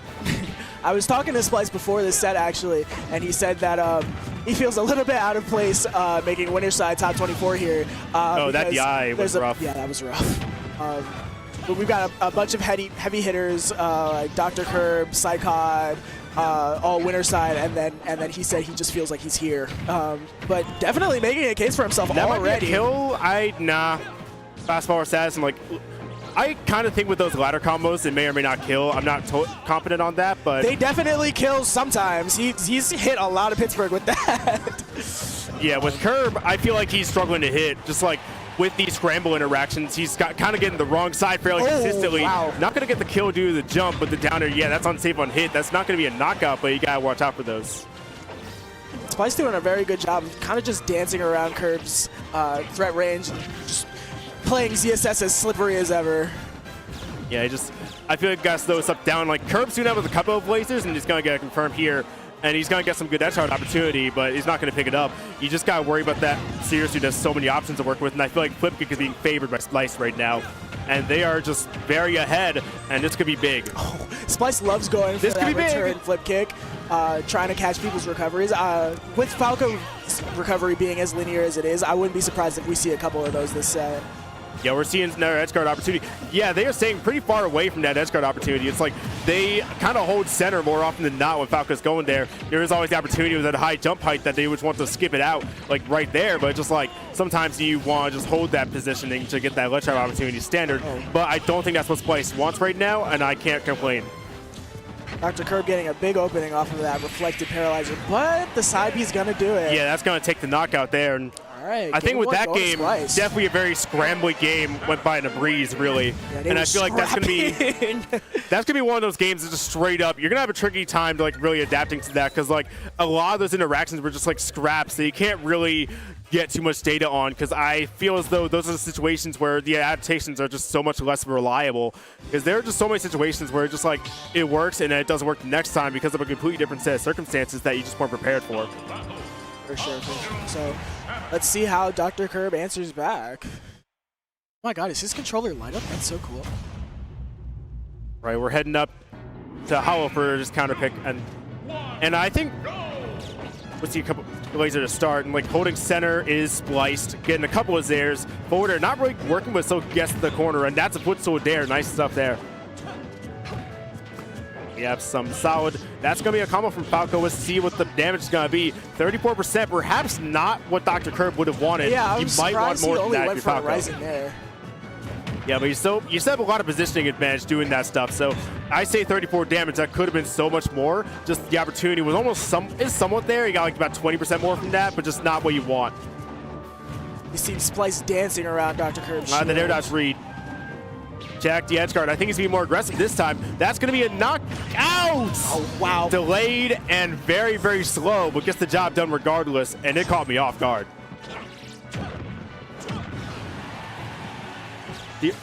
I'm checking for flip kick. Yep, right there. Yep. Caught him with the nair, and that should be a knockout if Kirb is aggressive, but doesn't do it in the right timing. But when you want to drop down for those back overextensions, I feel like the up B is always getting you. Late up smash hitting that spot dodge, and Splice is really trying to run with this lead he's got here. I mean, he's not running at all. I mean, if he's running towards the guy. There's a kill here, yeah. But I'll say he wants the lead, and he wants more of the lead. He doesn't want to slow down. That's not going to be a kill. Doesn't get the spike hitbox. But yeah, Kirb was a bit aggressive going there, and it's going to ease some extra damage for it. But these reversals are kind of 50-50 in whether they work out or not. Ooh. You have to think out, is it going to be worth it or not for Kirb to continue his actions?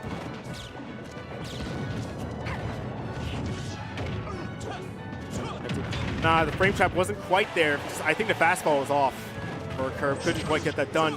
And not going to get that either. Yeah, these combos are kind of underwhelming. And that Tekken, should be another you can't be playing Tekken when you're not. He's playing Tekken when he should be playing Street Fighter. You got to stop it. And the classic Splice opening. That's the Splice tags, just opening 50. Yeah, you got that pickup, and now you got to put it down. And this is a good opportunity to do so. And not Kirb going aggressive again, putting himself in a bit of danger, but rewarding himself with the back air stock. And it's relatively even, I would say, but Splice has been really able to get these first stocks almost every time. And I feel like these opportunities, they slip away from Kirb more.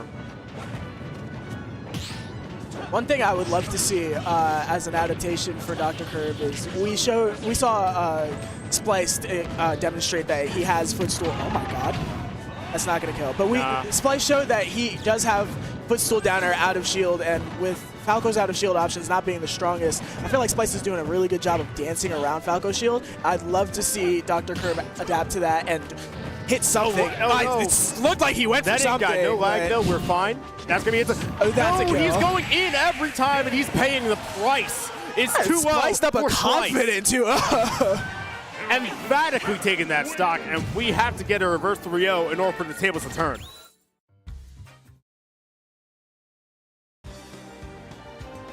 Is that a 7? What is that? A 1. A 1. That's so cute. Listen, we got to get one on the board, though, for Kirb, because, I mean, I feel like the Hollow Bastion counter pick, if they want to be scrapping like that, if they want to be, like, going in, I feel like the side B is doing work, too.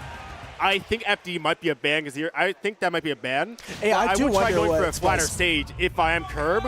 I just feel like that is the ideal for him. And Small Battlefield, I think, is a good choice, too. Really good platform coverage for both these characters.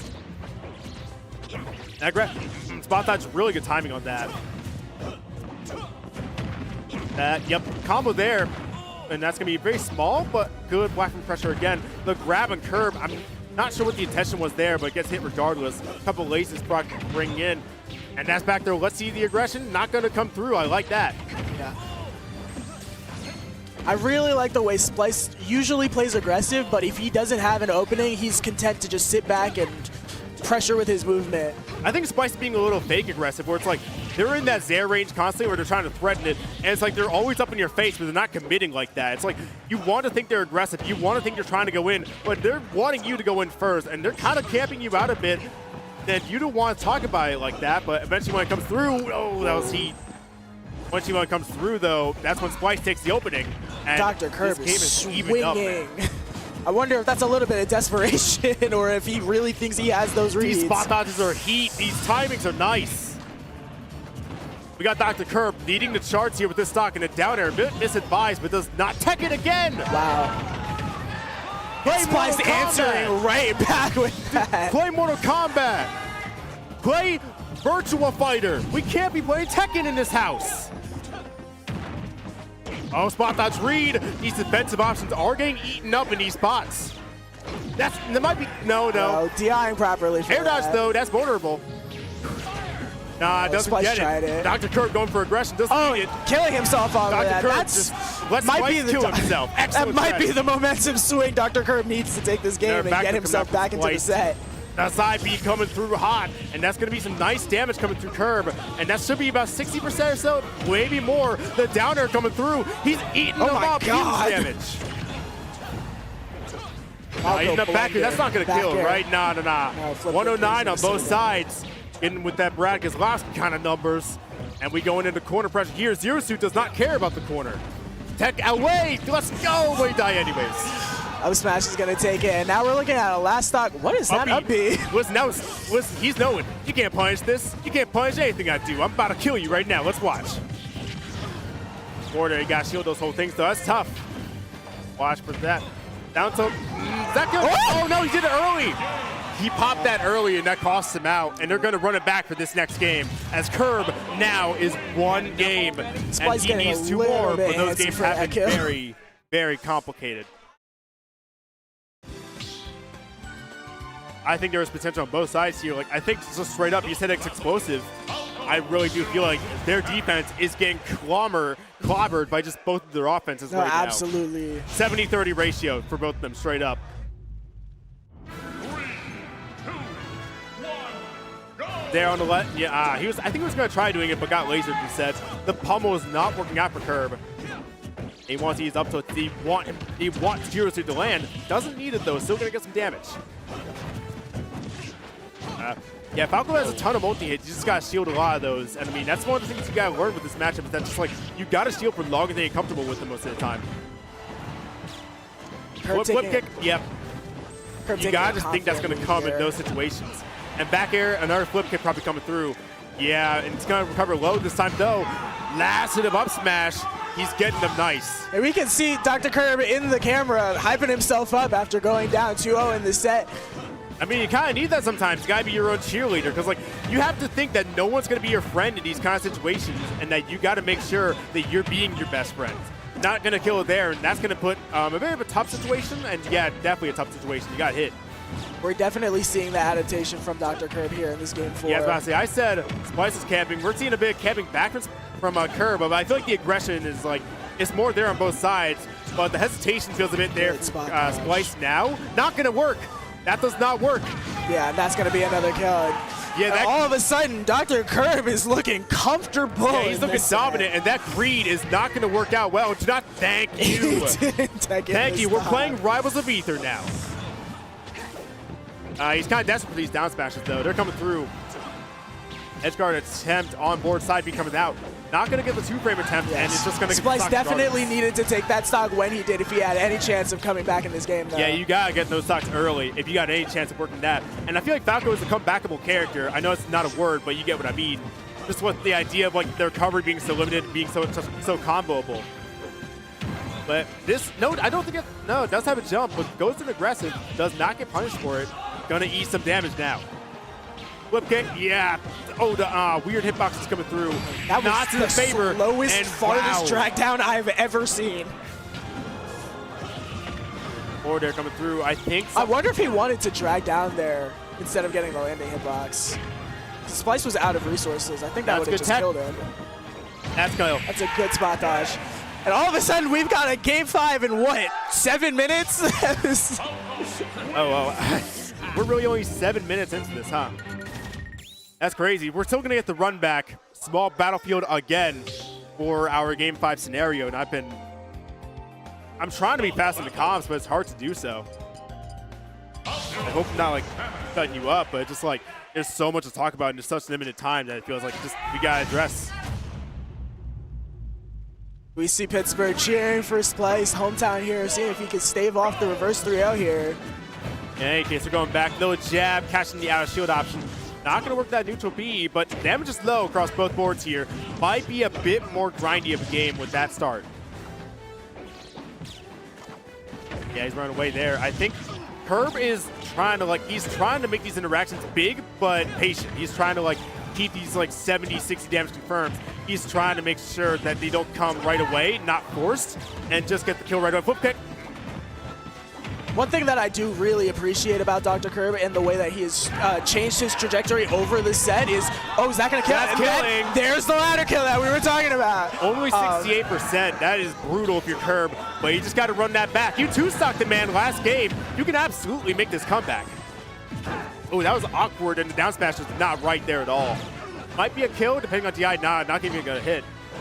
But one thing I was saying is, one thing that I do appreciate about Dr. Kirb's adaptation is he's done a lot better of a job calling out Splice's slippery movement and figuring out where he wants to be and placing hitboxes right there, right as we see him jumping back to ledge, trying to be aggressive. Yeah, I think it's not even a slippery movement. I think like he's stopping the movement more, and I feel like they're just. I think Splice is being more comfortable moving now, but I feel like in these past couple games, there's been a little less of the ability for Splice to just move around the way they want to because of the way Dr. Kirb is playing against this. That was scary, but it does not connect. Is there dash attack?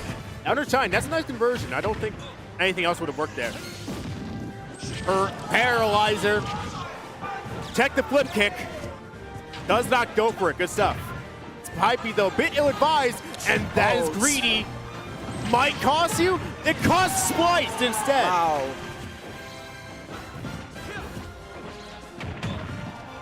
Anyhow, not going aggressive this time, just wants to keep the stock for as long as possible and convert that one opening into 36%. You think that's small? It's not anymore. You got to think that's some big stuff now because like that puts you in the air, that pops you up. Oh. Taking in again. Oh, that's side switch. Nope. That's just gonna straight up kill. Yeah, we've got a Game 5 last stock in Pittsburgh. Sterling Marlin numbers versus Jack Sprague numbers. We're gonna be hitting this out. We've got some one more stock chance from Pittsburgh out here in the crowd. Being loud as can be, but we're gonna have to see their actions speak even louder for whoever wants to make this comeback work. I don't care who it is, it's a comeback regardless. Whether it's a reverse 3-0. Oh my God, and that's cashing him out, just barely. Dr. Kirb completes the reverse 3-0, popping off with the rest of Nia. Yeah, but I was gonna say it's a comeback regardless of game or set, but Kirb makes it work and makes that up smash count. This light charge beating so much too.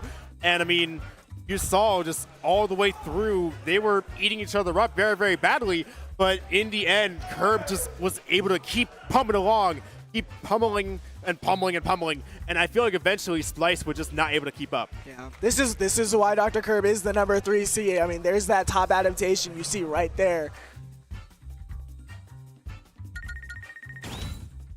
Yeah, and as this bracket moves along, I believe that was winners, so... Yes, these are all winner sets right now. So now we've got Oolong, PsyKoD up here next. Gotcha, we got Wii Fit Trainer Ike. I believe PsyKoD, I forget what region he's from. I think he's Ohio. Yeah, he is Ohio. And Oolong is an MDBA rep from here. I'm curious to see versus Wii Fit Trainer whether PsyKoD favors the Cloud or Ike, because he co-mains both, but he tends to switch them up depending on vibe, matchup, however he's feeling. I'm honestly, for this matchup, I might be feeling the Ike. I would be inclined to agree, yeah. It's a little bit longer range, a little bit more to contest Wii Fit's awkward hitboxes. Yeah, I just feel like it's like exploitable, but in ways that they're both exploitable, but I feel like Wii Fit doesn't hit Ike's exploitables better than Cloud, at least. I feel like Wii Fit just does better exploiting what Cloud does, and I think even if Cloud does better in the matchup, I know it's PsyKoD for Ike, not Cloud.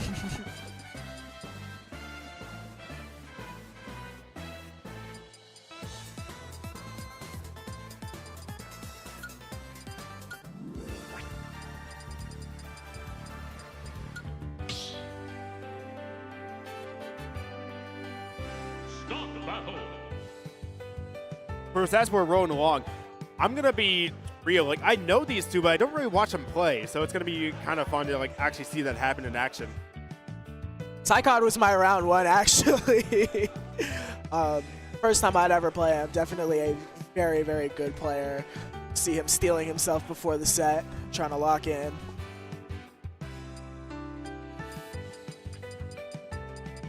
Yeah, I mean, stepping it up is really the only option you got. Because, like, if you want to step down, the door's that way. You can get out of here, go back home.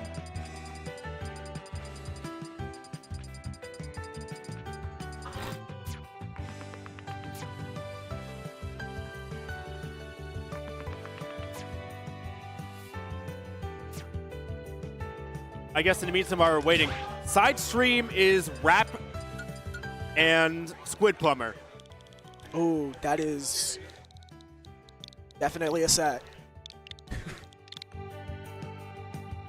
It's been very interesting to see how this bracket has been going along. There have been Some DQs and stuff, shaking down some stuff. yeah, some DQs, some very big upsets as well. Definitely been an interesting course of events thus far. I'm really excited for the rest of this top 24. I think we're gonna have some heaters in here. Quite possibly, and honestly, I find it most fun when we get to that qualifier section because I feel like then the crowd, in these kind of events, the crowd tends to either die down or rise up, and I'm interested in seeing what this region will do For sure. what we're doing, because I feel like the die down result is just people wanting to go, oh, we're going Cloud. Oh, shoot. We are going Cloud. Okay. Starting off on Battlefield here. All right, we get no time for deep breathing. Go in there. The soccer ball lasting forever. And yeah, just like, there's hesitation coming in from PsyKoD because it's like you don't want to run in on Wii Fit the wrong way because it is so catastrophic if they hit you the wrong way. But Wii Fit has a lot of ways to hit you. Up air though, missing the mark. That limit boosted Cloud's movement stats going to be important here, I feel, this They were matchup. both glowing. That was so awesome. Yeah, they both got their meters. Check the ledge trap here. I think Ed tilt might have been what Oolong would have wanted, but not going to get the opportunity. Just kind of having to reset neutral here. The Sun Salutation on full effect, but not going to get the opportunity right away. Could use it off stage just as a quick heal. Does not do it that way. Maybe pops it on stage. I'm interested as a charge main myself. Pops it on stage, gets forwarded for it. Deep breathing, don't do that. Can't be doing that versus Cloud. He will reach out there and grab you. That dash attack at ledge, I think, is going to be very big because I feel like a lot of Wii Fits love to do that soccer ball at ledge and stall and threaten a little bit, but Cloud dash attack is just so big and so strong. So I wonder how much Oolong is actually going to be able to get away with that in this set. Yeah, soccer ball missing the mark there too, or volleyball, my bad. In any case here, that up throw is going to lead to nothing. I think it is a soccer Oolong ball. is missing his stuff right now. I got to be messed up in the crate. I got to be messed up if I'm Oolong right now. You got so many opportunities to hit in terms of like the player-on-player skill, and it's just not coming to you. Going to go for that little plank strategy right here, getting a little bit of cheap shots in here, trying to get that limit to drown out. Doesn't quite get the job done yet, but should be able to stall it out off stage. That's outside B, yep. Yeah, let's get the stall, and still going to be ledge trap, but the crouch coming in clutch. After a rocky first start, PsyKoD is definitely up, and he feels like, well, maybe it's starting to slip a little bit, but ow, what a parry. Check potential edge guard coming through. I would wonder what we fit edge guards with. Well, they don't right now in that regard. Trying to go for some quick back airs, gets the job done. Put Wii Fit off stage. Not going to get a dash attack through, but very close to limit, and that is going to matter for this recovery. Nah, I was thinking cross slash on like the comeback. Ooh, parrying the last hit of that side B. That was a spot that, not a parry, but the grab didn't come in. Didn't get the move, dash to forehand. That's going to kill. No jump. You get Goomba stomped into oblivion. Not going to kill there either. Soccer volleyball. It looks so similar to a soccer ball.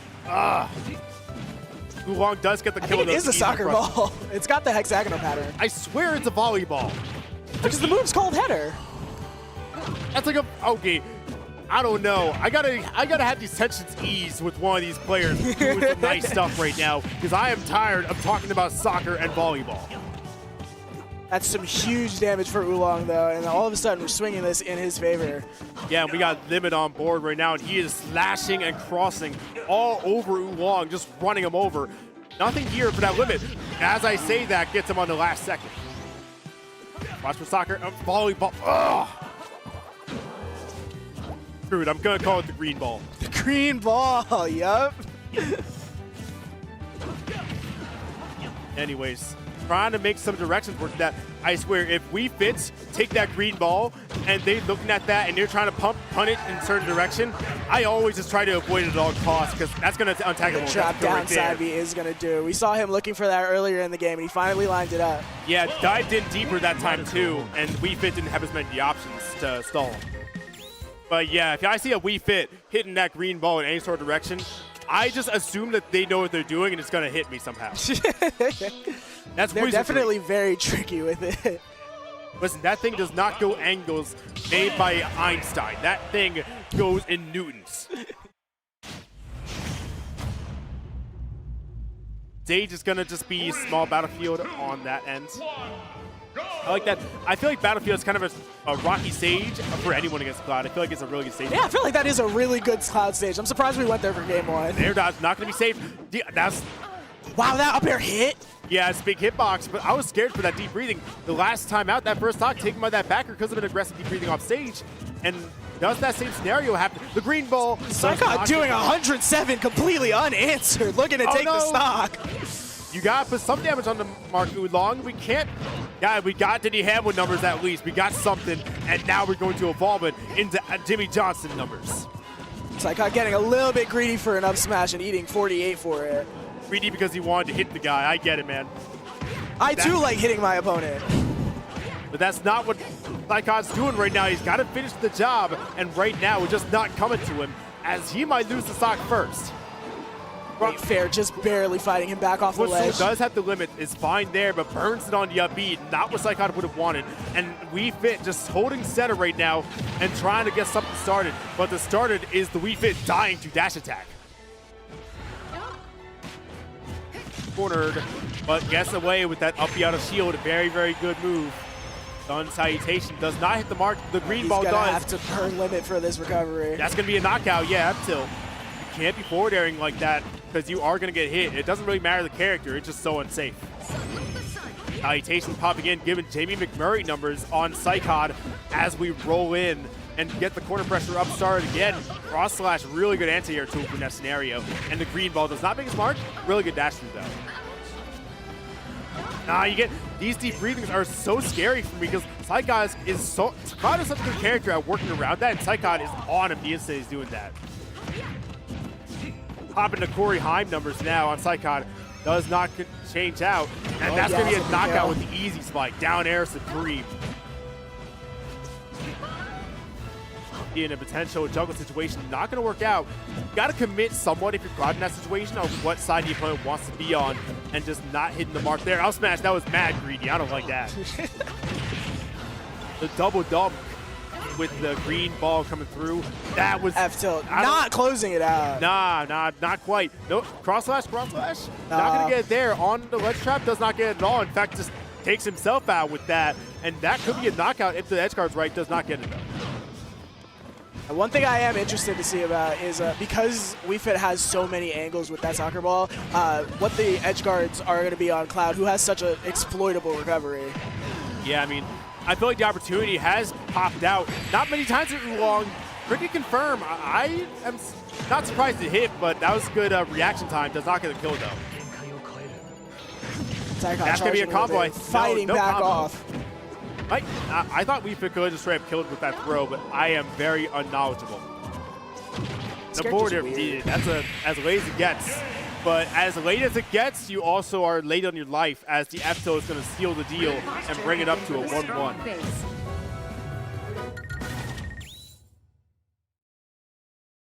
Oolong answering back in this game too. We've got a back and forth set here. We'll see how PsyKoD responds. Right, of course. ZDI counter pick. I have my doubts that'll be popping up anytime soon. I feel like no, considering how comfortable he's feeling on Cloud, I would be surprised if we see that in this set. Yeah, at least from my end, I was doubting it. I wasn't doubting it, but I was just expecting DI. You know what I'm saying? It's hard to doubt anyone right now. And if I am doubting someone, well then shame on me.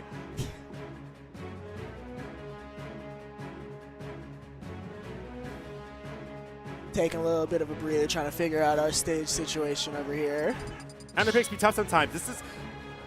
This stage list straight up is so not what I'm used to. 2 bans in like DSR.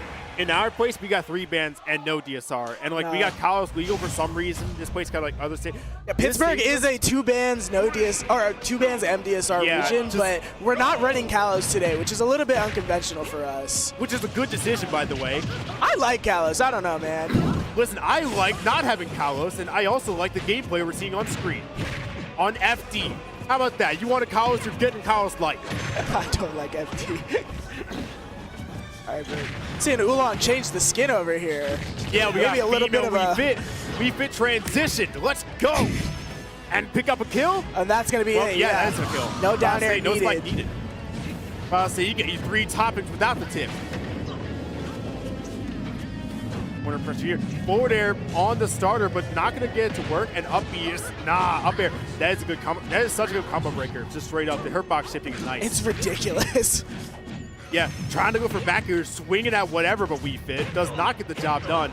And I saw trying to hit out disadvantage as well. Does not get it either. Burns the limit. Yeah, I don't think he wanted to be off stage there. Phantom Futsu, I believe, came out there as well to save PsyKoD from disadvantage. But like, yeah, I feel like it's been unraveling a little bit. And I feel as though you gotta step up. I really thought he was gonna down air that.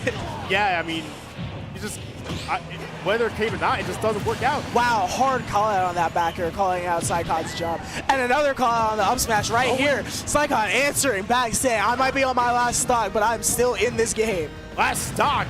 That's 1,000,000,000% if you play it right. That's so much time. That's so much gameplay.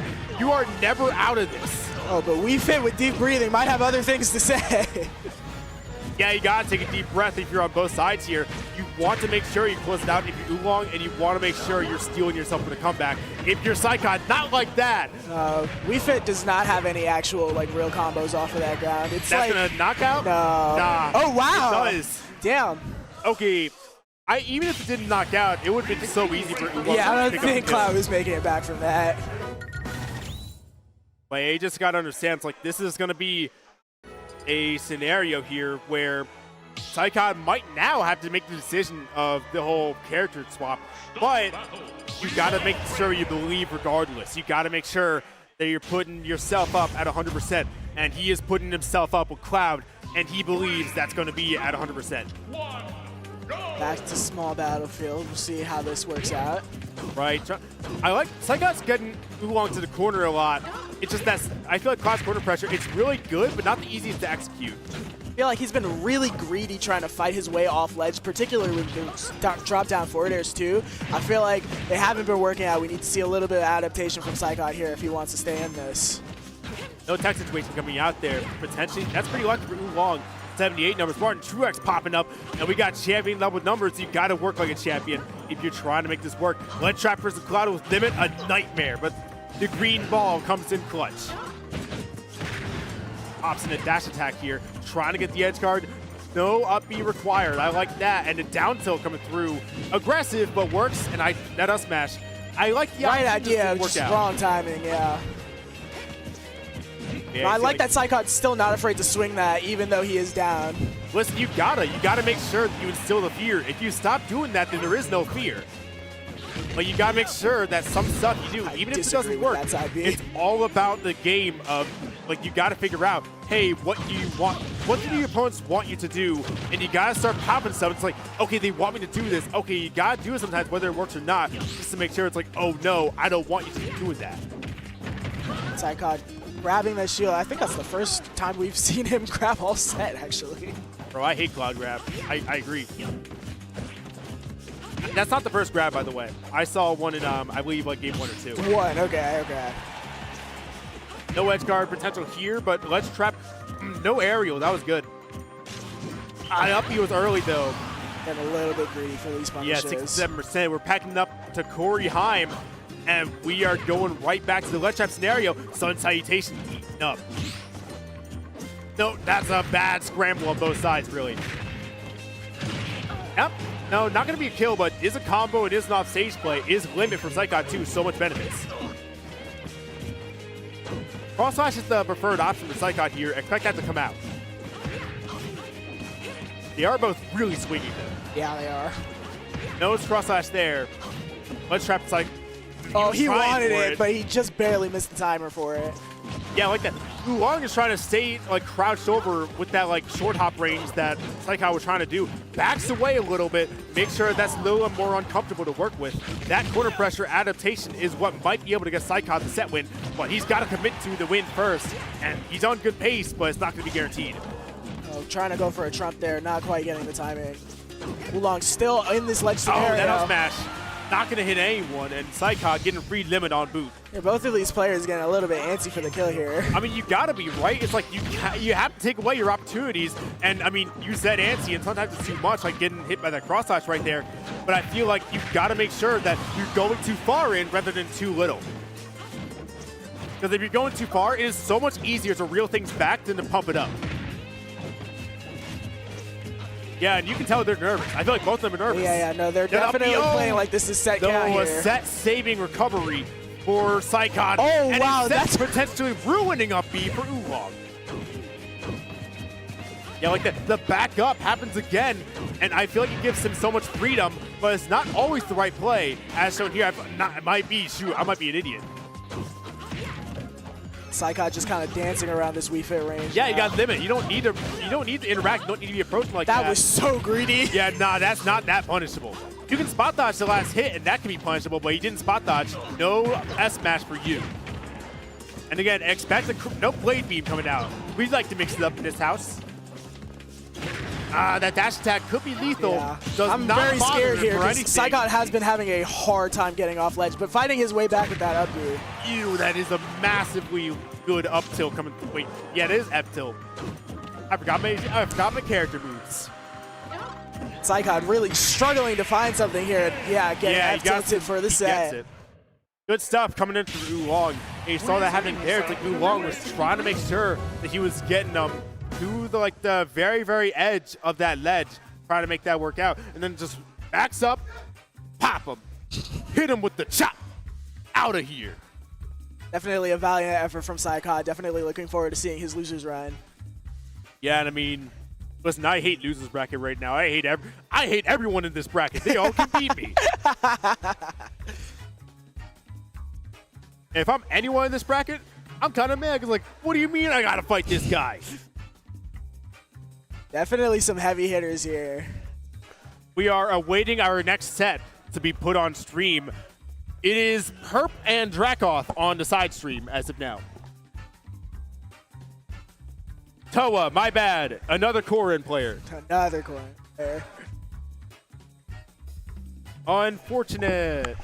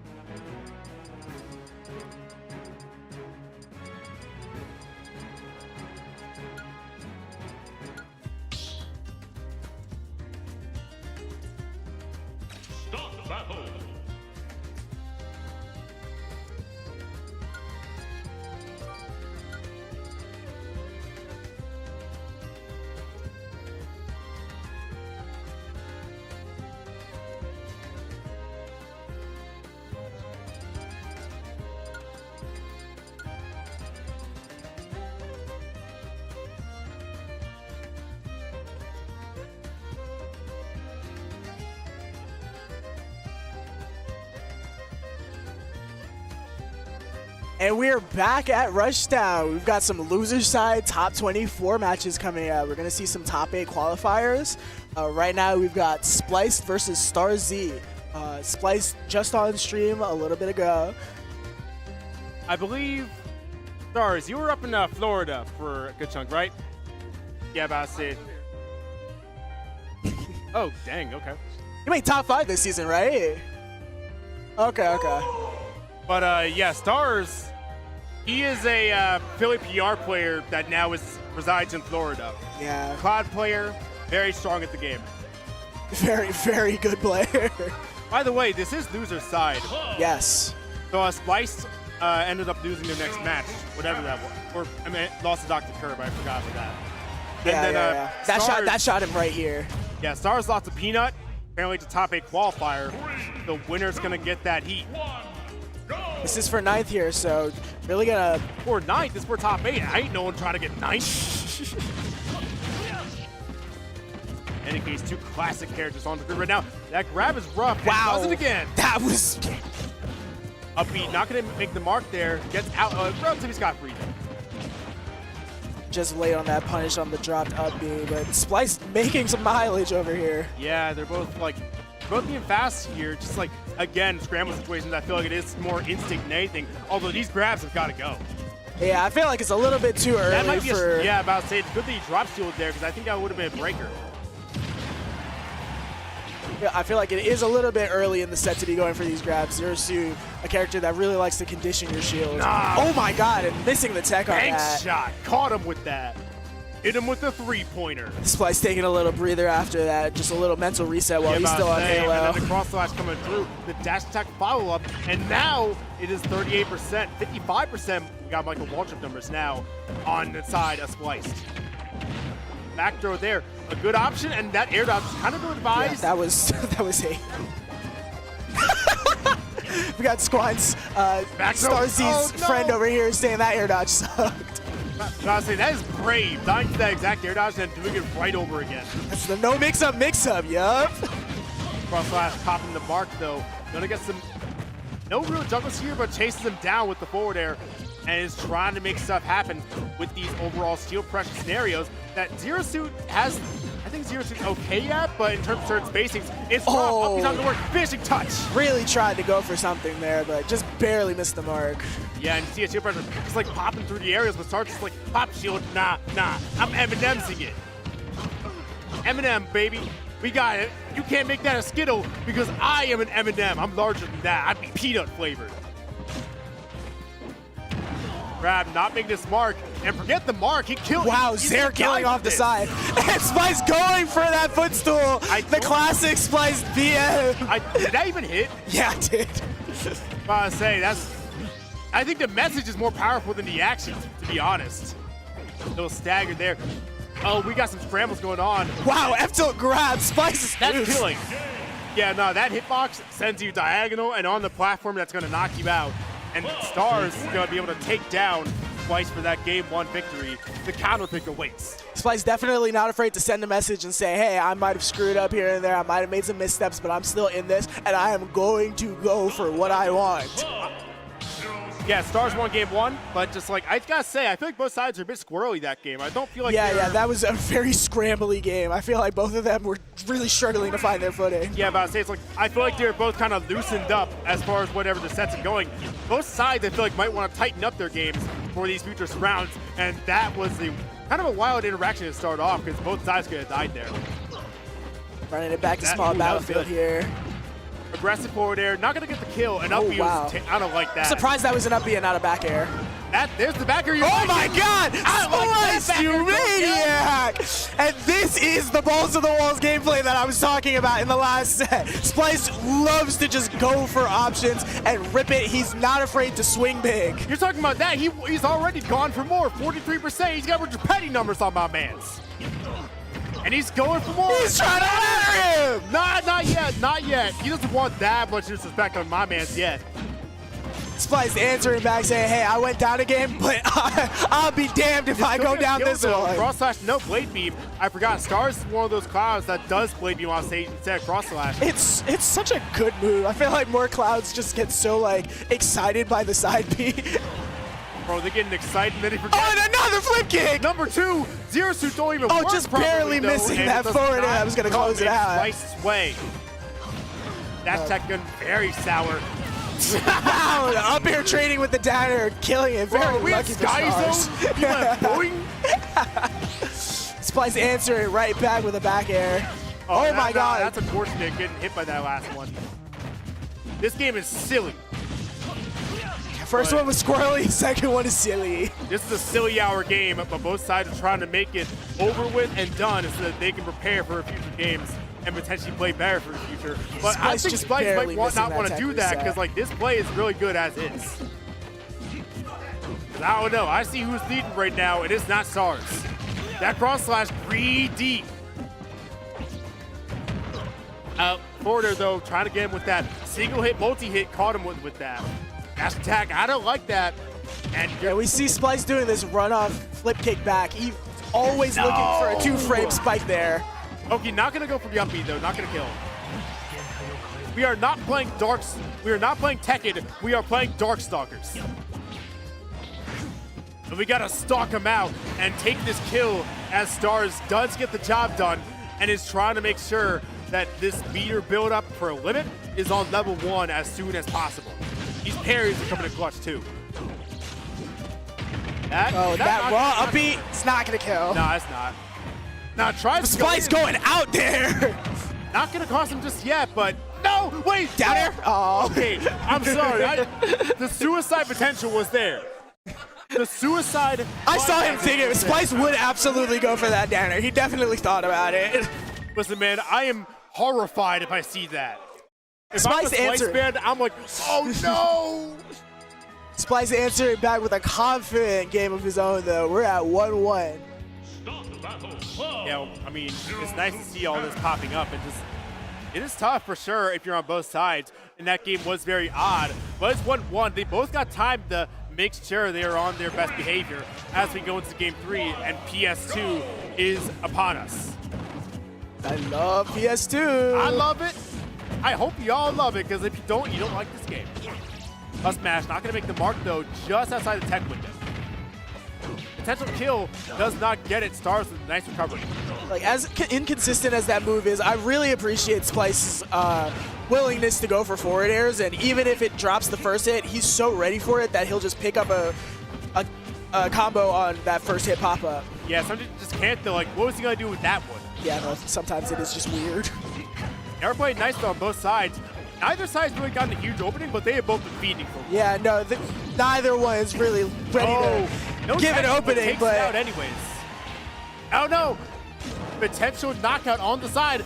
Stars gets away, and as the pressure is rising, Stars might be the one to emerge victorious in this fight, and that has come true. Wish fulfillment has come true. Stars, he said, oh, you want an up smash? Word, I got one right here for you. Nah, he might want his power fantasy up because Limit is on deck. You got forward coming through. Grab that. Nope, no. You can't be grabbing here. Stars, that grab is kind of wonky, and that aerial is going to lead to Splice bringing it back with the Ricky Stenhouse numbers. He really wants that cross slash, man. I wonder what he's looking for. Listen, man, he will cross slash because it's strong. Potential kill on the horizon, does not get it. Dude, how many of these backflips have actually led to a stock? He really likes that option. Pittsburgh lets him get away with that. Down. DI in! It hits! It hits! There, flip kick. Why am Is I this popping off? 2019? Why am I popping off with that? I hate that. It's so fake. Anyways, they're coming through. That's nice. Footstool! Back air! Oh, he definitely wanted to down air The that. tech of the last 5 seconds, Stars has made his life a little bit easier. I forgot, this dude's tech game is super good. I forgot about that. He's waking me up. This dude's techs are unbelievable. The forward air coming He's through. gonna, yep. What He was loves that? it, he loves it. He wanted the air dodge. My man, Splice laughing it off, he's taking a standing on little that platform breather. just to be like, bro, what was I doing back there? What was this guy up to? If he loses this game off of that. He's just fine. He's kind of getting cooked. Another grab coming Zare through. grab. Ooh, Does back air not just get the barely back air missing. confirmed. No, down air does not make the mark. Wow.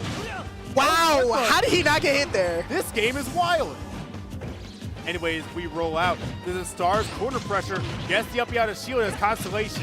Up out of shield. Falling out of up and twice. hit for it. Stars Back air. does not get edge guarded here. Does not get hit by aerials or side B. And that was an even game. I'd argue Stars favored. Parry it, yeah. Parry, and he goes for the whack down. Side, B, what the? And it does not work. Oh, Wow. Parry. Parry the down smash, parry up of the last smash. minute, and it does the job. Nail biter, Splice Splice decides to be a dumb, stupid idiot with that downer, and he pays the price. Never go for stuff like that. Chill on him, he's a high schooler. High score? You should know better for that. Chill on Get the him. 3.0 GPA, because if I see downers like that, I don't think you're passing.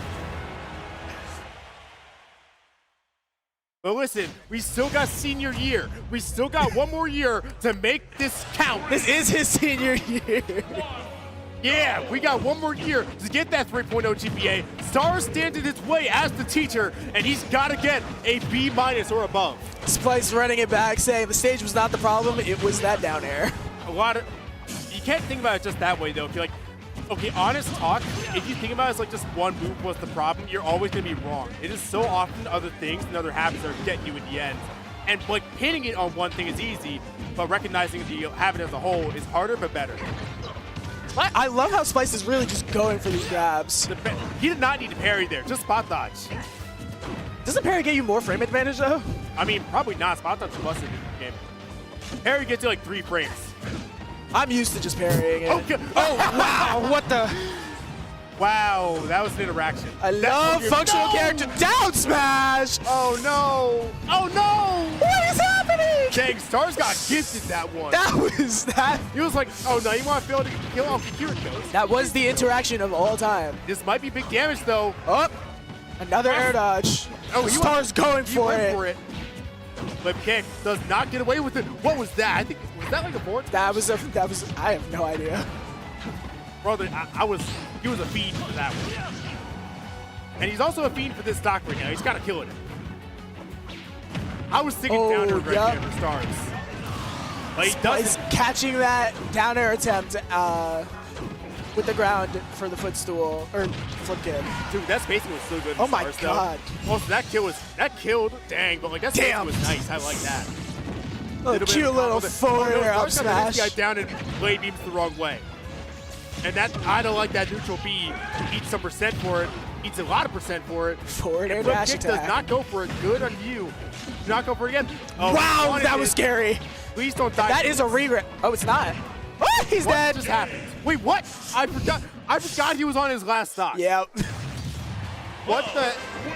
Good job, Stars! Yeah! wait, it's game 5. Wait, no, it's No, not. it's Wait, not. It is not. That was 3-1 Stars. Oh my god, my mind is scrambled. I saw them like not leaving the set yet, and I'm like, yo, it's game 5. Oh. I'm sorry, that whole interaction. A little bit some offstage shenanigans. Splice getting a little bit too greedy. I'm sorry, man. That scrambled my brain so bad I didn't even know what game it was anymore. I didn't even know what the screen was looking like anymore for me. You could have been putting me in F1 race there, and I couldn't tell the difference. Now we've got, who's this? Oolong Squidplumber? Gotcha. Yep. Wait, no, that's the wrong player. This is supposed to be Thass Squidplumber. What is Oolong doing here? Oh, I guess this is Thass now. Wait, where's? I think Thass might be playing doubles? Question mark. I don't know what's going on. Hold on. Nope, he's not. He's just not in the room. Doubles is still best of 3. On a side stream, we have Perp versus Peanut.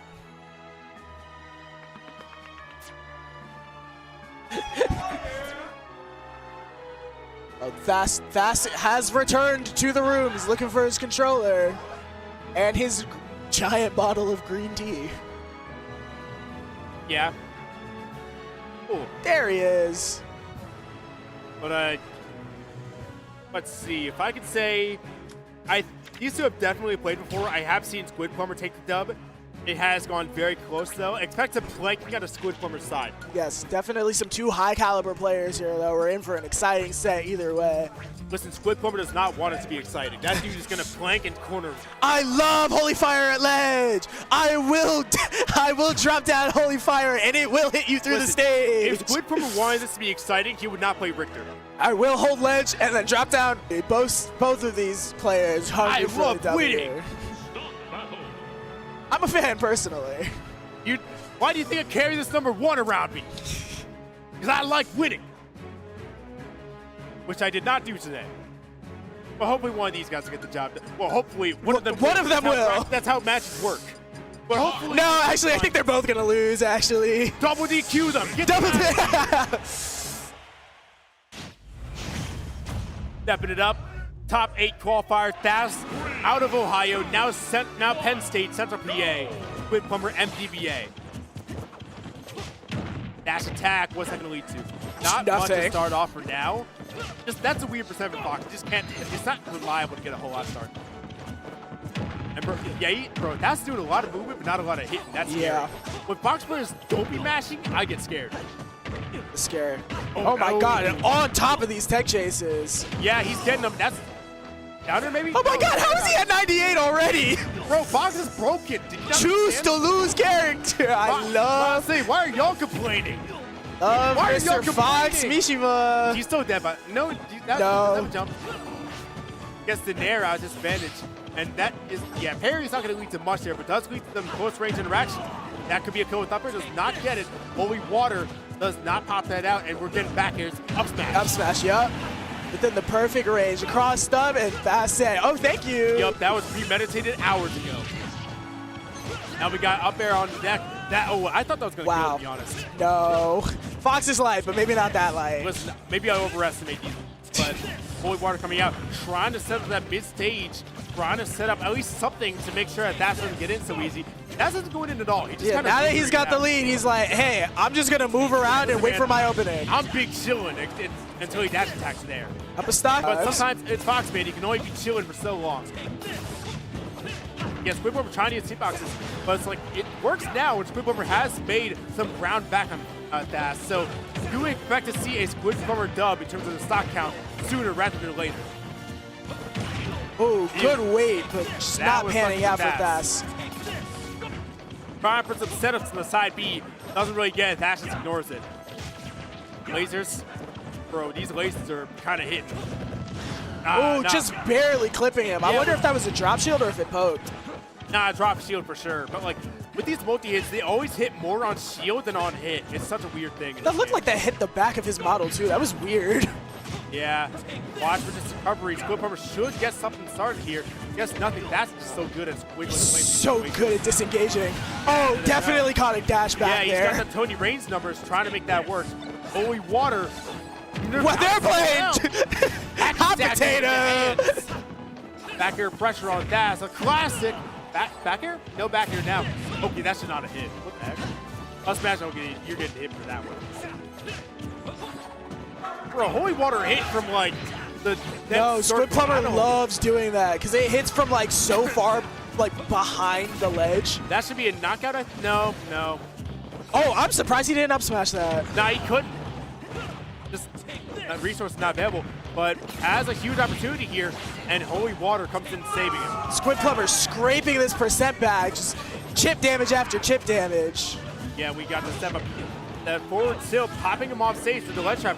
Squidplumber's been all right at dealing with these ledge traps, and perhaps even really solid given how scary Fox would be there. Both these players trying to get something started. I think they're getting something started, but they're not getting kills. Watch for the tech. I'm about to say, I saw the tech wave, but that's trying to go for something else. What a down air. That was such a hard call out. What a forward smash. What are we doing? Dang, that Packer's going to get the knockout, though. That's taking way more percent than he would have liked to. Yeah, no, he started that a full stock up, and then Squidplumber brought it back to basically even. But there is the percent, though. Fox moment. Tech. Nah, no tech. You're going to still get hit. It doesn't matter. You're in an area where Fox is. You're going to get hit. This character's so broken. Lasers coming out for Thass. Trying to get a little bit of cheap shots up there. Up B. He's not going to get punished. And that's a tough move to punish. He's got low lag. That up tilt kill. Wow, that's crazy that connected. I feel like I got killed on the player cam. I'm sorry. That was a wild hitbox. He's planking, by the way. Good for Squidplumber. I love planking. You get that. Oh, just barely whiffing that forward smash. Dash attack, kind of just throwing it out there while he has invincibility. Oh, he wow, was just walking back right air. there. Cool guys don't look at getting themselves Wow, that killed! Yeah, no, recovery. Cool guys don't look at themselves getting killed off stage. Mission complete. Walking, oh no! Ah! We are going to anticipate the counter pick, though, coming out from Squidplumber. Game 1 going Gonna to need some Thass. strong stuff coming out.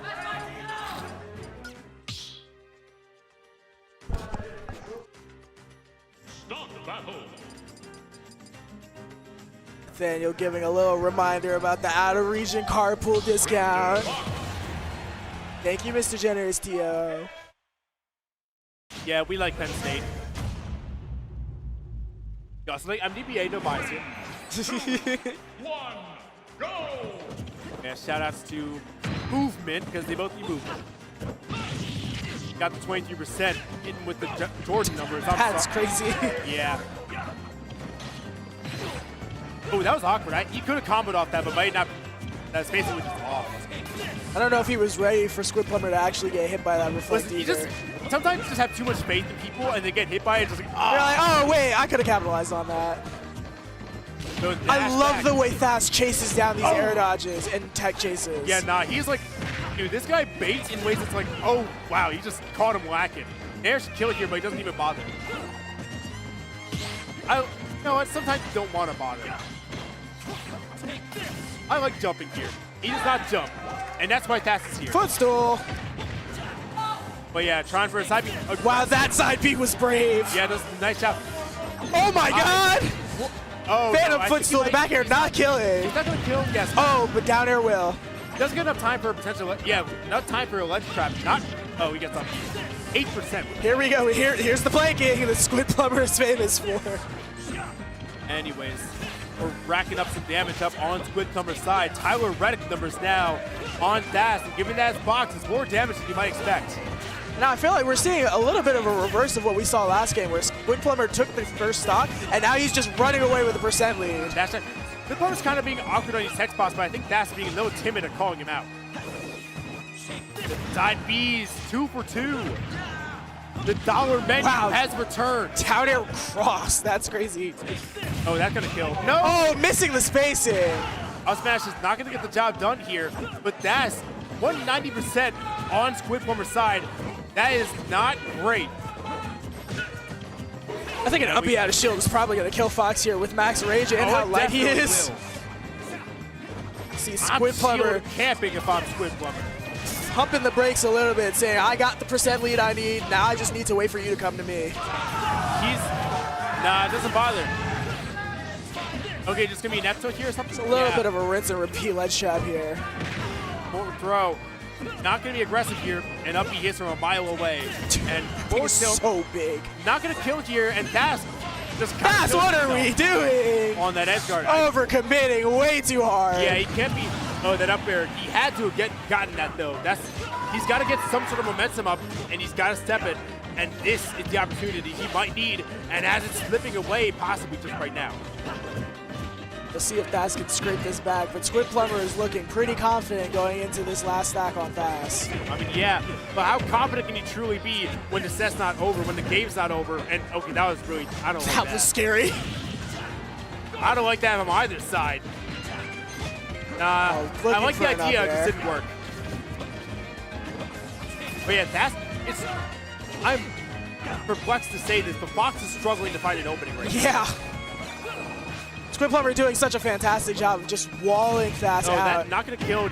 Okay. Raw forward smash. Yeah, cool. Oh, okay. Oh, he's doing some fancy stuff. We got combos. We got edge guards. Shine spike.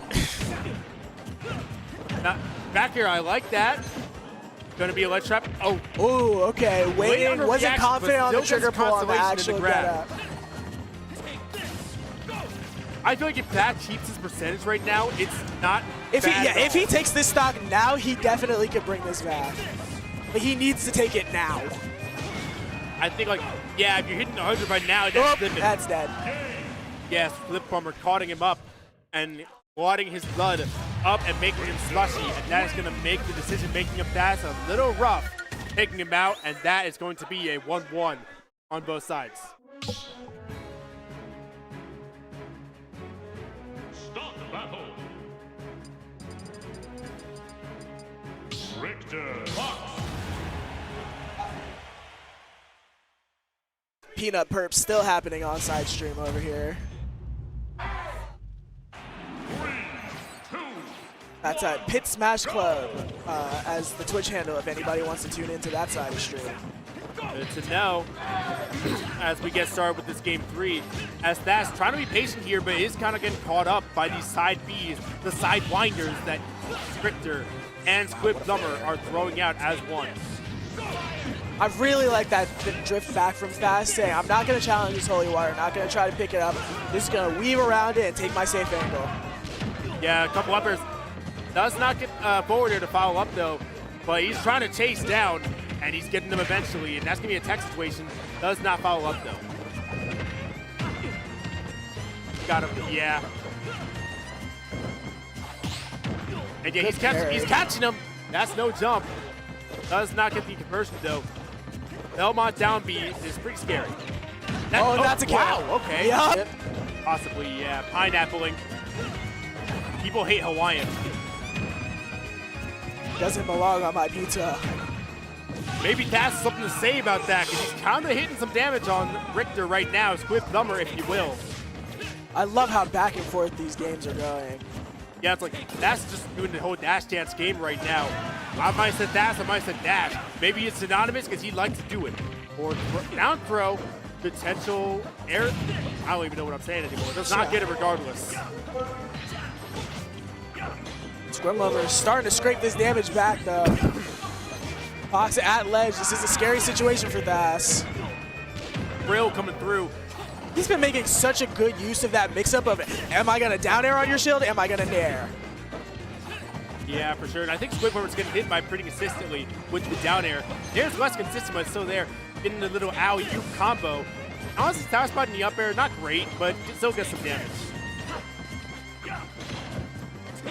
Oh, that might get that's going to kill. Yep, finally getting that spacing. I think he's thrown like a lot in these respawn situations. It's working out. I love the way Thass is catching this holy water bottle. I feel like a lot of people let it hit their shield and then just respect it, but Thass saying, no, that is mine. The down air gonna get the job done. They've been so good. They've been hitting so often. His down airs are really good. Bro, it's like, nah, you're getting hit by this. I don't care who you are. Don't matter. Dash attack coming through. This is the percent where that's gonna start being a problem. And wow, we're back to melee for sure with that one. Yeah, people forget that is still frame 1 invincible in this game. Getting some stuff up here. Squidplumber just backing up, trying to make sure he's getting some nonsense on the screen as Thass tries to maneuver around it, which has been troubling for him in this set overall. This is the first time we've seen both players on last stock in this set. Definitely a nail biter over here. It works out for Thass good enough. And yeah, you see like just dash attacking his shield, no uppy coming out. Maybe a bit of odd reaction. The downer comes through. Wow, just going for damage. I like that. I like that over back here, to be honest. It's good to like hit mid stage, if you will, because I feel like Richter's got less options there regardless. Because like, if you're off stage, Fox is probably something in that spot, like you can ledge chop, but you can't edge guard, and Richter can just hit you with planks. He's hitting you with that whole Home Depot. One thing I did see in the set of Squidplumber versus OJ Waddler was that OJ Waddler would run up and cape the flame pillar after Holy Water was active. I wonder how applicable that is in this matchup with Shine. I'm not sure, since Shine is too close on the Fox, I think. He does get the back air, he's going to take it. And Squidplumber finally commits to a ledge option that isn't a drop down plank. No, okay, he has done that before, but Thass has caught him that time. And it is a game 3 situation where he gets that job done, and Thass is 1 game away, and they're going to be on the counter pick route. En route to a rush down top 8.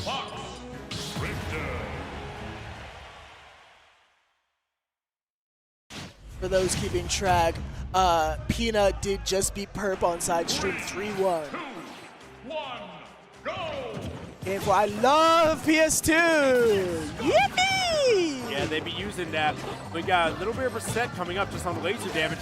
That laser damage is gonna mean a bit when Fox gets that dash attack down there. Because that 0 is kind of awkward, but if you hit around 10 or so, then you can start getting the real confirms out, and it's way harder to deal with.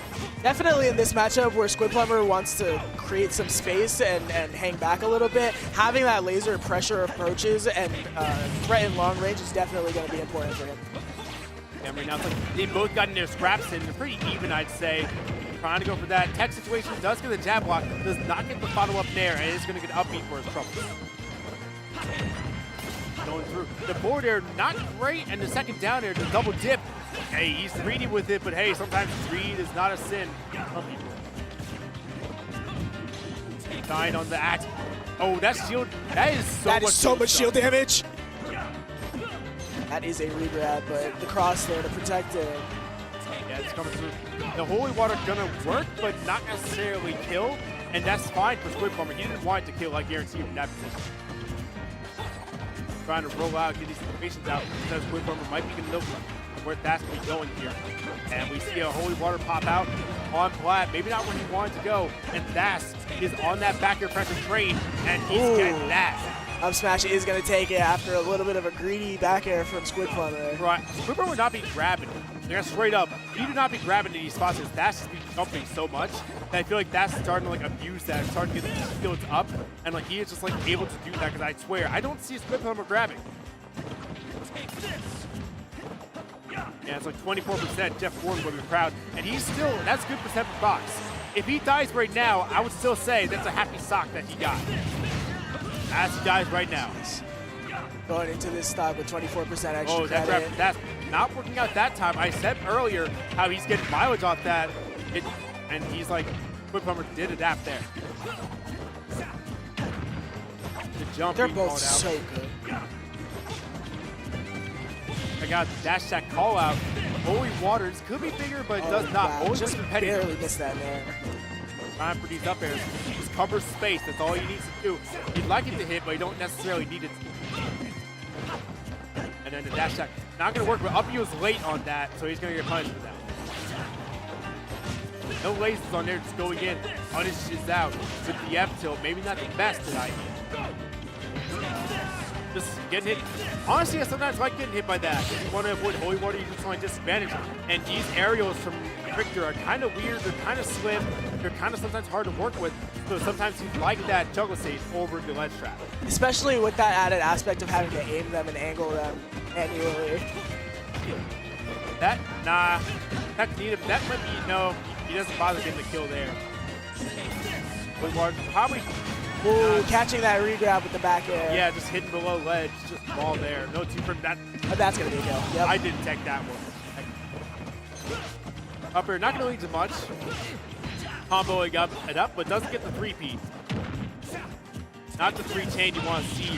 Up B is still going to connect despite some oddities on the overall hitbox. Holy That's Water ledge really trap. Looking to make the most out of this ledge trap here while he can. There we go. You got to upbeat those in the correct timing. Just that. And Thass trying to walk all over Squidplumber. Kind of successful, kind of not. It's even right now. Just ran up to him. That dash attack. Again, it's like, it's merely positioning, I feel, more than actual damage Fox is getting right now. For Thass sure. isn't getting a ton of damage off these hits, but he's getting so much that it's like not letting Squidplumber play his game. Yeah, no, just the pressure that he's exuding, even though the damage necessarily Yeah, isn't free laser matching. damage. And it's going to be a ledge trap. Ooh, catching the roll getter with an up roll smash. A got little bit of a called out pop-off from hard. Thass here. Yeah, called out to roll hard, and that is going to be a Thass top 8 appearance representing Penn State, representing Ohio, out in Pittsburgh.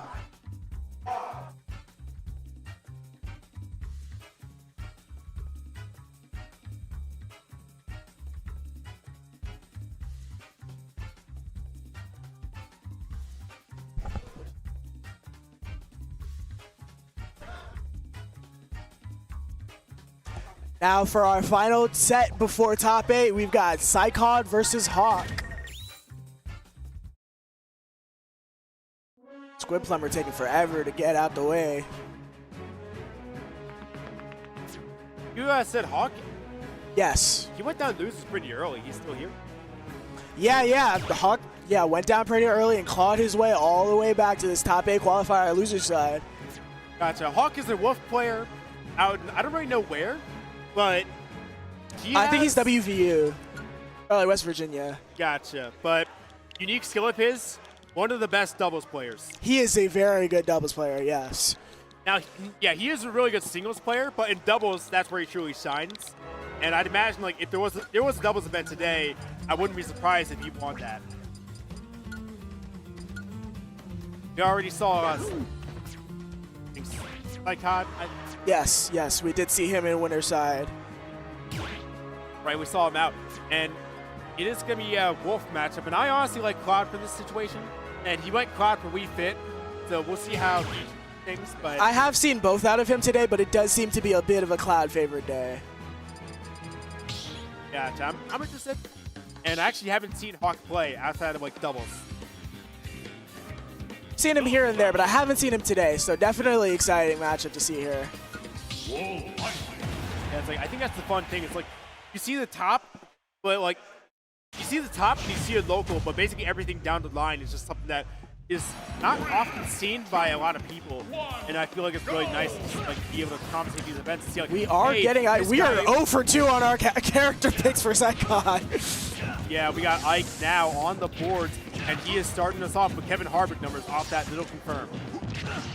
Grab confirm of Hawk's own 47%. That's a lot for that combo. He's popping lasers. You know the game. You know the drill. It's Ike. Get away from it. It is Nair o'clock. I mean, yeah, I see it. He's throwing out those nairs, and it's honestly working. Attack chase, guess, dash attack. No real edge guard opportunity right now. You just gotta make sure Ike doesn't get enough out of that to justify going to those bases. I can't remember. Is this his Path of Radiance ult, or is this Radiant Dawn? Bro, I don't play those games. He doesn't play. Okay. Up smash, call out. Doesn't play that jumping around game. That smash the call out and wow, just rip another one. Yeah, sure, why not? Just runs up. You're trying to down tilt him just out of range, and just runs up, pushes him a little up smash again. He does not want to play the Ike games. He wants to play the Wolf games. I've played these games before. Side B coming through. Yes, a little bit of a ledge cancel. Yeah, if Ike's going for side B and he's gunning for it high, expect the ledge cancel. That's what they're looking for. Up B, just back to ledge. Need that neutral. You see that just in general, just reset situations as we head in to another Ike combo, but is a little ill-advised on that third jump. Messes up spacing a little bit and does it has again. to reversal himself to get back in there. Getting the back hit of that Nair. Yeah, Ike players really like looking for that back hit of the Nair because when that got nerfed, the nerf only affected the front hit. The back hit is entirely the same. That is still pre-patch Nair. Right, good timing on that back hit. I really do feel like Hawk he's jumping for sure, but PsyKoD is almost always in the air. Like I barely see this Ike player on the ground as we see. Also, he 3 lasers. He 8 damage from those lasers. Yuck. I really love how aggressive Hawk is playing this too. Back here, that's a slice and a half, and that's gonna be a pretty easy knockout. Eruption too off frail. the blue move. The blue move. The blue juice. Get that slush out of Turkey Hill. Little down throw up air action. Oh, that's no converting it into a fair. Oh, wanted to swing big. He wanted that, but it was a little late. If it was side B, I think it would have been even worse. Up airs. Gonna caught him. He caught him with that, but didn't catch the back air. On the Hawk, first time rolling through on that grab, and now they are really in Ike territory as to who's gonna win this game. Hawk definitely looking for a back air here now. Little, kind of a lazy Nair to get down, but gets the job done anyway. Out of Hawk, rolling through, trying to get this kill. I feel like Wolf struggles to get the kill at these percent, like 150 or so. It's fine, but like, and we see him fishing for these back airs because what else is Wolf gonna do here? Yeah, about to say PsyKoD, great positioning. This might just be a kill straight up, to be honest. Yep. Yeah. Run off fair. Just fair, easy pickings, and he's gotten the kill. He's gotten the game, and he drops it. PsyKoD must move forward.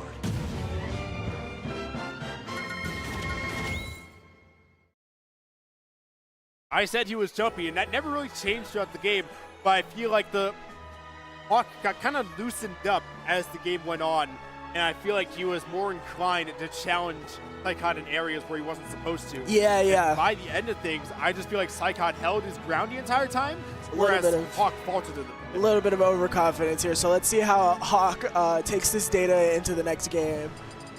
Right, for sure. Maybe a PS2, perhaps a PS2, Perhaps a PS2. perchance, if you will. Hey, Maybe a we're small dancing around. Battlefield It if is you a wanna be spicy. PS2. Yep, we're running it back after a little bit of a dance on the 60%. We got them numbers on really the swinging board. these forward smashes. Ryan Priest is out here watching. I feel like even though Ike is known as the air Definitely combo no. character, No, it doesn't. PsyKoD is really good at picking up these straight hits and extending his advantage where he can as well. Yeah, honestly, I thought that was going to kill him, man. That up air does not mess around. Oh my God, Speaking of not immaculate messing timing around. on that back air. Dang, dog, we better get some early kills. That's what we're getting. Hawk was like, okay, I wasn't killing you early enough. I need to kill you now. I hate having you over 100. I don't like you seeing in red. Take it out at the yellow. Especially versus Ike with that nair up air. Like, Ike with rage is so scary. Yeah, want to be able to get these kills early if both sides really, but I feel like it is more important. It's kind of expected if you're Ike, but if you're Wolf, that's a really good thing to see. Armoring through. Does not get the kill despite the buff. Cross stage, just a little bit too much to close Yeah. out that stock. Ike's But the strong. up tilt is going to catch that back air attempt. So, like, yeah, I feel like Ike's troubling in that position just because, like, you want to hit with aerials, but, like, what else do you really go for in that position? You're doing that on stage? Yeah, like, I mean, fair. That's I my mean, input. There, good spacing. Ledge trap opportunity. That's good. Catching That's that gonna be ledge hitting jump. for more. Side B coming out, not gonna get hit.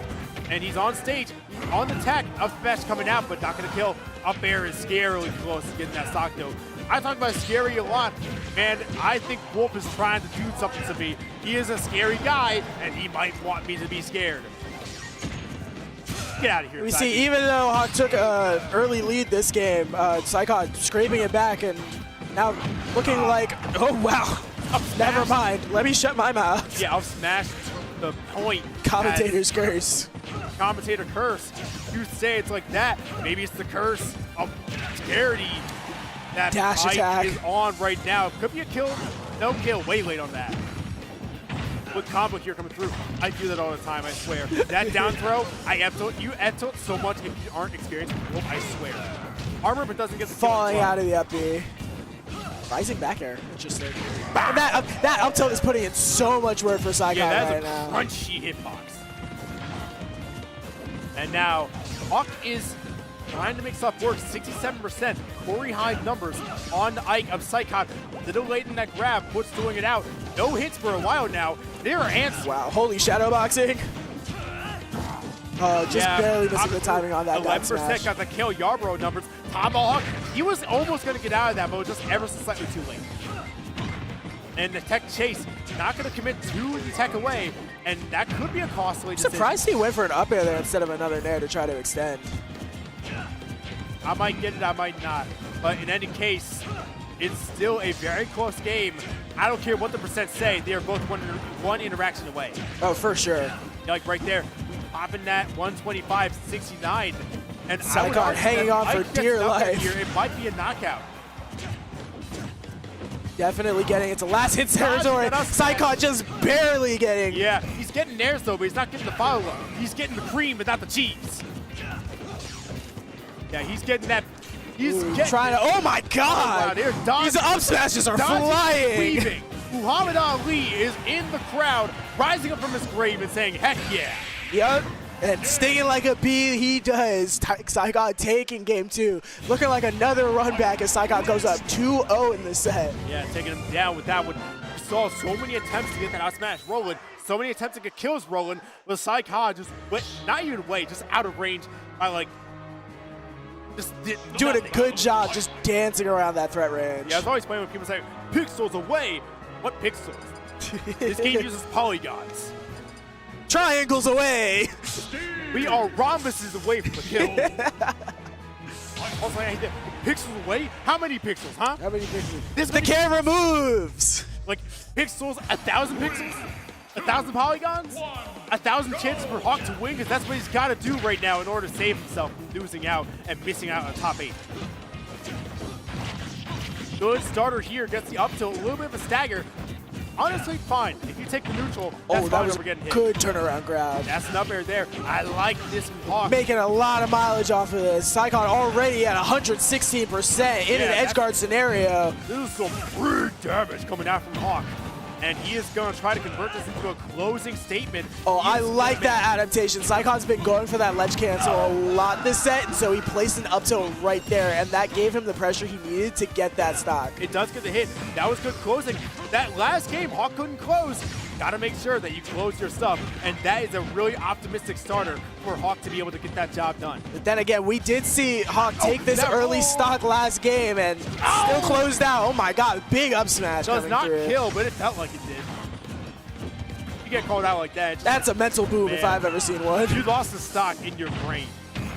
Dash attack there. Nope, don't even bother. Honestly, I like it. Fair enough. Down Wow, tilt that up up air. tilt is lagless. Oh my god. What, you think this game has laggy moves?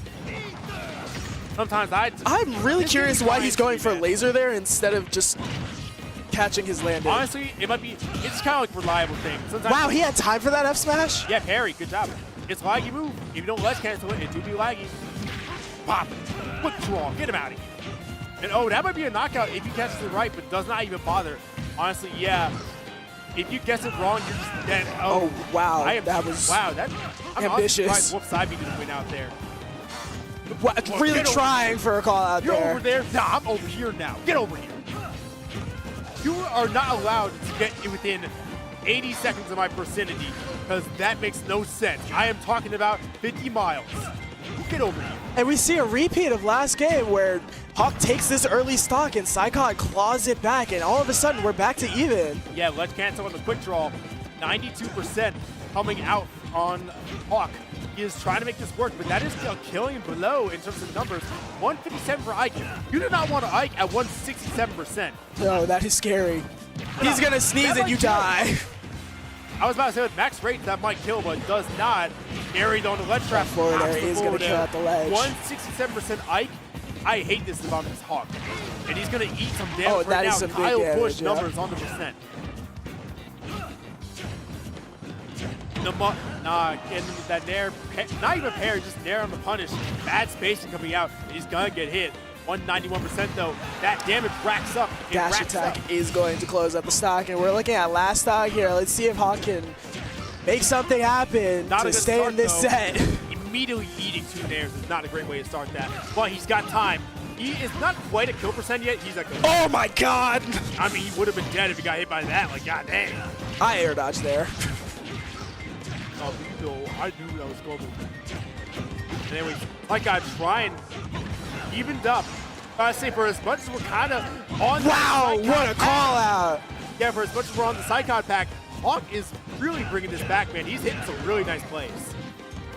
Scary That thing is situation trying to land against Ike up air. I feel Hawk like it's- manages that's to, gonna- oh, and that catches Yeah. his jump.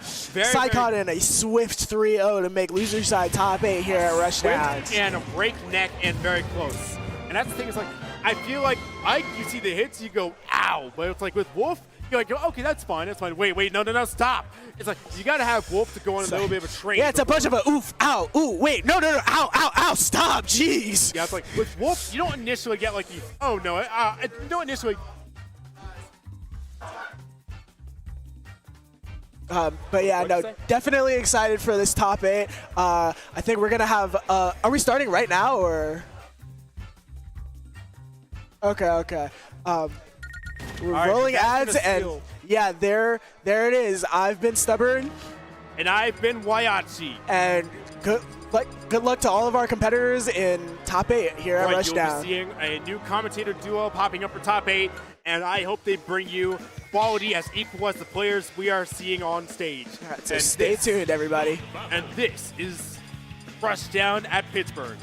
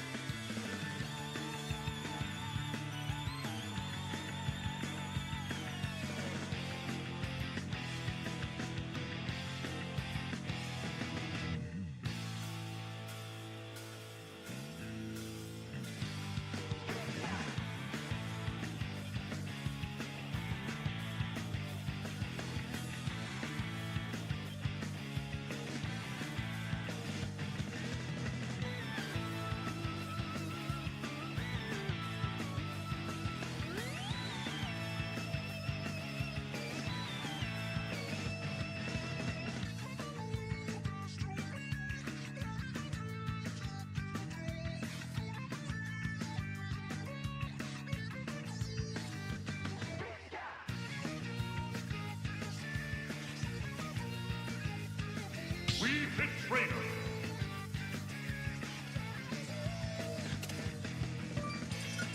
Kazuya. Are we up? All right, it's still on the. Oh, Okay. great. Let's talk about Steel City Smash, everybody. I actually, do we have an ad read paper or anything? No. It's just us. I'm gonna kill Desmond Bain. Sorry, No very worries. side note. Basketball got me heated, but what should get you heated is this rivalry we have right now between Oolong and Rap, two MDVA players who came to win. Happening right now in winners semis here at Rushdown, which is going to be a bit of a slower paced match. That's just the nature of these two players, We Fit and Steve. But before that, we should introduce ourselves. Yeah, we absolutely should. So before we get too into the set, my name's Pearl. I'm joined by Nick, District, and today we are going to be bringing you the top 8 of all of Rushdown, a Pit Smash Regional. So we've got some awesome brackets, some sets going on today in Ultimate. If you go to tune onto the stream, you can also watch Rivals of Aether too. I think that they're just finishing up doubles now as well, so there's a lot happening. If you want to be tuning in, there's just a lot going on. As Nick was saying previously, this is going to be a pretty slow set if we're going to see it played out the way that it should. It's going to be super campy Steve and We Fit playing, you know? That's...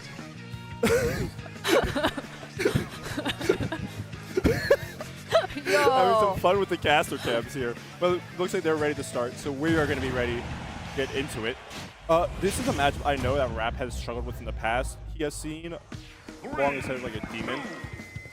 And this is a matchup that I and several other We Fits and Steve players do feel is actually, all things considered, not bad for We Fit at all. You have the options to make Steve play your game. You have multiple tools to punish his recovery. But the main issue I was talking about earlier was you have the tools to make him play your game, which is that you can camp and play back because you're healing most of the time. He can choose to mine if he wants, but what's going to happen when you have to, when you have to mine against that? Yeah. No, I think that that's a really good point to bring up because We Fit also has a whole lot of options in which she can use when anytime that she is near Steve or in order to approach. We Fit has some really good options for that as well. Speaking of approaching, you don't really see Oolong doing that a whole lot, but he's just able to slowly chip away at a lot of these blocks and actually getting it straight through the minecart and putting up a pretty good amount of damage right now onto Rap. Is going to try to stay at the center of the stage, not going to get any stock just off of that. But the Sun Salutation is going to be putting even more damage onto Rap as Oolong is looking to lap him. Yeah, he finally getting the diamond on board, and are going to have the time to -1 up. Oolong isn't going to force his way in right now when you have diamond. But I mean, what happens when you try? What is spot dodge? You're actually getting around him like the ground hitbox of Handle there. Oolong's not going to try to get in if he doesn't have to, because why interact with Diamond Backer when you can just focus the whole time? Even if it does give Rat more materials, you don't really want to get in and ruin your chances of living. Yeah, and this is unfortunately not a great spot at all. Yeah, you just totally got up B still, but Oolong just ate a whole lot of damage and has yet to take the stock off of Rap, who is way past kill percent at this point, 171. Not able to get the deep breathing, but an F tilt from the ledge, certainly going to take that stock. Yeah, I was also able to extend it off the crafting table. It allowed even, because he did miss time to get up punish, but out there the extension on the crafting table is allowing him to, and Rap doesn't miss those, but the issue is he doesn't kill. He doesn't kill at that percent anyways. Yeah, and you could see Oolong going to be spending a whole lot of time at the ledge. You know, he has a lot of options as well, some of the planking that you can see him doing, and that minecart not enough to take the stock just yet. However, he is going to be able to get through those blocks pretty effectively and missing the up smash as well, because Oolong's just been really good at having the foresight to avoid them. Going to be getting the deep breathing off stage. Could be big for him if he's able to recover low and misses the F smash, but that up smash not going to be enough to take it just yet. Still has 2 stocks to Rap's 1, so Oolong still going to be leading us in percentage and stocks this game. Yeah, the up smash there is one of the strongest up smashes in the game. The only deep breathing up smash, the only thing it lacks behind is crit up smash and max or a loop park kill. So for reference to how strong it was about like 60% when the up smash hit. With deep breathing and rage, it will explode. And that is going to be something Rap has to watch out for, especially if he gets to like jump happy in that mid-range area, which it is steep, so it might happen. That up air is going to take it really high percent. Deep breathing, rage. That move can struggle to kill, but it's not going to struggle to kill in that. Yeah. No, so very good, strong game from Oolong, getting us started with a 2-stock, actually.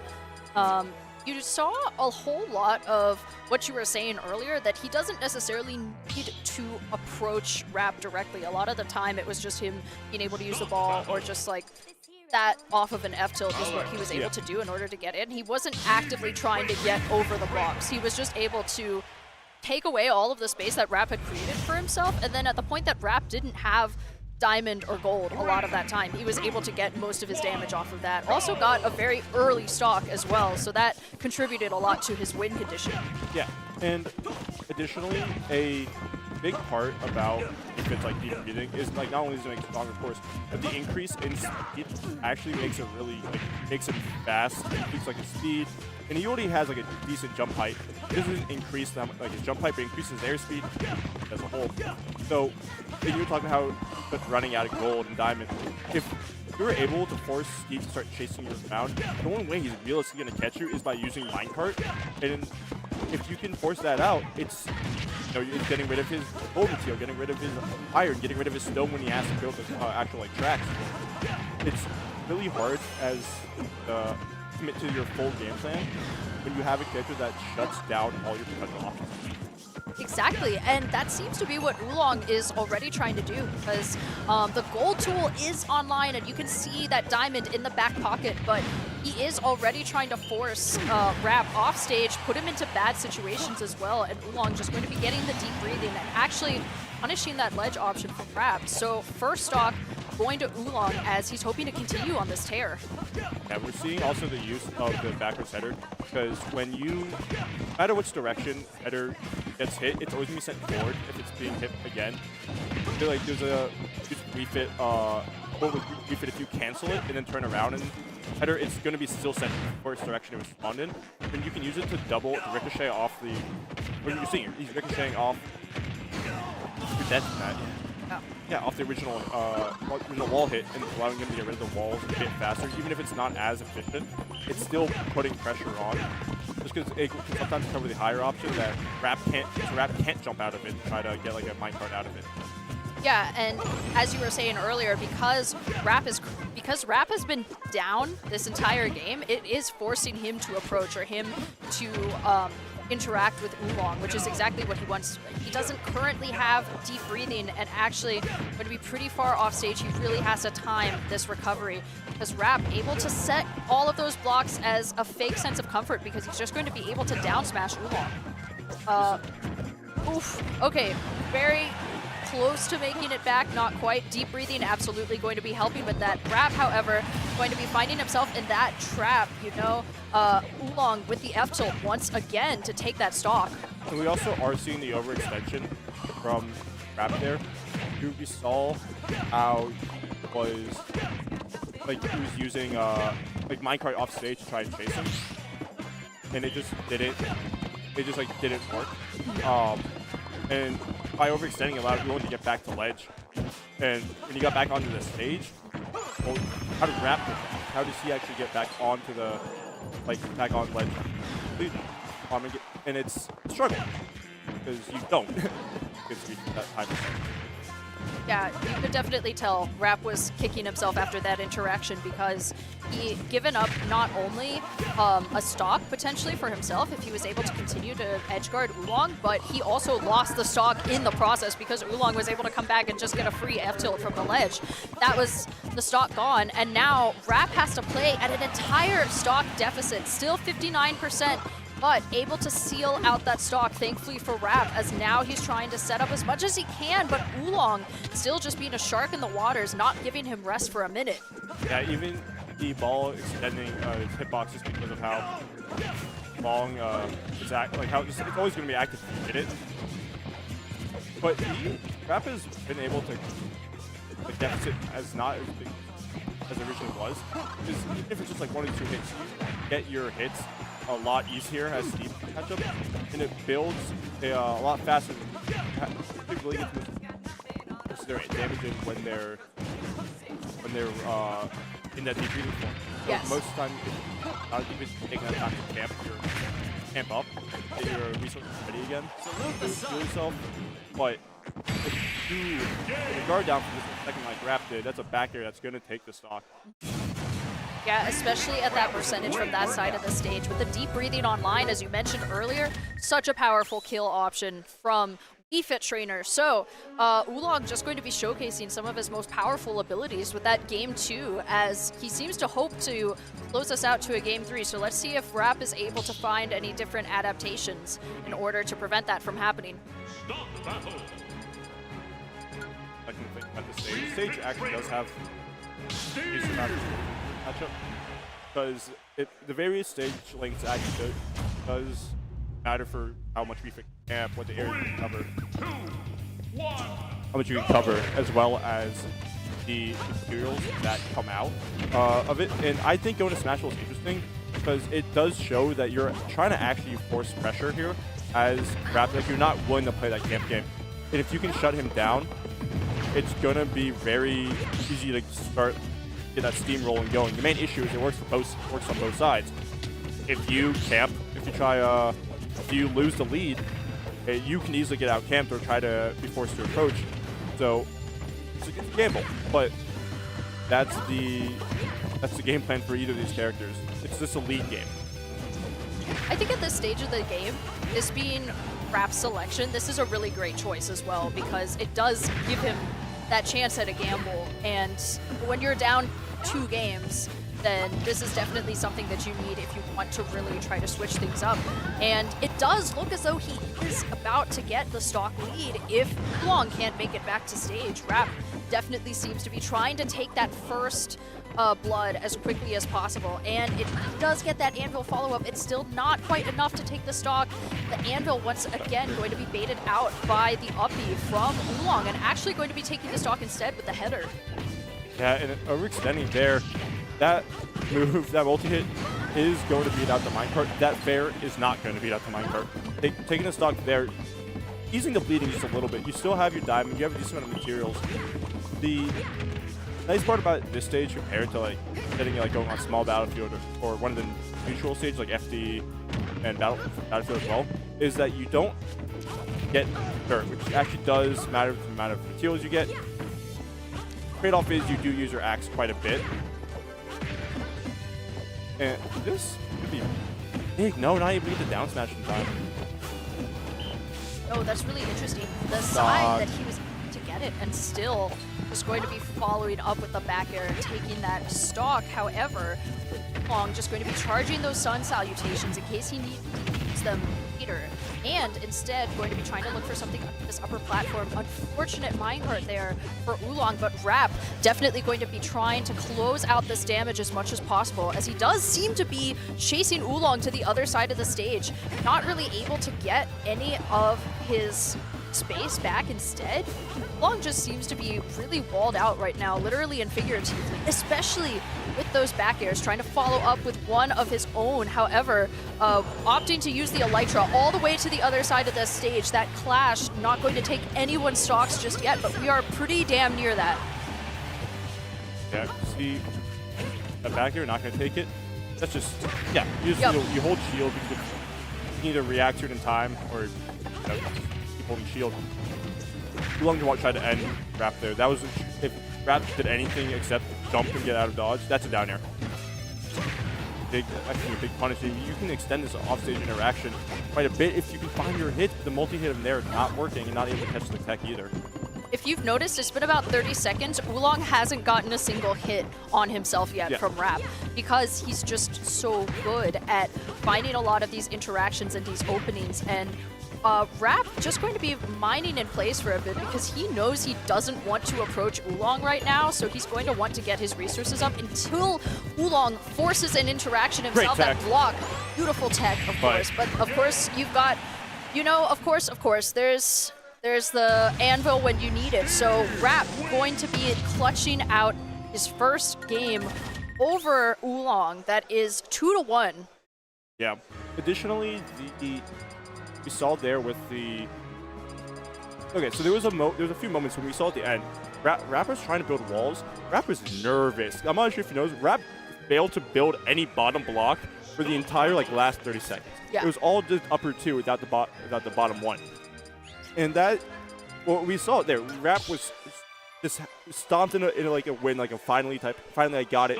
It was just a game win. It's a game win. It can be a start, but I wonder if we get put into another last hit situation, if how Rap reacts, because we were seeing a lot of just nervous habits. We saw even them trying to jump out of a block 3 times in a row. But I do like this pick going to Town and City. You get the similar problems with that Town and City has, where you don't, where Smashville has, where you end up using your axe. But against Rap, that's actually really big because Rap loves up tilt. Rap loves up tilt. This actually be a stock. Yeah, he lost his jump. Yeah. Yeah. And that's the exact gamble now that we're gonna have to play. Is look at the materials Rap has, and you're gonna have to try to find a way to get out of this. Yeah, and you don't have the platforms right now anymore, so nowhere really to hide. Trying to put up a few walls, but it's going to be the anvil instead. Great back air from Oolong. Not enough to seal out a stock either, but going to be looking for it as Rap is trying to approach once again. Center of the stage, finding that placement and actually able to seal out the stock. So able to staunch the bleeding pretty well. Only 6% of damage right now onto Oolong, and able to make it even less with some of his healing. Yeah. Being able to stop the bleeding in this matchup is going to be really big, especially as you get into stage that allows for these side camping to work a little bit better. Look, there's nowhere for Rap to run, and it allows your jump height and movement speed allow you just to mess around. It allows you just to goof around it as much as you want, because what is Rap actually really going to do? You're mixing him up so much, you don't even know what you're doing. Yeah, he's got absolutely nowhere to go except trying to hide behind these blocks, and Rap, you can tell, is running out of options. He's not able to set up enough for himself. He doesn't have very much time. He does have a diamond online currently. He has some gold in the back pocket. But look at those resources. They keep dwindling because every time he sets up those blocks, then Oolong is just able to knock them right back down. He's putting all of his resources into walling himself out, and so he's not going to have any resources when it comes to when you need a minecart, when you need an anvil, it's not going to be there. Yeah, we see the Nukabi just hit there, building up this damage. And what started as such a strong Rap stock, right? It was able to take some early kills on to get an early kill on Oolong. This is not great equipped to be in. Your materials are very low, and you don't have any way to really get a hit on Oolong. You're not letting him get in on you. Look at this. It's just you simply are reacting to a lot of these options that Rap is doing, and you're running away when you have to. You're throwing stuff in to mix up his rhythm. You're making him be the aggressor. And as funny as this is to say, Steve actually does struggle when he has to play as the aggressor. It's true. He doesn't have... Okay, he's not able to get the kill off that up smash, but exactly what you were saying, Nick, it's true. Finally able to get that anvil to take that stock, but his frame data is really not all the best when it comes to close combat scenarios, especially against someone like Defit Trainer with deep breathing. He needs those tools like Diamond online. He needs his other items as well if he wants to do really well. And so far, Oolong has been doing a really excellent job of just forcing Rap to into his space, forcing him to approach, getting the sun salutations as well. So not able to get any stocks just yet, but we are getting very close to that for Rap. And he this is actually huge. Getting to actually getting the ball out. how you're going to land as Oolong pretty easily, actually. You get the rebound ball into the up air. Pretty high up at that point. Steve's not heavy. And that's going to be a pretty free stock. We really were seeing, I feel like in that second stock, how he was making Steve approach it, right? How Steve, when he forced Steve to approach, his options were minecart, which is slow and reactable, especially with a move that's as fast as F-tilt on Wii Fit. And guess what? Yeah, he got F-tilted in response.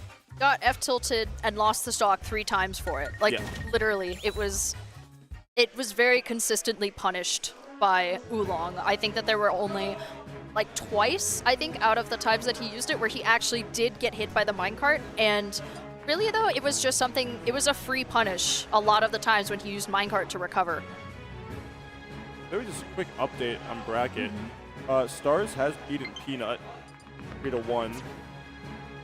So that's Peanut out at 7th place. That's 1 MDVA down. But because 1 MDVA goes in the losers, we do have another MDVA coming up right now, which is going to be Warner versus Dr. Kirb. Oh, Dr. yeah. Kirb, Falco player. Warner, Greninja did get an upset on Peanut. Was benefited originally from the Thass upset bracket, but made the most of it. And like I said, got the win.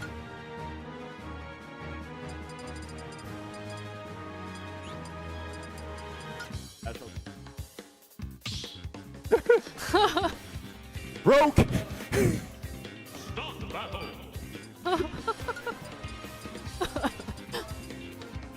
But yeah. I hate Smashers, bro. What do you mean you haven't paid your venue fee yet? Like, It it's 7:30? It's Come on. 7:46. 7:46? Yeah, my bad. It's almost 8. Basically 8. You played your pool at And you're one of one. the top seeds? That's The crazy. top seed. Like, literally, that is crazy. But yeah, so we're going to get Warner versus Dr. Kirb. This matchup is going to be really weird. You have 2 characters that love to jump around. They love to jump around. And I would say as a Greninja, your moves are a bit more accurate than Falco's, which is going to be kind of a problem when you have to get a combo in. But if you can find your hit, it doesn't matter the size of your opponent, you're going to get a combo move off of it. Yeah. But getting that hit is going to be hard, especially with how much Falco likes keeping you in shield. As we know, Greninja as a character struggles when they're put into shield situations, which is why we see most of them tend to just jump out of those disadvantaged situations. That's your best get out of their option. Yeah, this is going to be a pretty big matchup, actually, even just looking at the character data for these two, because you have one of the very best in Ohio versus our very own Evan Warner from Virginia. So all the way out from Leesburg versus from just across the river in Ohio. So really interesting set that we see playing out from us as well. No stock just yet, however. Dr. Kirb going to be going super low, actually going to be... He got the tech, he missed the up B because he was way too far off stage at that point. So pretty good quick stock going to Warner, and if he can recover, maybe he'll be able to continue some of his extra credit. He's been getting around these options, like these defensive or these aggressive options from Dr. Kirb really well. We have been seeing off stage, he's been using the neutral B to his advantage to mix up his timing. We saw that side B stall a little bit, and then allowed him to take that first stock. And he allows Greninja, a character that is very light, to live to 160. Yeah, and that's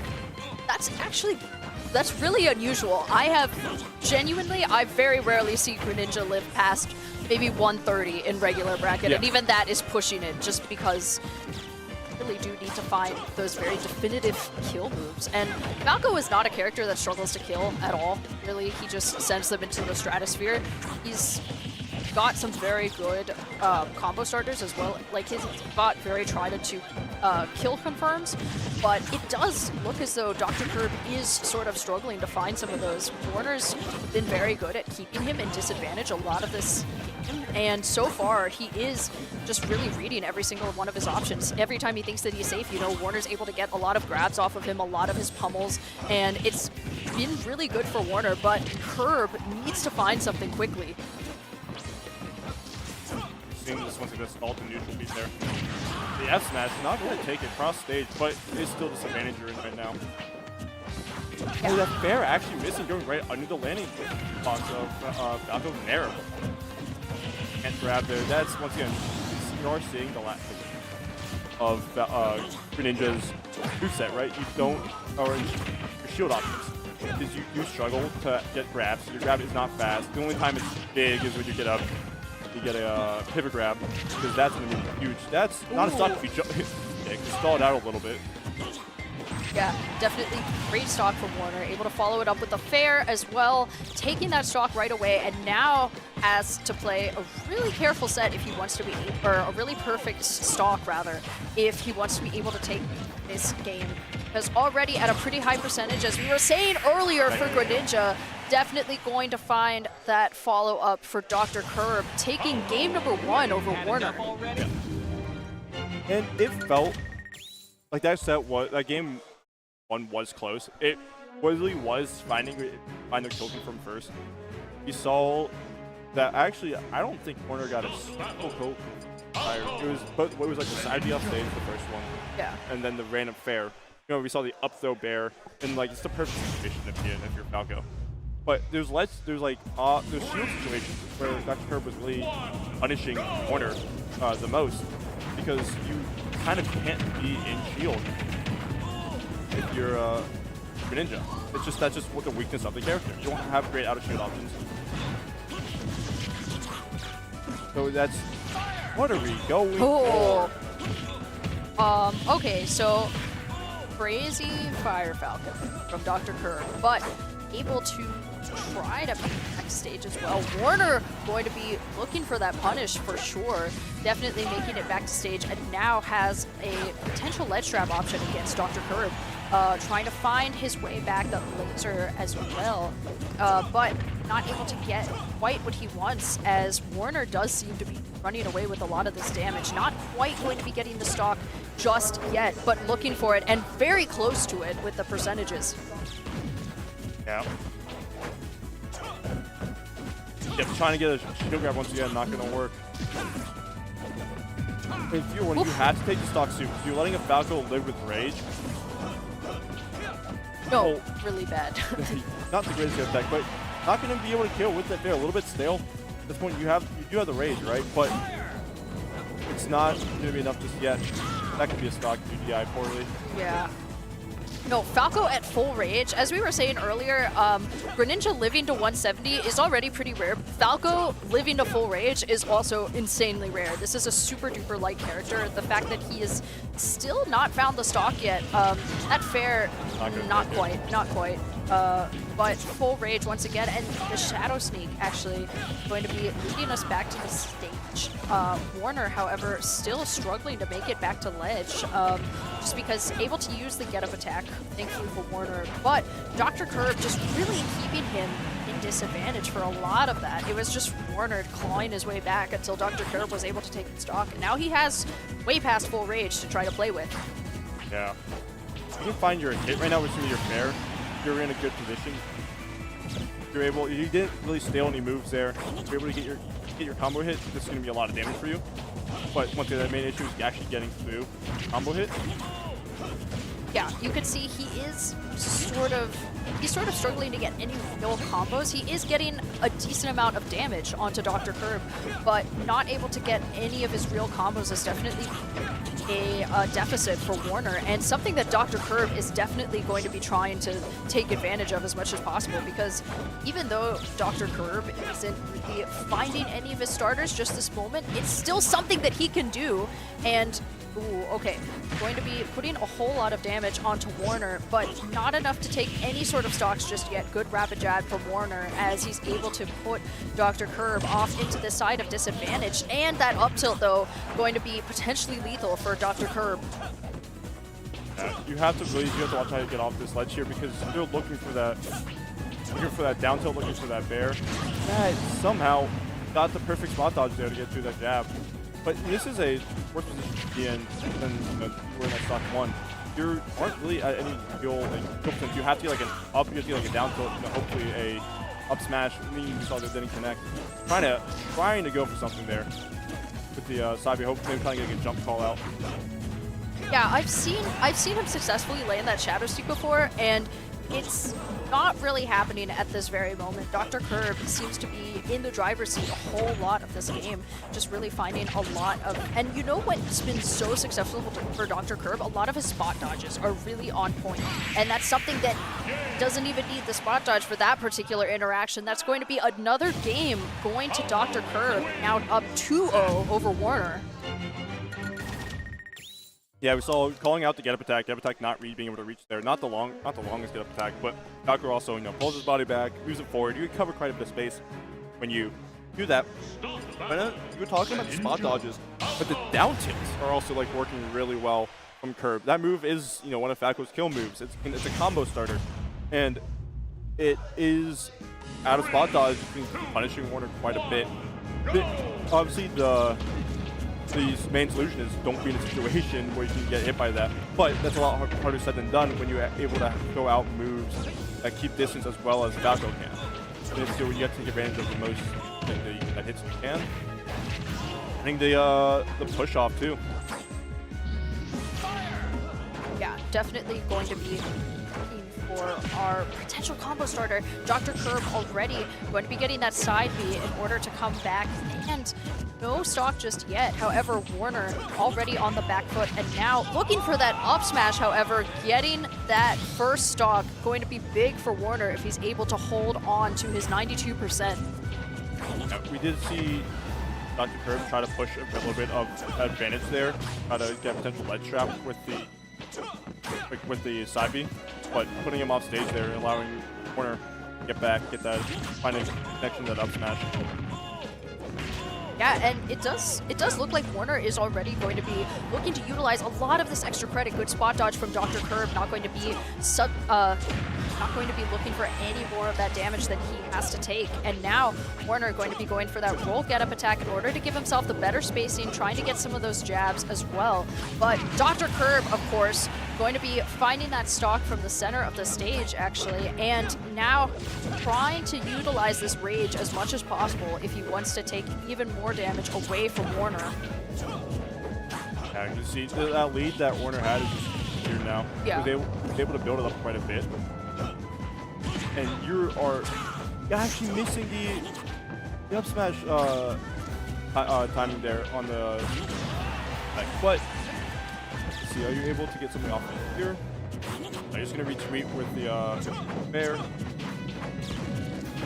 I think you're just grabbing that there, and that fair is gonna connect and take the stock.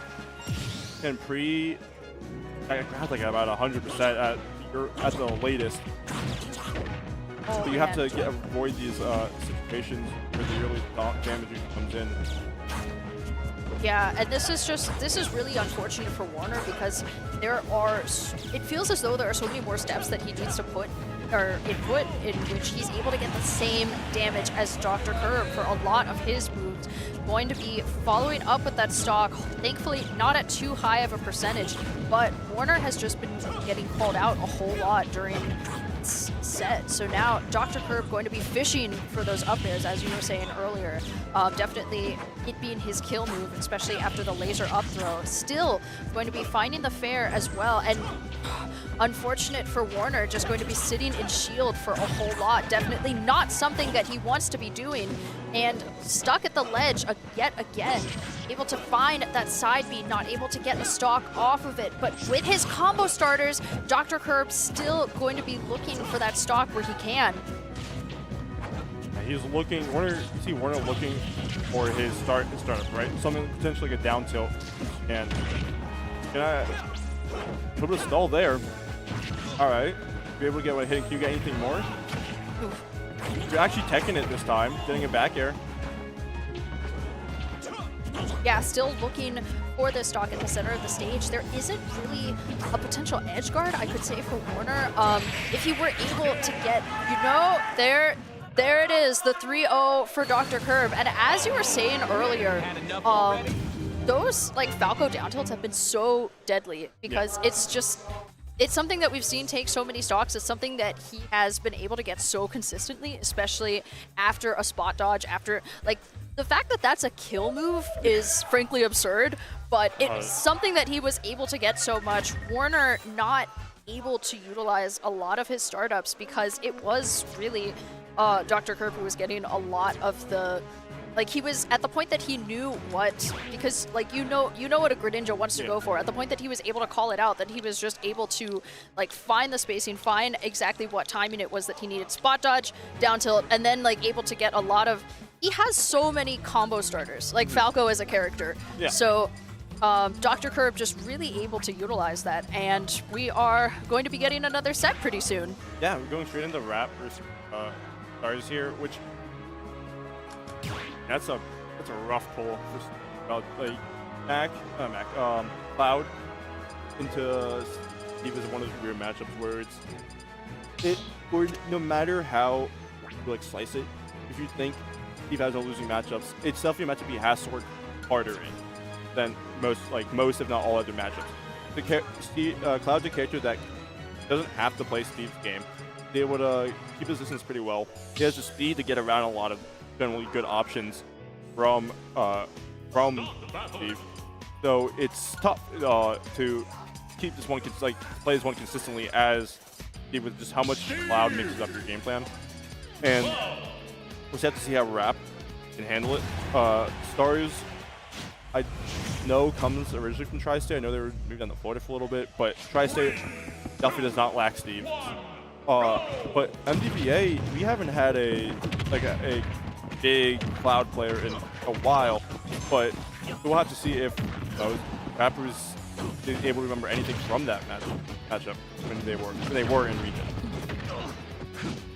Yeah, definitely set to watch for sure. And again, MDVA also hasn't had a whole lot of high-level Steves for a while either. This was a character that was pretty absent on the MDVA rank for a long time, and now it seems Stars already having a pretty early advantage. Not an advantage percentage-wise, but at Rap, pretty quickly looking for that down smash, and didn't even need to have the down smash active because Stars wasn't able to make it back to ledge. So that's going to be first stock for Rap. The Stars had really one real option there, which was to get around the block setup by going to the corner of it, the far corner, because you can break it if you get in between it. The main issue was you didn't have the distance with your jump. You just weren't within the range, and if it was a pick option. Either you get blocked off or you lose the ability to even recover. But it did not matter. You were able to take the stock back pretty quickly. Look at this lead you're able to build up right now in the stock. You're not allowing Rap to build at all right now. You're not allowing them to get the materials. So look at this. You have one iron because Steve feels the need to actually have to go toe-to-toe with them because you lose your blocks rather quickly, and we know that Cloud has the ability to hit you through, hit you pretty well. Do you have a jump? It doesn't matter. And that's the situation there as Cloud that you're just looking to avoid. Cloud, his main weakness has been such high recovery. And Steve will punish you for that any day of the week. If you get off stage, you might just be dead. Ooh. Okay, he was forced to burn the limit in order to recover, and that's definitely a tool that you want to have when you are off stage versus Steve. Already at 109%, going to be looking for that up B, and actually it was the platform that kept him from being able to finish that up B. And now, still going to be Troll Man. Okay, not the stock just yet, but pretty near dead Steve. Pretty near dead Cloud for Stars. The main issue is Cloud does have some really wacky kill frames at this point with down B. The main issue is it also doesn't matter if you get down B or not, because if Stars goes out and chases with side B, that could have been a stock if you could have found it. But, and look at this, you took 50% off the stage. You have a Cloud's Rage, and it is going to take it there. You let him live too long. You didn't finish your food, and now the prey's preying on you.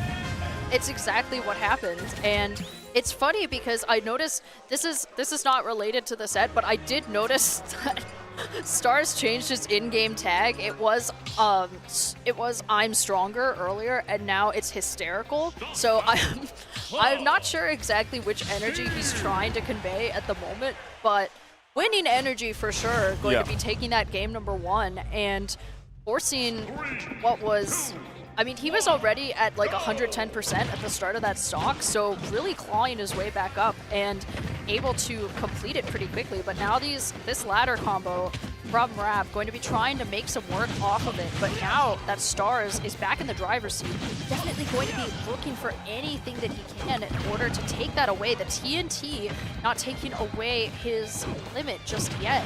And now that he has him off stage, still going to be looking for anything that he can to exacerbate a stock situation. Yeah. Trying to find a limit neutral B, but didn't get it. But that back air is going to successfully take that stock. Another thing that I'm just noticing that Rap isn't really doing, and that's parrying, which is one of the main things you get versus Cloud, is that he doesn't have like his moves. Everyone knows what moves he's doing. The main issue is that he can time it pretty well, but there's a lot of situations. Hill isn't going to take it. Yeah, ceiling's too high, but there are a lot of situations where you can react to it, which is like an approaching bear on shield.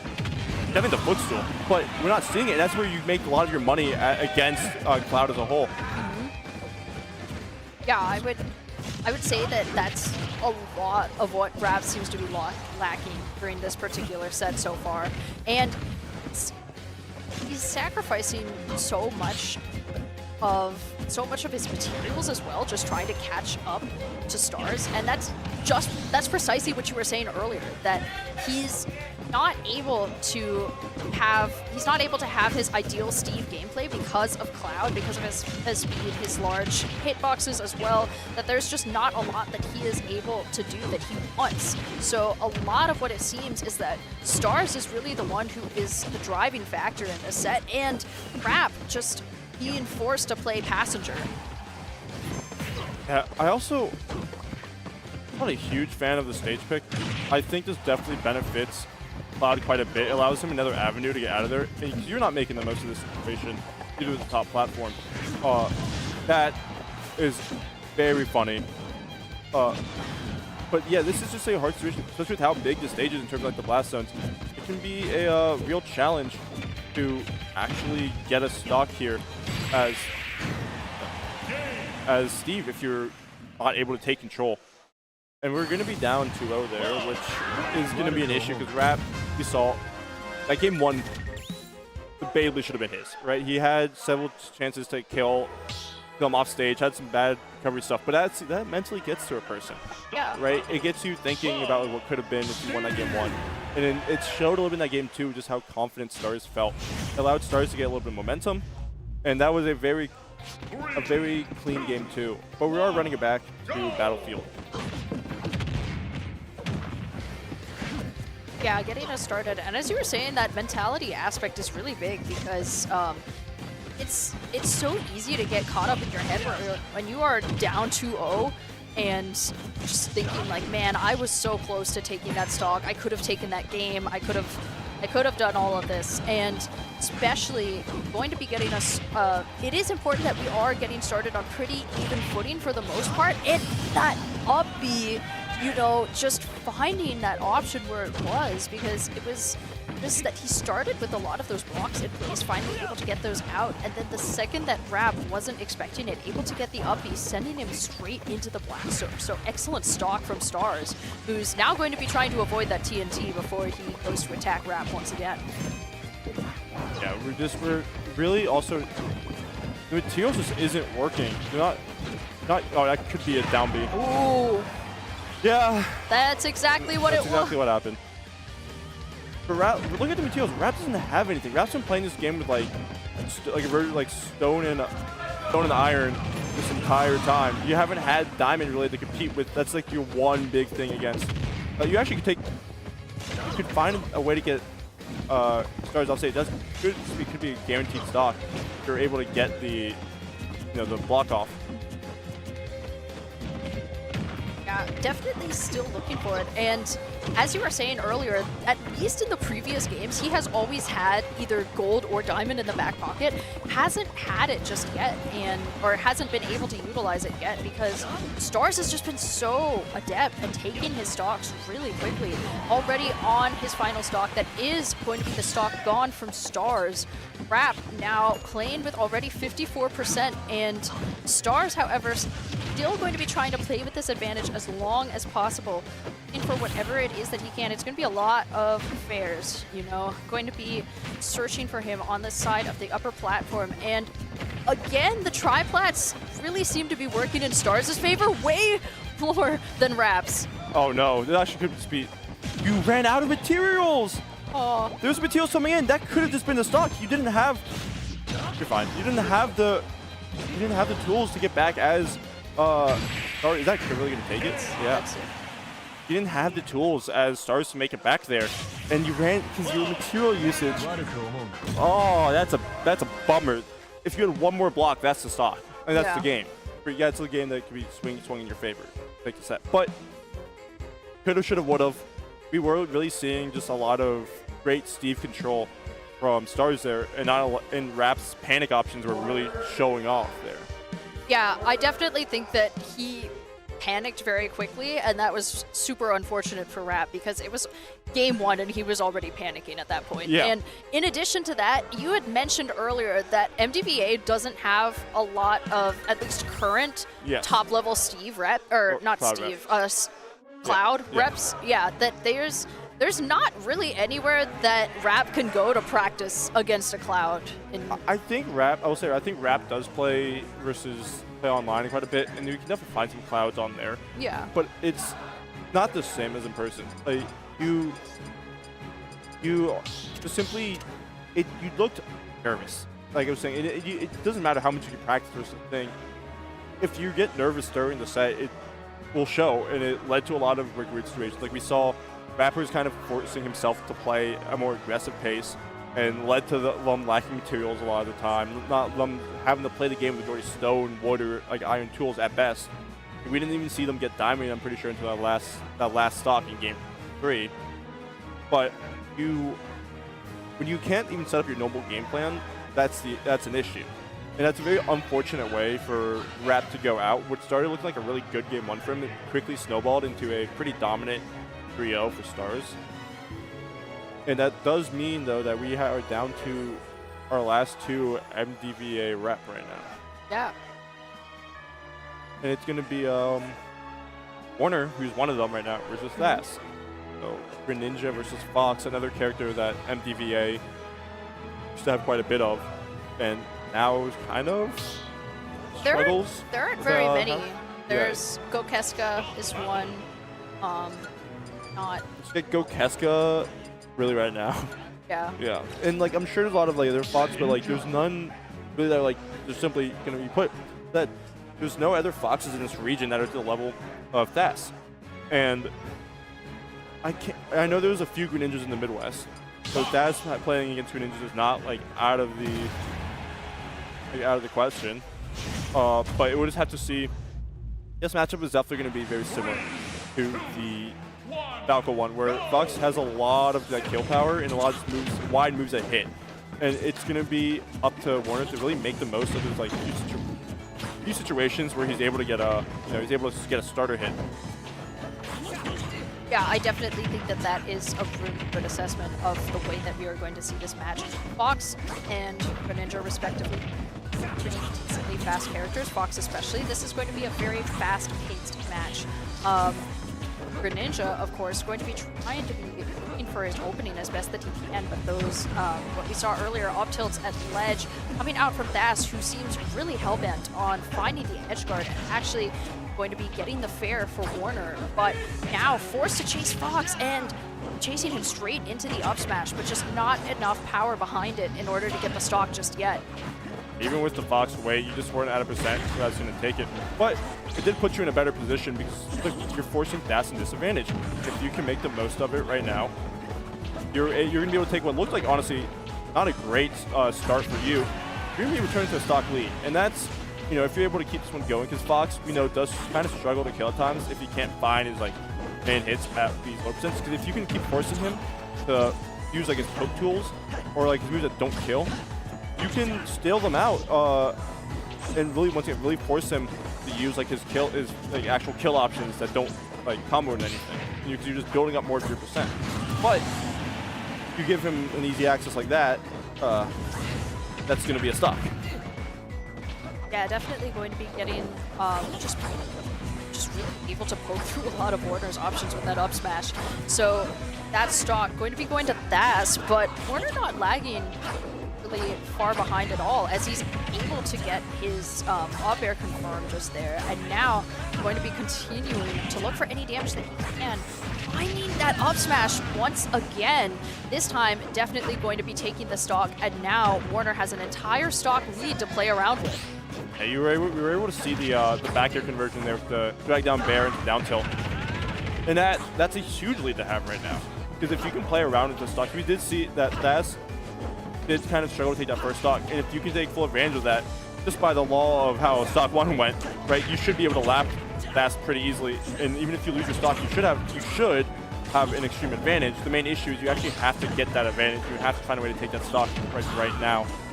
If not even right now, we have to find a way to live is the main thing and get some damage on the board.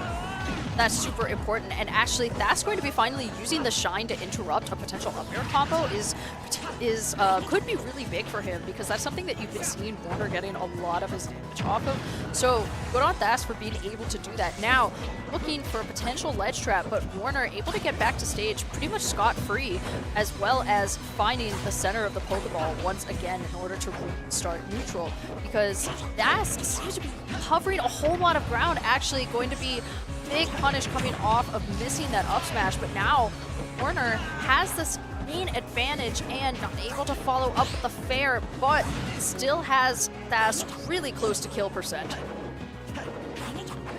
Yeah, good grab. Yeah, great from Thass, and now potentially looking to ledge trap Warner as well, and actually going to be finding the stock instead at 100% himself. He doesn't have any flexibility whatsoever. Warner going to be finding the follow-up with the fair and taking game number 1 over Thass. That's a huge win to have in that game 1. It really does set momentum. We saw that Thass has been in losers for a while, so he just has momentum. He's been winning so much. Could be out of energy a bit more, but with Warner, it's a bit demoralizing to lose 3-0 in winners. But if you can set that pace very fast and show that, hey, I'm just because I lost, I'm out of it, it can really do a lot for your morale. And if you can keep it going, especially with the dom, that was just like a game 1 win. That was like almost like a. I think it was a full stock. It was an entire. He was literally 0%. Yeah. Like he had a full stock lead. It wasn't as though it was last hit or anything. It was not hard fought in that sense at all, because Warner took a very convincing game number 1, and now Thass is forced to play catch up, especially going into this next game. That does set a whole lot of the pace, because you're already down an entire game. You're like, man, it wasn't close. I have to adapt really quickly. And Thass going to be trying to do just that with some of these up tilts in order to out-time some of Warner's spacing himself. But playing around his shield a whole lot, Warner is going to be finding these edge traps super quickly, actually able to find the punishments for both of those side Bs as well. So Thass is definitely going to be a little discouraged from doing that in the future. Yeah, and you're going to be looking for like just down tilts here, because you're at the percent where down tilt will be connecting the up smash box with the light. So on a stage like this is probably gonna take the stock just due to the fact it's the lowest ceiling among the stages right now. Yeah. But you have to find it. That's the issue. And Thass is jumping around a lot. He's not letting. Oh, okay. He's not letting Warner really get that down tilt until there, and air dodge is going to lead to your death. Warner's following up with it. But the thing to note is that back air could actually be a really real option for Thass right now, with just how the fact that it's fresh. You haven't used it for comboing. It hasn't been hitting shield much. It can be a stock if you're a little bit bad DI, or if you just keep letting Thass build up this damage without taking a stock, or at least pulling up more of yourself. The problem seems to be finding the back air, and that's the unfortunate thing, because as you mentioned, it's a very good he fast fell past ledge. That's actually not the greatest.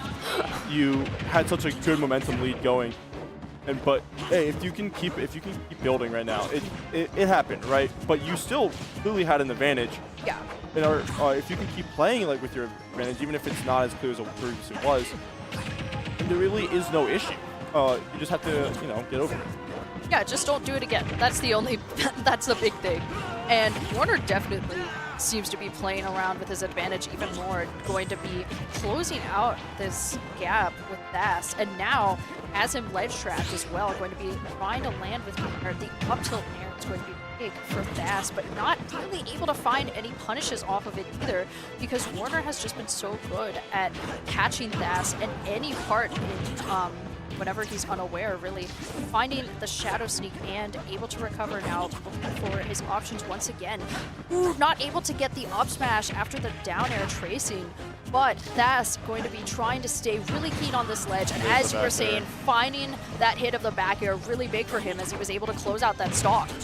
And those scramble situations, you held out, so even just a little bit. That's gonna take the stock.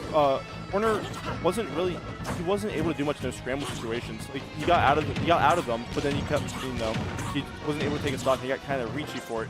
But that's 70%. That's hard to build back up against Fox, especially if you get put at sledge. You get it. You gotta protect.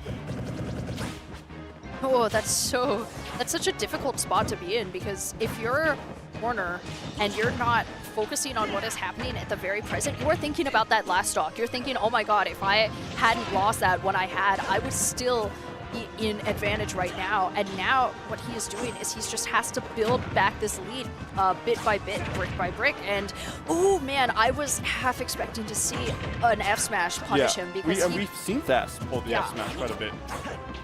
I was really expecting to see that, especially with Warner's placement, but Thass just hasn't managed to punish it, or he's saving it for later. You jump from ledge, that's gonna be great back there. Yeah, it really did feel like the whole time Warner to mess up, because if you're able to keep it back there, that's notably good at covering those jumps. So it's a very big struggle. Greninja's not a character with a good disadvantage at all. And obviously you can point back to that SD, right? You had such a nice lead, but I don't think that was like, obviously it did change the game, but I don't think that was like the main thing. I think that we're seeing Warner struggle a lot in like those scramble situations, which is just a scramble situation, so no one knows what's going on really, but he wasn't able to find a correct hit, and ended up with himself back in disadvantage. No, I know I don't think that was the main thing, but I think it was something that he was thinking about in that moment that definitely affected his playing. And we are getting started once again at PS2. Thass still finding these back airs, not the stock just yet, but Warner already a pretty big disadvantage, missing the up smash, but Thass still pretty determined to come back, and up smash not enough to take it just yet, definitely not at that percentage, but still going to be looking for what he can, especially missing that up smash once again. Thass hasn't successfully landed one of those yet. I think he's still going to keep looking, but Warner's been excellent at punishing them. You can take a stock here. Yep, you were able to mess up the up angle, and as he fell, that's a back air. Taking a stock, taking a back air, taking a stock. You can see a Fox one. But yeah, the up smash is actually, the main thing, we haven't really seen like real strong punishes on the Fox up smash. And I definitely can't say I blame Warner a lot. Your smash attacks are not fast. If you whiff it, if you even whiff by a little bit, that's a, you're definitely dying there. Fox will not miss that up smash twice. No, definitely not. And it's something, so it's almost something that he can not exactly get away with, because Warner is still punishing him, but he won't die for missing an up smash in most scenarios, especially not with Greninja. And actually pulling out that shine once again, but Warner has learned to wait for the shine before he goes for even more up airs. That's, unfortunately for him, too high of a position to in order for him to land before Warner was able to rip out the up airs once again. This seems to be something that he continues to get time after time. He was right! He was, because he teched in place. He was right, he just didn't have it. Had just a slight timing mix up on it. That shouldn't kill, yeah. A little bit stale at this point, mid-stage. But how are you going to get off this ledge situation? He's going to neutral get up. Thass is looking for an up air there, but also a little bit pushing a little bit too much on that shield is gonna get eaten with an up smash there. Yeah, that's unfortunately for Warner, he just got a little bit too greedy in that scenario. And okay, really good spacing from Thass to be able to avoid that up air from Warner, but still has himself at a pretty big percentage right now for such a small character, because a fair like that is definitely going to be taking that stock. Warner has to play super patiently, wants to be able to take this, because such a fast character, we've already seen Thass demonstrate he can rack up damage super quickly, but Warner seems to be the one to draw first blood, getting us started on this final stock. And we really are seeing where exactly like these shield situations is hurting Warner, because he's not able to actually get any real punishes, even when Thass is throwing moves on the shield.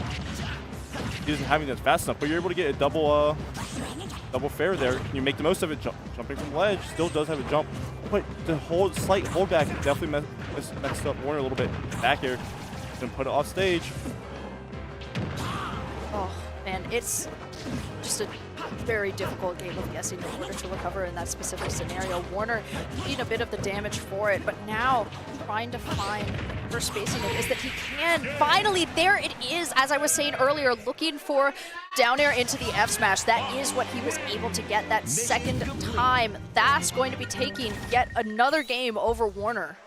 Yeah, we did see also like the whiffed grab was the lead cause for that punish. You weren't able to actually punish Thass, or a bad option, and you were getting mashed on in your shield. But that's just that's just Fox as a character. That character loves mashing on your shield.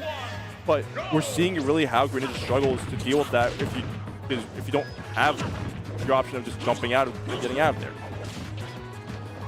Yeah, it's something interesting to think of for a character such as Greninja, because it's something that we've seen highlighted in a lot of his matches today, like a lot of those specific weaknesses, as well as his inability to find a lot of options out of shield, the way that Fox does. His character is sort of gifted in that way that he has out of shield options, but not a whole lot for somebody like Greninja.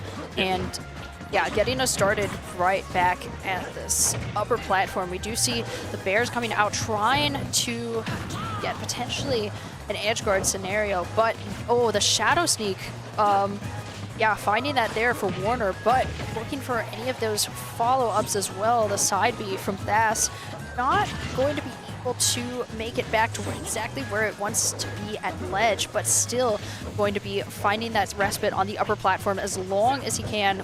Warner still, oh man, okay. Yeah, just able to follow up with that up smash. That is first stock gone, going to Thass.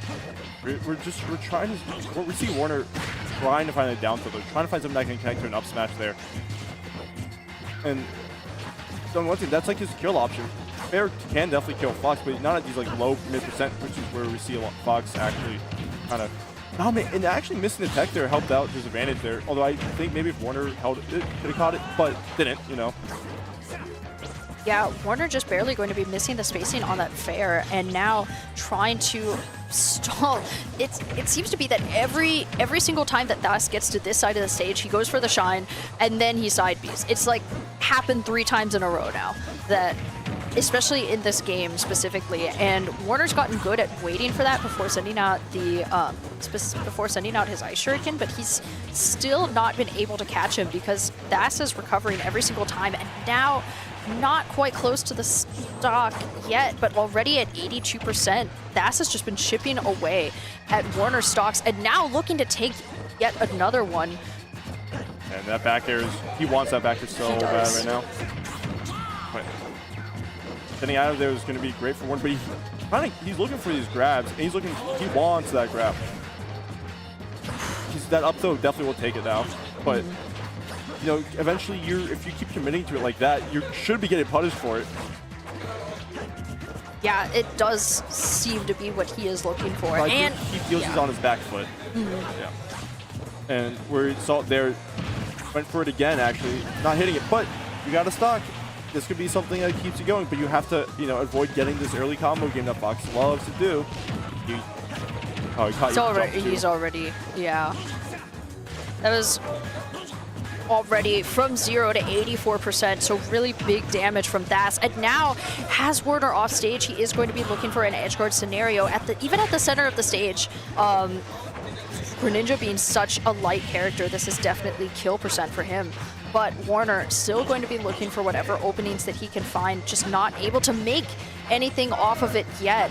Thass still fishing for those up smashes whenever he can, not able to make any of them just yet, and Warner as well, just not able to find really any of his confirms. He's getting like little bits of damage here and there, nothing important though, and that is not stocked just yet. But this close to the ledge at this side of the stage, it's looking pretty close, a little grim for Warner. Yeah, he has to get out of the situation. That back air is definitely going to take it that time. And, you know, I did say that maybe in a short term, that SD wasn't the... Well, there wasn't a big tone setter, but we did see in the long run, it did kind of shift after that. Yeah, it definitely did, because at that point, Warner had such a huge lead prior to that, that it's really crazy how one mistake can just affect you so much, because at that point he conceded just a tiny bit of space, and then Thass just really took all of that and ran from him. But speaking of running away, you should go to Pittsburgh's grassroots esports team. You know, you can go to their page at pghcentury.gg, and other things that you can do. Almost Heaven 7 coming up in Morgantown, West Virginia at the University of West Virginia. Brand new venue. They have Melee and Ultimate all best of 5, as well as many people who are already signed up. Yeah, it happened at Cleveland State University, Helheim. Ultimate singles, doubles, and collegiate crews. Happening March 28th, March 29th. That's about a month from now, a few days. You can register now at start.gg/Helheim. And if you are looking for some sweet treats decorated for any of your events, your Sweet Cake Design Studio, you can get your custom order for cakes, cookies, cupcakes, and more. You know, graduation is coming up for a lot of us in just a few months, so definitely a place to check out. And Steel City Smash, that is where we are right now in Pittsburgh. So check them out at startgg/mall/FOAS 412 3RR 3 River Rumble, that is. Yeah. And it looks like, I will say, it looks like we are waiting for doubles, so we're going to let these ads keep playing, and we'll be right back in a little bit.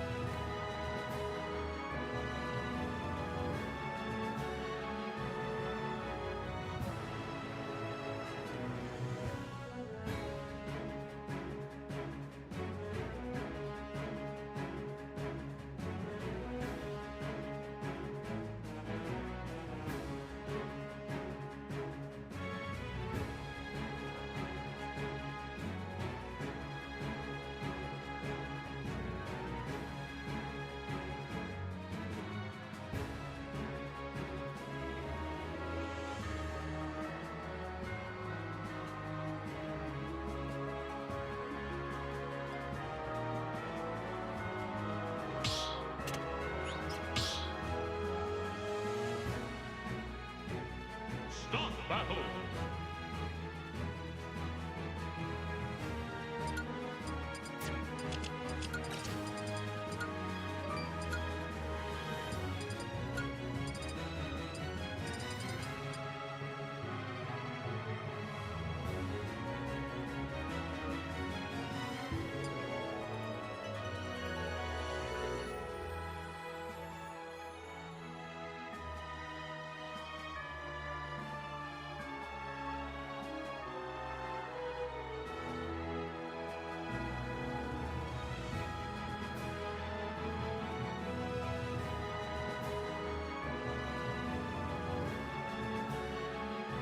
And we are back once again to Rushdown, a PGH tournament hosted by Pittsburgh Smash, a regional tournament that we have right now with some regional talent representing Dr. Kirb, respectively, from Ohio, and Oolong from Maryland. Oolong, #1 seed in this bracket. Can't say it's a super big surprise for him to be here, but you know, Dr. Kirb has to make some upsets along the way to get here. He's also definitely benefited from a little bit of a DQ bracket, but you know, doesn't matter how much you're benefited from it if you got to the place in the first, you got there. However, I'll say this matchup, I'll get straight into it. The matchup this is a terrible matchup for Wii Fit. Arguably bottom 5. A lot of Wii Fits would agree with it. It's one of those matches where you can't land really. You don't have an option to really camp because not only is the reflector frame 1, laser interrupts a lot.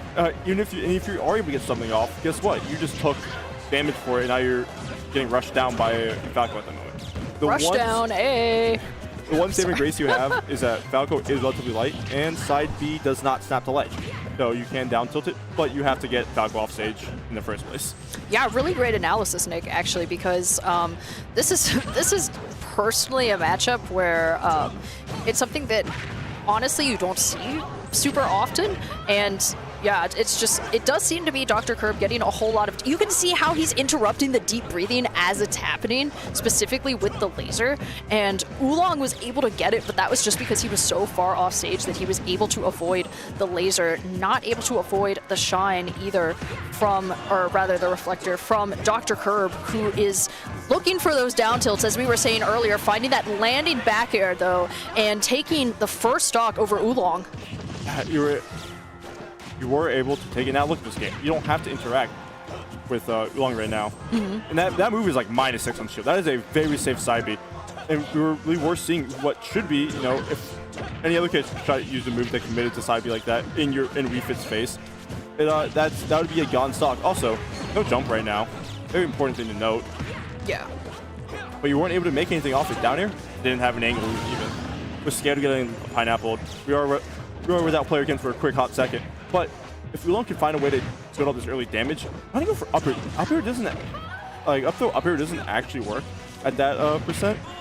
It's you get start getting where they can't act out of it until at 30% give or take.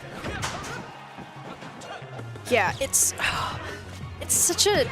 is such a difficult option for Oolong to be in because you could see him spot dodging a lot of the time, and even so Dr. Kirb is like, oh no, that's fine, down tilt, or in this case, looking for up smash, but no stock just yet. Fair also not going to close it out either, but yeah, that reflector from Dr. Kirb so big and able to find that down smash at the ledge in order to close out his stock. Only 40% on him as well. Oolong, as you were saying, this is such a Falco favorite matchup that Oolong has been struggling to get really any meaningful damage on Dr. Kirb. And another big thing that's actually really annoying about it is one of the few times you can punish Falco on shield is when he mashes on you. And you can usually get a back air out of it. The main issue is Falco crouches a lot when you land. So that back air, we've seen it multiple times already, that back air is just simply gonna sour spot. And sour spot reflip air is bad. Got caught lasering though. And that, considering how big that lead, he lost the stock when Kirb was only at 40%. Yeah. That's a huge stock to take at that percent. Oh, so floaty, man. Floatier than Luigi. Great shield, too. Calling out that they're going to mash. Yeah.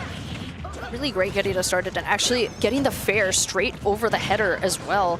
Just going to be following up with the laser up throw. And now Oolong has a chance with Dr. Kirb off stage, as you were saying earlier, not able to go for exactly what he wanted with the down tilt, but still going to be finding that laser up throw. Once again, the up air is not enough to take it, but as you were pointing out earlier, Nick, this is not a tall stage.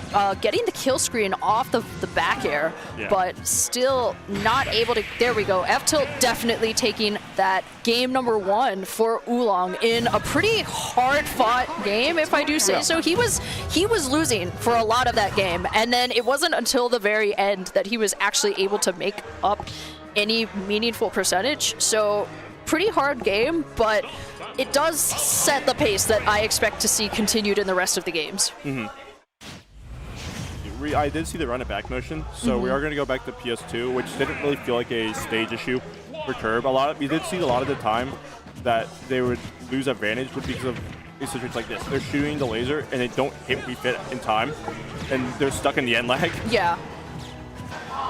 No, and that happened twice in succession, and I think that that's really important to point out because this was such a big thing in what, like you had said earlier at the start of the match, like laser is such an important tool in Dr. Kirb's moveset, but at the point that he misses it, he is stuck in a whole lot of end lag, especially with something like deep breathing that makes Oolong a way faster character. He's just able to catch up to him and get a punish off of it, and it's been something super meaningful as well, and not something that's made Dr. Kirb stop doing it, but potentially something that it's definitely something that has disrupted his gameplay, enough so that Oolong's able to take that first stock at only 30%.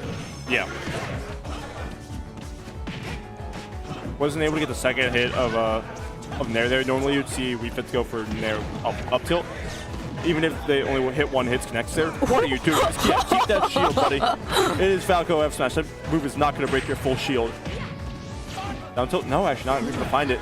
And covering the roll, because we are seeing... Yeah, that's a great trade. You didn't have a jump either. We were able to see that... yeah, we were just seeing Oolong a lot of the time getting away with these trades because of just how much deep breathing is overpowering against Falco. But the main issue is when you can't get trades, you're just combo food for Falco. Look at that. Yeah. Off stage, lasers coming in. Use ball, use jump theirs. Yeah. And yeah, they're just putting Southern scramble situations now. Just gonna jump back to that stage. Yeah, we're really looking for what wants to do. He wants to send you into the stratosphere. He wants it so badly, and now we have returned to even percentages going into this final stock of the second game. Oh, what a bear conversion there.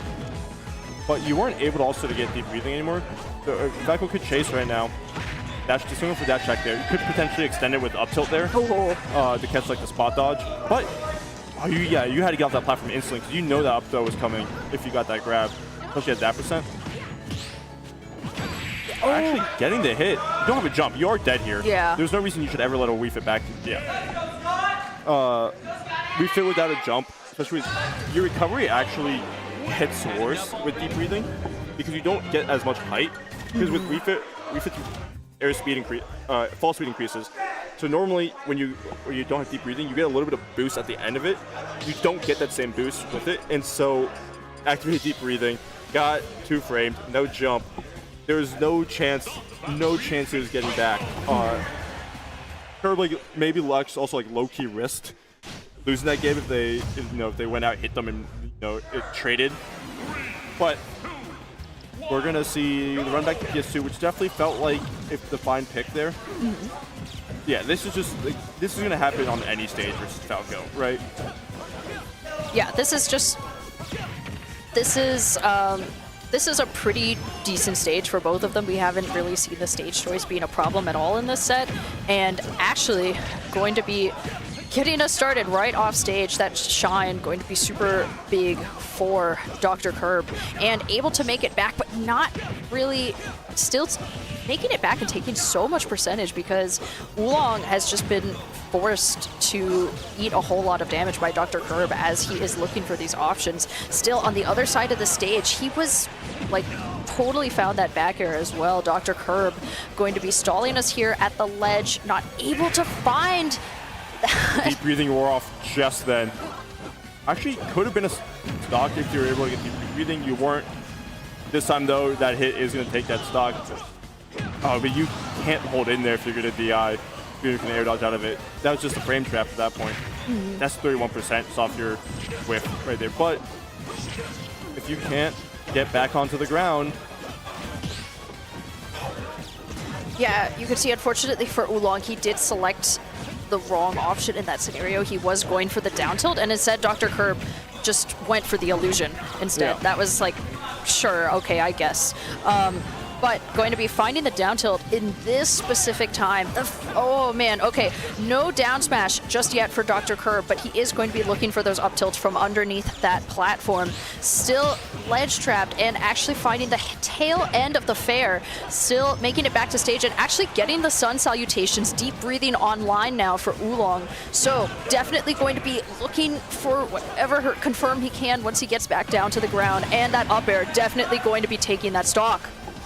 One thing I do want to see from Oolong is the utilization, header, yep, is the utilization of up tilt more, like because we've been seeing how like frequently Kirb has been like just trying to land on Oolong's shield. Up tilt is invincible on the arm, starting 2 frames before the move even comes out, as well as super disjointed.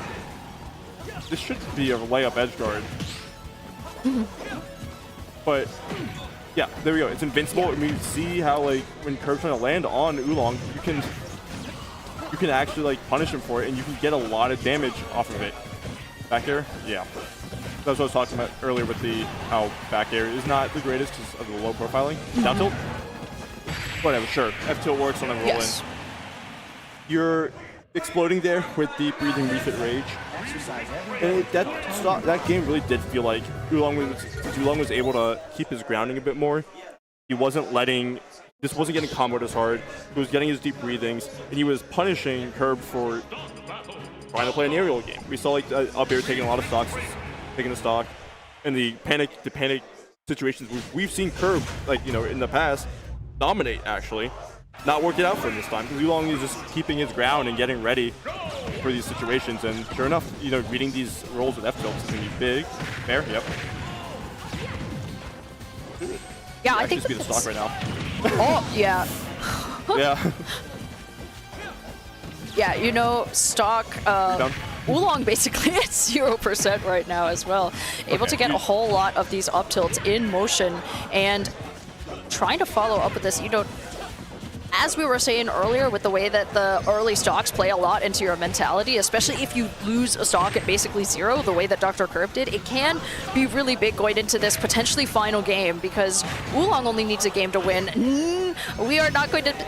The tiny little sun salutations able to interrupt the Fire Falcon, such a big deal because already having such a linear recovery, it is so easy to punish, and especially to find those trace scenarios where you're able to get a stock like that. So excellent lead from Oolong, and just really just bringing us into what looks like his game to win.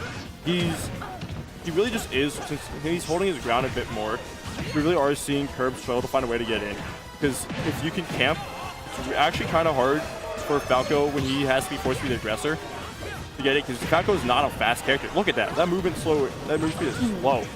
Yeah. Trying to get something there with the read, going out.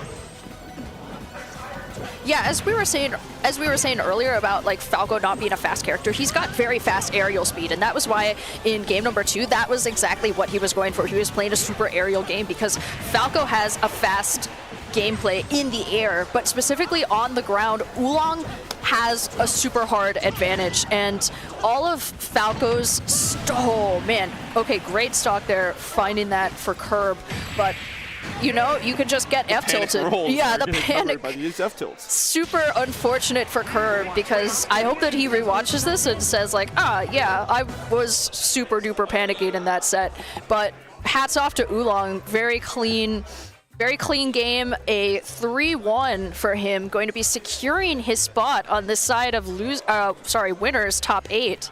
And doing superbly in bracket. So we do have our next contenders coming up to the set. We've got Thass and Stars.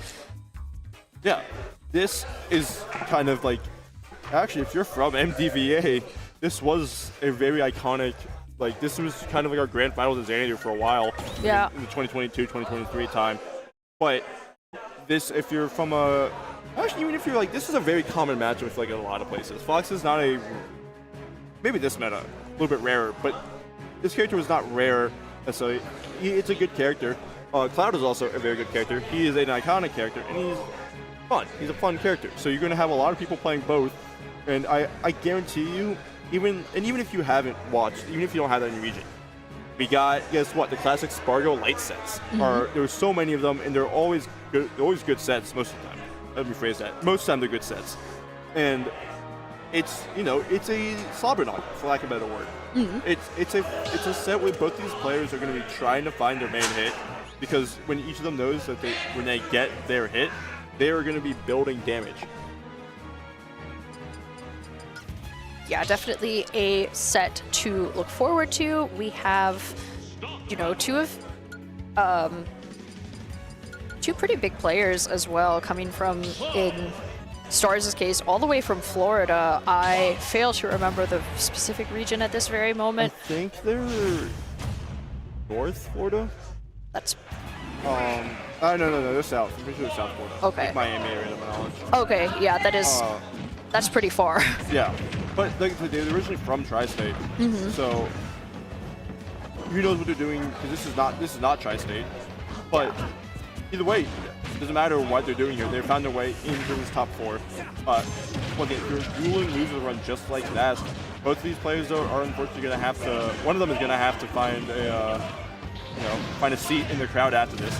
But like, what's what I'm talking about? Both these players know their advantage rate is key here. But if you give it up just like that, you're just asking to take more damage. It could be a stock no, but actually not facing the way of that. That's great down smash gets too, especially on that parry. Once again, these parries are going to be very important for both Cloud and Fox. Yeah, excellent leading stock. Going to be getting us started pretty strongly from Stars, and Thass going to be staying on that upper ledge for a little bit, but now still getting eating a lot of damage from these cross slashes. Stars just having the placement a lot of the time. You know, because you could see Thass shields the beginning of it, and he's still getting caught out by it. But you know, that beautiful landing back air from Thass going to be putting himself back into the running. 6-7 on the percentage right now, but Stars still going to be looking for that up B, and now giving Thass a little bit of a chance to try to find it once again. Great angle. Yeah.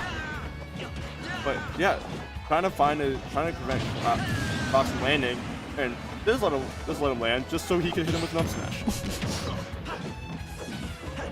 Yeah. And this movement with Cloud within his limit is actually going to be huge. I mean, I don't anticipate on seeing Stars use it until we get a little bit closer to the end of it, because of how good that speed boost is, and like the aerial speed just allows you to contest Fox's options a lot better, play against them better in the air, and the dash attack, getting the up here there. Normally you see Fox look for bears there, and knowing that, trying to follow the jump. They're not going to take it just yet. Yeah, we do see these, just the very specific,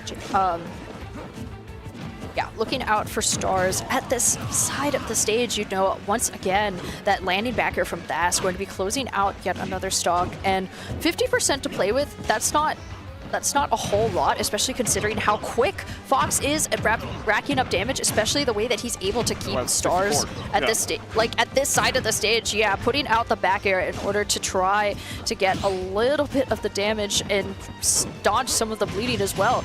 But getting his cross slash and now the limit online, Thass is still going to be looking for that grab, as you were saying earlier. He desperately wants it. But coming back to our center of the stage, we still have the limit online for Stars, of which right now, but you did use to get around a lot of. You forced a disadvantage state for Stars, or even not even disadvantage. You forced Thass to play neutral, which is big, because you know, if you don't have an advantage state, you can't die, or you can't kill them. Yeah. Oh man. Perfectly placing that, and actually getting the blade beams, able to shield it that time. The dare sending him straight upwards as well. Stars not able to get the punishment off of it that time, but that landing back air is absolutely going to be the stock going to Stars. Yeah, we saw the roll there, which is how much time it takes. It's a free layup for Cloud there. Cloud loves that general area because it's just how big Bear is and how actually on the inner part of the body it covers. You're able just to cover a lot of that ledge roll. So being able to take advantage of that and take the game one once again in a set with these two players who are very hold forward, hold W type of players. You want that momentum because you know how quickly it can shift the other way. Yeah, definitely. And both of these players are players and characters as well, are pretty adept at racking up damage super quickly.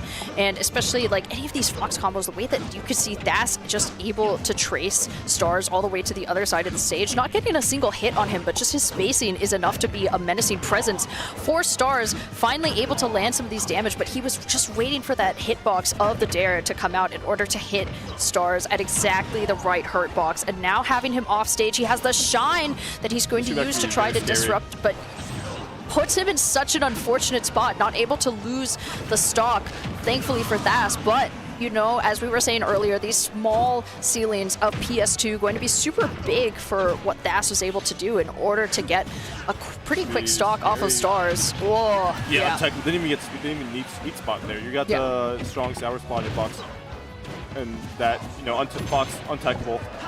And just perfect, just in time to get limit. You have some damage to play around with right now, and you want to use this a lot. You want to use it right now mostly for speed. Although you may not even get to use it because it may run out in time.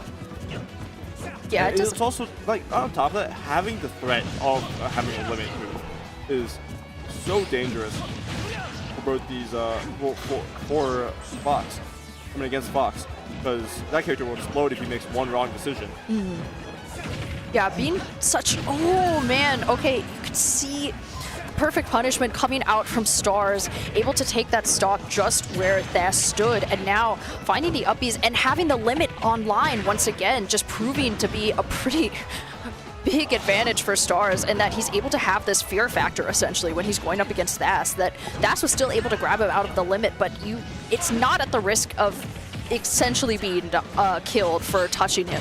And just going out and chasing him. Perfect parry, just finding the perfect parry off of the shine, reflecting the limit blade, or the blade beam rather, and then able to go straight for the fair. So beautiful stock, going for the stylistic option for Stars, closing out game 2 over Thass. Yeah.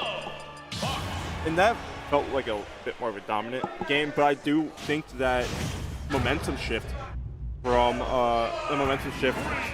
game 1 really did carry over, because it felt like the whole time that's what felt like he was playing. Must be kind of scared, but he wasn't able to make the most of his advantage situations, and Stars knows this, and he's been punishing him for not taking advantage. Like one thing we saw, Harry tech the down air with Thass whiffing up smash, instantly killed him with his own. Yeah, that's the first time that we've actually seen, oh man, going to be parrying that specific limit, and now getting us straight back up to this upper stage, those up airs coming out, and now going for the dare as well, trying to look for the stock at the low ceiling, and tracing, being able to follow up with that up smash. So first stock going to be going to Thass, a little bit of a change in momentum, super sparse shields there from Stars, but going to be trying to bring us right back to even if he can, and that is absolutely going to be the stock going to Stars. Yeah, we did see the potential DI in there, but getting mixed up a little bit, allowing the dash hack to kill. But once we're back to this limit game, you are able to threaten him with Bear is so much easier because you can fade in and out and cover so much more distance. And now you actually you're just not going to even use it there. No. To force the situation. Actually getting hit by Sour Spot. Yeah, if you're just going to mash on my shield, why wouldn't I just up smash you for it? It's not Smash 4 anymore. That it's not a pogo stick. But you're gonna have to find a way to, if your Stars, to slow this one down. Yeah, actually able to recover high there for Thass, but Stars just going to be going for that cross slash once again, catching Thass with it, and not the stock just yet, but with the limit online, it is a big scare factor right now for Thass as he's recovering. Yeah, just go straight for that limit cross slash, going to be taking the stock right where he was and bringing us right back down to even stocks once again. Stars having some percentage to work with, but he definitely wants to close out this game as soon as possible. It's not in his control anymore. Yeah. Like, just you're able to build up so much fast damage as Cloud here. And once again, being at this like mid-range percent is a lot scarier for Fox than it is for Cloud. Just do the plain weight difference, and how Fox has to be a little bit more precise with his kill moves. And, you know, we've seen a lot of how but there's once again the scary aspect of having this they're gonna take it. No, yeah, a little bit. Felt like it should have been enough smash back before. This is scary. That's You failed to take the stock. He has gotten hit consistently by every single one of those cross slashes, and it's just such a quick way for him to build up damage, especially at 105%. This is an extremely scary position and percentage for someone like Fox to be. You could see that the way that he just rolled straight in, and he was immediately punished by Stars. Off stage now, you know, looking for that landing back air, not able to get it, but still going to be, no, not miss. He didn't get the up smash in the way that he wanted. Such an unfortunate moment for Thass, but a clean 3-0 for Stars, going to be leading us on this side of top 8. You know, pretty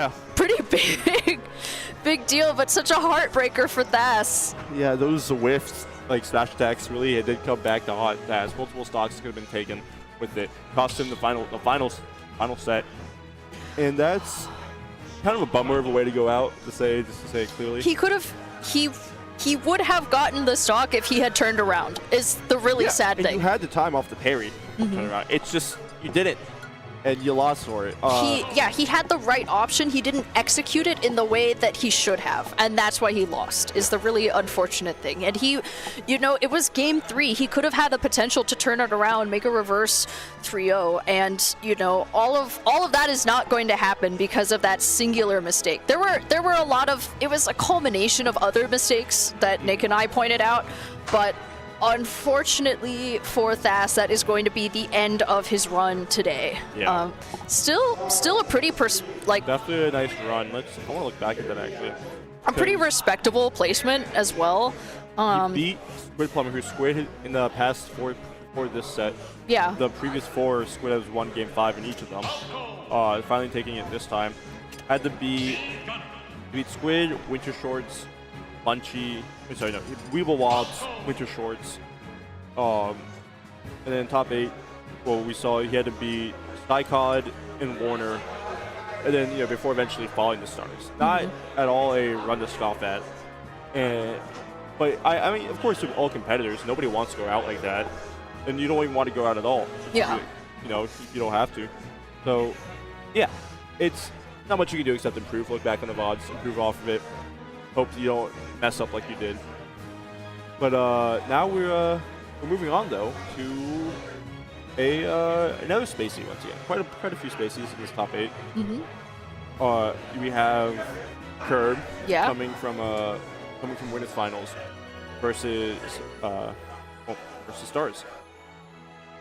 Yeah, just looks like Stars taking a little bit of a breather after that last set. You know, when you are close to a nail biter like that last game was, you need to take a little bit of time to just recollect your thoughts, you know, get a snack or whatever it is that he's eating. Yeah. And yeah, just getting us started once again. This is, again, like we said, a very, sharing his fries. Okay. There's a decent amount of McDonald's. He is sharing his fries. But this is, as we were saying again, this is, I don't think this is not like an MDVA matchup because No. there are no Falcos in MDVA. Falco is a very like local, Yeah. like a very like your random.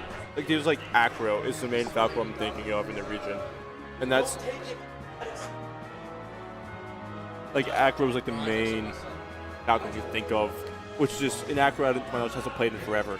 So just to show how limited the Falco. Who knows? Maybe I was not paying attention enough. But the point is it's not a common character that we like relative to like Fox. Yeah. At least that may not be true these days. But the point is Falco is definitely still like an uncommon character relative to the rest of like what you relative to Cloud, right? I mean, there are obviously good Falcos, but just we don't have them in our specific region, and we're not trying to make this too much about MDVA, but like of course because we're MDVA casters, we have to. That is why we're sitting in here. Grand's winner's side. That's why you have 2 MDVA casters at a Pittsburgh event. We cast to win, baby. Like, it's actually a good luck charm to have 2 MDVA casters at an event where MDVA players are doing pretty well in bracket. So just hold on to that. Remember it. But now that we have 2 players, neither of whom are from MDVA, we can be super impartial judges going into this next set. Yeah, and this feels very much like we've seen the Falco matches in the past, where you want to be able. The main issue is these characters actually do have options to punish like Falco mashing on your shield. For instance, that up B is the main one, and you do also kind of suffer from the weird fast fall light combo that Fox does, except not to that degree that as bad as it was. There, great angle. Yeah, really excellent.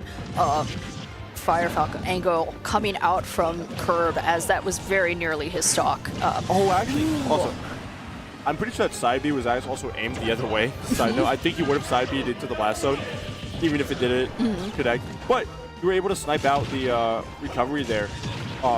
You took the stock at a really decent percent. You didn't make them damage of your own. And look at that. This movement that you also get is so good at catching this Falco that's trying to land. Yeah, and really excellent for Stars to be able to build up so much extra credit. Hasn't lost a single stock just yet. Oh man. Okay, good up smash there coming out from Dr. Kirb. I think that earlier he could have gotten a bit more if he had gone for the up air instead of going for the back air, but all of that to say he still got the stock, didn't eat any extra damage for it, and is now trying to build up some of this as well in order to even the percentages once again. Star is going to be getting that landing fair, and now looking for a potential edge guard, but that dare coming out from Kirb and absolutely interrupting him though. That up B as well coming to change out Dr. Kirb's up B instead, and reflecting once again. Star's ready for it now, going to be taking that stock exactly where he stood and hoping to build up some extra credit once again. We saw that up B from Kirb used quite a bit in the set versus Warner. My guess is it's an attempt to force like a weird tech situation, but also I think there may be some weird interactions. You have a lot of moves in this game with set knockback on multi-hits, and if you mix it up, it can lead to them being shot into the ground. I don't think it's one of these situations, but I do think you're trying to force a weird tech situation. It hasn't been working, but it seems like you don't need it if you're able to slowly snowball your way back into the game. That back air taking the stock. The main issue though is you have to keep that going because you let Stars reset. That's just on the Angel platform. But what are you going to do here? Nothing. Nope. Absolutely nothing. And as we're getting started, going to be going right back to that cross slash coming out. Limit online as well, definitely going to be putting a little bit of not fear into his heart, because he... Oh, okay, yeah, able to recover a lot with the limit, and going to be bringing us right back down to center, finding his back air follow-up, and his friend's having a bigger pop-off than Kirb, but... Yeah. Pretty big stock, and really excellent momentum from Kirb, especially at the end of that game, because he was essentially getting dog walked that very first part. He was not finding any damage whatsoever, losing his stocks really early and able to reverse it pretty quickly. So really good on Kirb for being able to find that, and a lot of it was just because he was able to get his confirms once again. There was a lot riding on that first game. So Yeah. And I do think Stars is actually pretty good at breaking the momentum. We have seen many situations in these losers run where, despite looking really good, looking really bad, to start game off, set off, you were able to bounce back very quickly. The main issue is Falco is also really good at stopping that. Falco has the ability to slow a game down to his pace. And it's just up to if Stars can prevent him from doing that. Because Cloud's also really good at doing that. So you have to be able to set your pace and not let that happen again. Because I do think if that happens again, it may not be the set at that moment, but I think it's gonna result in the set being lost for Stars. yeah, I think that's a really important thing to do. And going into this next game does seem to be Kirb with the momentum once again, just able to put on a whole lot of damage and finding that back air exactly right after his follow-up. So really good stock from Kirb. And now Stars going to be looking for this edge guard once again. The illusion from Kirb going to be putting a few more years of life onto his radar, as now he does have the those. You don't jump now. No, he does not have it. Absolutely not. And Dr. Kirb yet to drop a single stock to Stars in the second game. I think I was talking about how Falco is really good at stopping momentum, and setting the pace to his game. That's restock. Whoa! Actually, not being able to get the Punisher there. Up tilt not going to take it. Back here? No, actually. Yeah. You have to find a way to take the stock now. You're already at 62. This is a pretty not great place because you actually are at these nice little Falco combo percents, where if you get caught at the ledge in a poor situation, that's a stock gone. Yeah, as you were saying, caught at the ledge now. Still not out of the clutches of Dr. Kirb just yet. Going to be looking for what he can, playing against the illusion as well. But Dr. Kirb just so slowly easing Stars, and quickly in that specific case, easing him back to the ledge. No Falco F smash today, but still looking for it, as now we have potential no edge guard right now for Stars. Still going to be looking for it where he can, however. Cross slash just, it's chipping away at the damage, but what he really needs is a big stock. And fortunately for Dr. Kirb, an up smash call out like that is going to be that stock. Yeah, it really was the momentum switch from Kirb in that last game to, in game 1 to set it for game 2. Because we saw that, after we took stock 1 in game 2, he kind of just didn't interact. He didn't need to interact, and he forced Stars to make some bad choices to get in, and it allowed him just to snowball into a situation where Stars was off stage at a really weird angle. But yeah, look at that. He's holding shield in the middle and forcing Stars to stale back air on it. That was definitely supposed to be a reverse cross slash, but unfortunately it wasn't. But look at this damage you're about to take. It was enough to get you a little bit back into it. Not just enough when you are at the side of the stage, able to get the uppie, and thankfully for Stars, snapping to ledge once again. But once that up smash from underneath that upper platform, at the second that Stars was landing, he really has to be more careful of those, because Dr. Kirb is going to run away with the game once again if he lets him do it. Yeah. It's also just it's really good at catching Stars for kind of poor options from and trying to approach. Look at that. Once again, that back here getting a little bit stale from hitting the shield is gonna allow Kirb to fair out of shield. And well, the bleeding has stopped very slowly.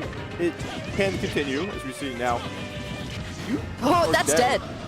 The bleeding is back on. A little bit of some stomping going on from Kirb. There's an earthquake. To hype up a little bit. That's what it is. But once again, you can't be getting yourself too pumped up if you're gonna let yourself take this damage. Great chase there. Not going to commit to an option. But yeah, you're getting caught mashing right now. Stars just has not had a single moment of breathing room. And that's exactly what Kirb has been forcing from him, not able to find the stock just yet, but these dares as well going to be putting so much pressure onto Stars, who finally has a potential to look for a stock right now against Dr. Kirb. But even if he found a stock at this percentage, oh, okay.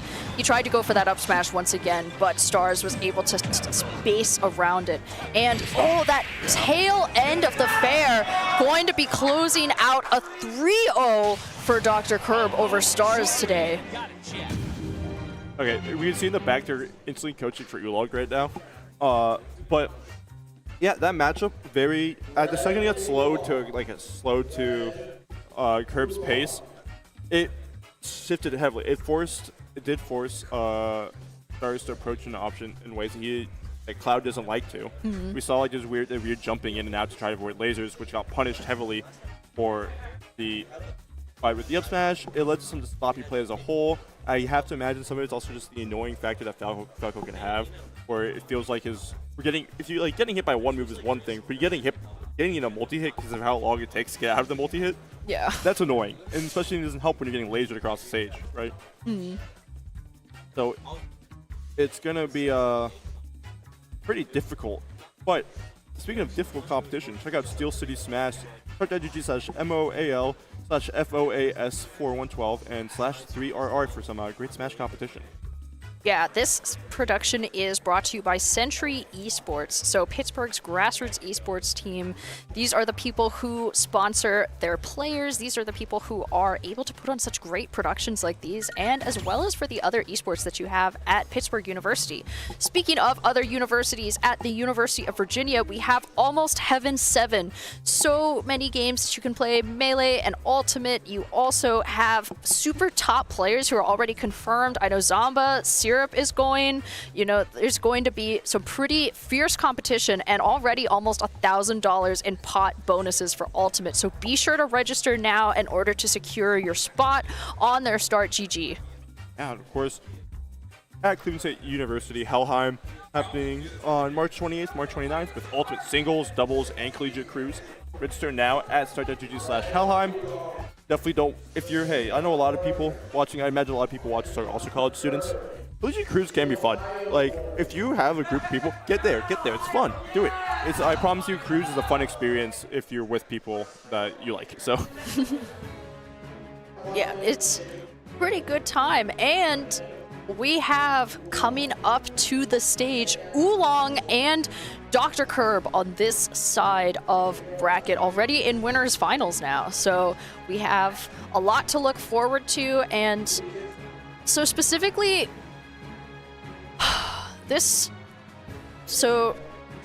we did like briefly talk about this matchup earlier, but what do you think we're going to see going into this game?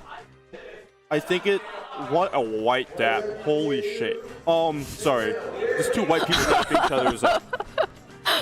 But we are going to see, imagine, a little bit of a change of pace again, because Kirb is playing his best in both sets. Oh my god. Oh my, bruh. He did it again because he heard you. The wrist was so limp, man. He did it. I'm sure he did it just to like piss you off specifically. He was it one more. Let's see this. Oh. Hey. Oh my god, bruh. You gotta be like standard. You gotta grip a little bit, you know. I've seen the Japanese players dap better than them. Are we serious right now? Okay. The holy stand, holy camera sit from Oolong. But yeah, I do imagine we are gonna see. This laser game is not going to be as big as we were thinking it was going to be in the first set. I think this set definitely showed that, because one thing, he was getting heavily punished. Great parry. It was getting punished pretty heavily actually by the side B from the distance when he was using it. And if you're just waiting, you can reflect it. I think it's when he starts being in situations where I think we'll start seeing it more with when deep breathing charge is coming out. So, chase. Oh. Oh, like he tried it. He tried to. Like you saw the follow-up with the bear there. And I think once again, the goal of not letting this like slow down to Oolong's pace is going to be a big change.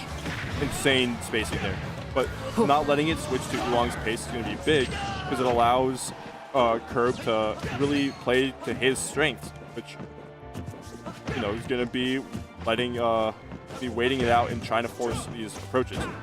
Oh. Okay, not quite sure about not quite sure about the down smash there, but still has him in a potential ledge trap. Dr. Kirb actually going to find himself on the wrong side of the ledge, and Oolong taking the very first stock. Great. I do like that from Kirb there. The wait and just jump back. A smash in case Oolong tried to roll there or tried to jump in that situation. You saw the reverse header by the come out like we saw in that set versus Rap. You can't grab that. You cannot grab that. But 36% is not the worst position to be in for Kirb. Yeah, mashing out of the up, the nair combo there. Yeah, there's that down tilt once again I was telling you about how it's chase. Yeah, weird tech situation. This should just be a stock. Yeah. No, actually, not getting the correct timing there to even hit the ledge. But what's interesting, as you mentioned, at the point that Oolong was recovering, he had a whole lot more flexibility with it because he didn't have deep breathing at the time that he was recovering, just what you were saying earlier. And now, he is definitely going to be looking for that F-tilt, fishing for it at the ledge. So taking that stock from Dr. Kirb only on his last stock to play around with. So if he can find the stock here and now, he can staunch the bleeding, but it looks like Oolong is going to try to make that as difficult for him as he can. Multi hits. Yep. Yeah, it's okay. We really were seeing the up tilts come into use and play there. I think Oolong sometimes just needs to, will just needs to let the up tilts rip. Like, just keep letting it happen. Like, you don't have to force, you don't have to try to force a jab out of it. Just, because we've seen how willing Kirb is to just come there dead. Yep. That. The F tilt deep Who else breathing. knows that except me?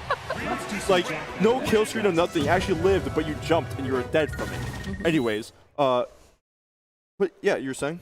Yeah, no, but I was at that specific moment. It's like F tilt deep breathing. Like, what else is there? What else could you do? You just die for it. But specifically, what we saw from Oolong was, as you aptly pointed out earlier, his spacing was absurd.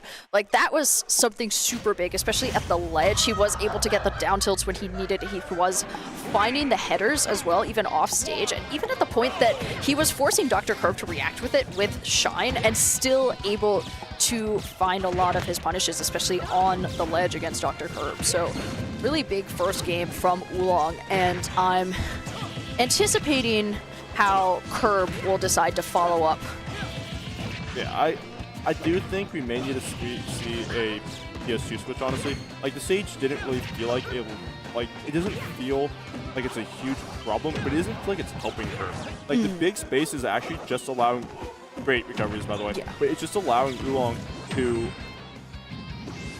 was kind of wondering how Kirb was recover there. It's allowing Oolong a lot of space to play like this mid-range game, and it allows him to mix up his landings quite a bit. It's just a wide stage, and it doesn't hurt Oolong at all to have this, and it's not helping Kirb to really lock down Oolong like he wants to.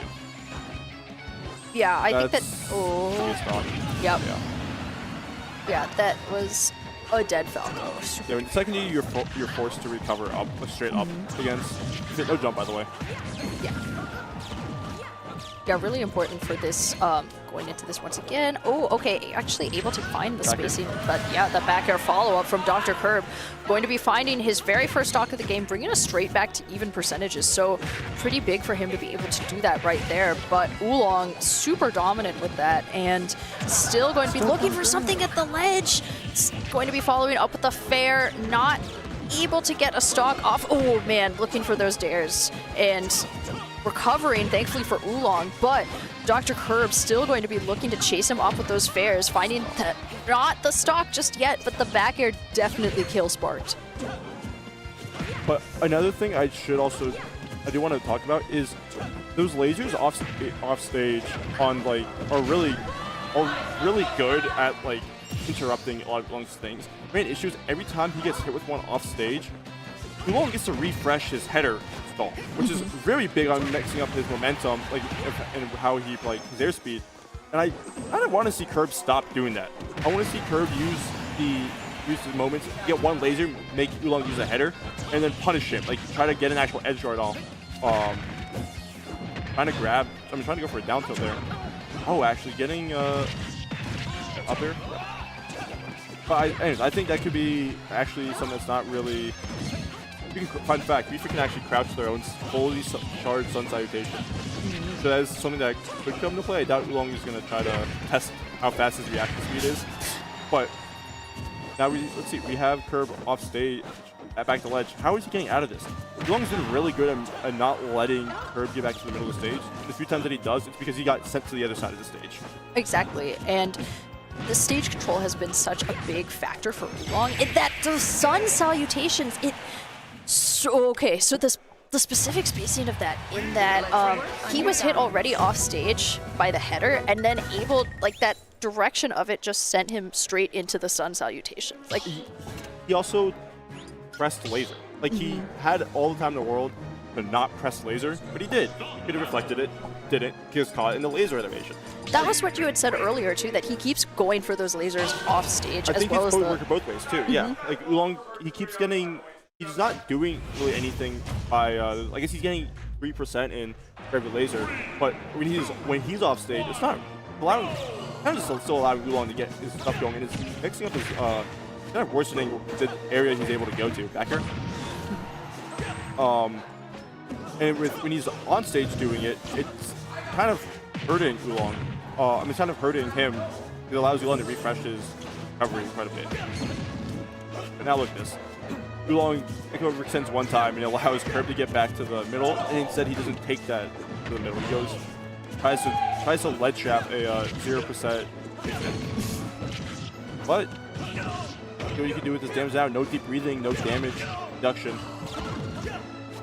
No, finally has deep breathing online and still going to be waiting for those down tilts instead. Going to be going for the fair and the follow-up as well. But Dr. Kirb definitely not on the side of the stage that he wants to be. The illusion going to just be going straight through Oolong as he went over him at the moment that he was crouching, and able to get the deep breathing. Once again, the F tilt definitely killing at that side of the stage. Oh. So first stock going to be going to Oolong pretty quickly.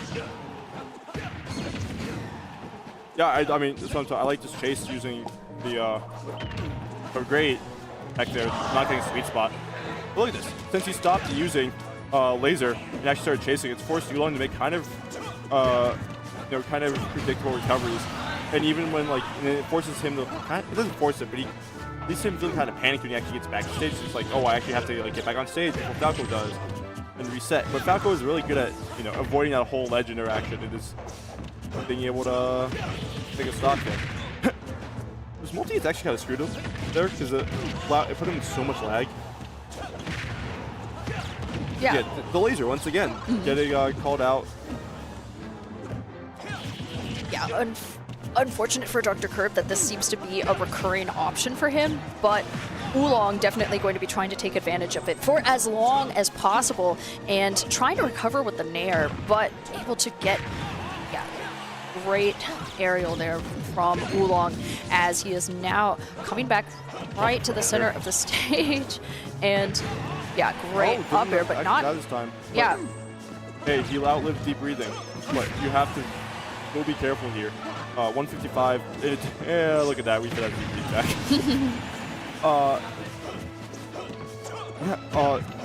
We really just are seeing Oolong is making the most of his advantage states because he's not letting Kirb's playing advantage. He's getting 2-3 hits max, and he's once again able to slow his pace down. Committing to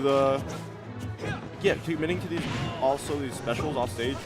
Look how much damage he just took, like 47 from that. Yeah. Oh, looking for the deep breathing off stage now instead. Still able to recover, but Dr. Kirb definitely going to be looking for something like a dare into an up air. That is the confirm that he wants, and already with the deep breathing now, Oolong going to be chased to this side of the stage and actually, oh man, okay. Getting him every single time out of shield in these interactions. Dr. Kirb just going to be retreating high because that's where Falco wants to be. Still going to be going for that illusion, just putting a whole lot of damage onto Oolong. All of that, all of that lead that he had just gone in an instant. And Dr. Kirb, as we were saying earlier, he wasn't able to get a whole lot of damage off of any opening that he got. That was when it mattered. And absolutely at that single interaction, that was the first game. Actually dancing in his chair right now. He also didn't let Oolong set the pace for that last stock at all. It was like the lingering problem in this entire set has been allowing Oolong to kind of get back and reset neutral and get back to the game he wants to play. And the second you overwhelm Wii Fit, they once again they struggle. They are, when they don't have deep breathing, they are floatier than Luigi. How much you guys know how floaty Luigi is? He's very floaty. Especially with a character like Falco who can juggle you really well. That's going to be a very big important thing to do is set your pace. But set your pace to prevent them from landing. That's not something that Dr. Kirb has let him do this game at all. Going to go straight for the kill, as we just saw displayed there, and Oolong trying to quickly make up some of this damage, especially at this side of the stage. But it's, as you can see, Dr. Kirb just has significantly slowed the pace of the gameplay. At any point that Oolong gets into it, he does want to take damage as quickly as possible. Dr. Kirb, however, happy to play the slow game, and that's definitely not what Oolong wants right now. It's when he's not letting Oolong play his game, this is when he's making most of the money. Roll? No.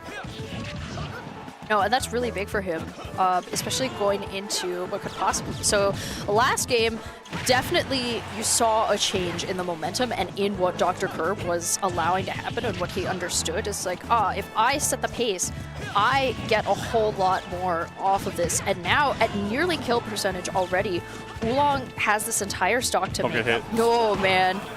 Absolutely not.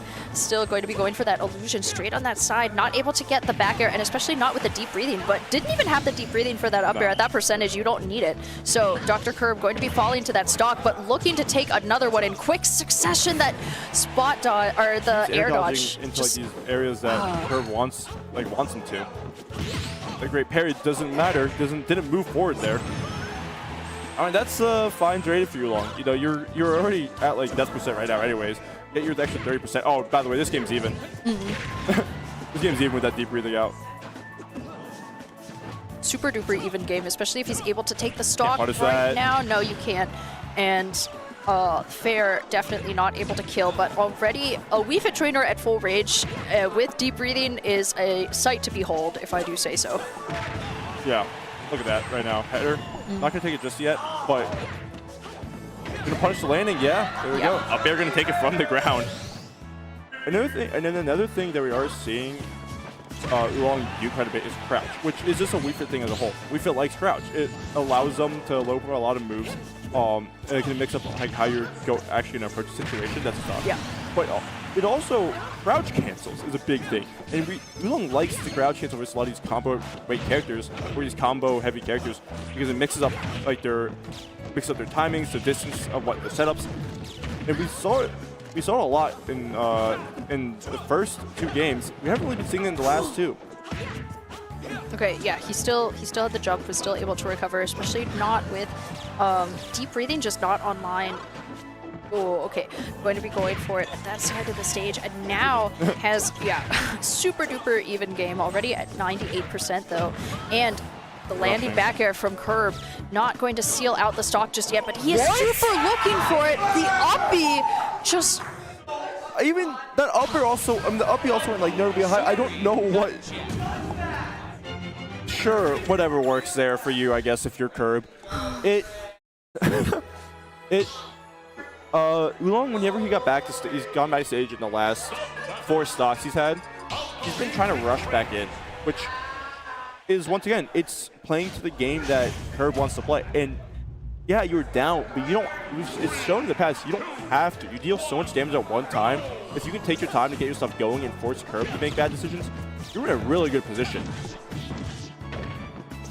Yeah, I mean, honestly, going from someone who almost took the 3rd game to now being at game 5, this is really not a great position for Oolong, and what he what he really needs is to bring the game back to his own pace once again. Definitely what he could do with some of those up airs, as well as just keeping Dr. Kirb in disadvantage. Unfortunately, finding himself on this side of the stage could be really big for Dr. Kirb if he's able to capitalize off of it. However, not going to be getting any of that punishment that he wants, and instead, Oolong getting a lot of free range here in order to try to take some momentum off of it. That trade not going to be taking anybody's stock just yet. The fair absolutely will, and Dr. Kirb draws first blood.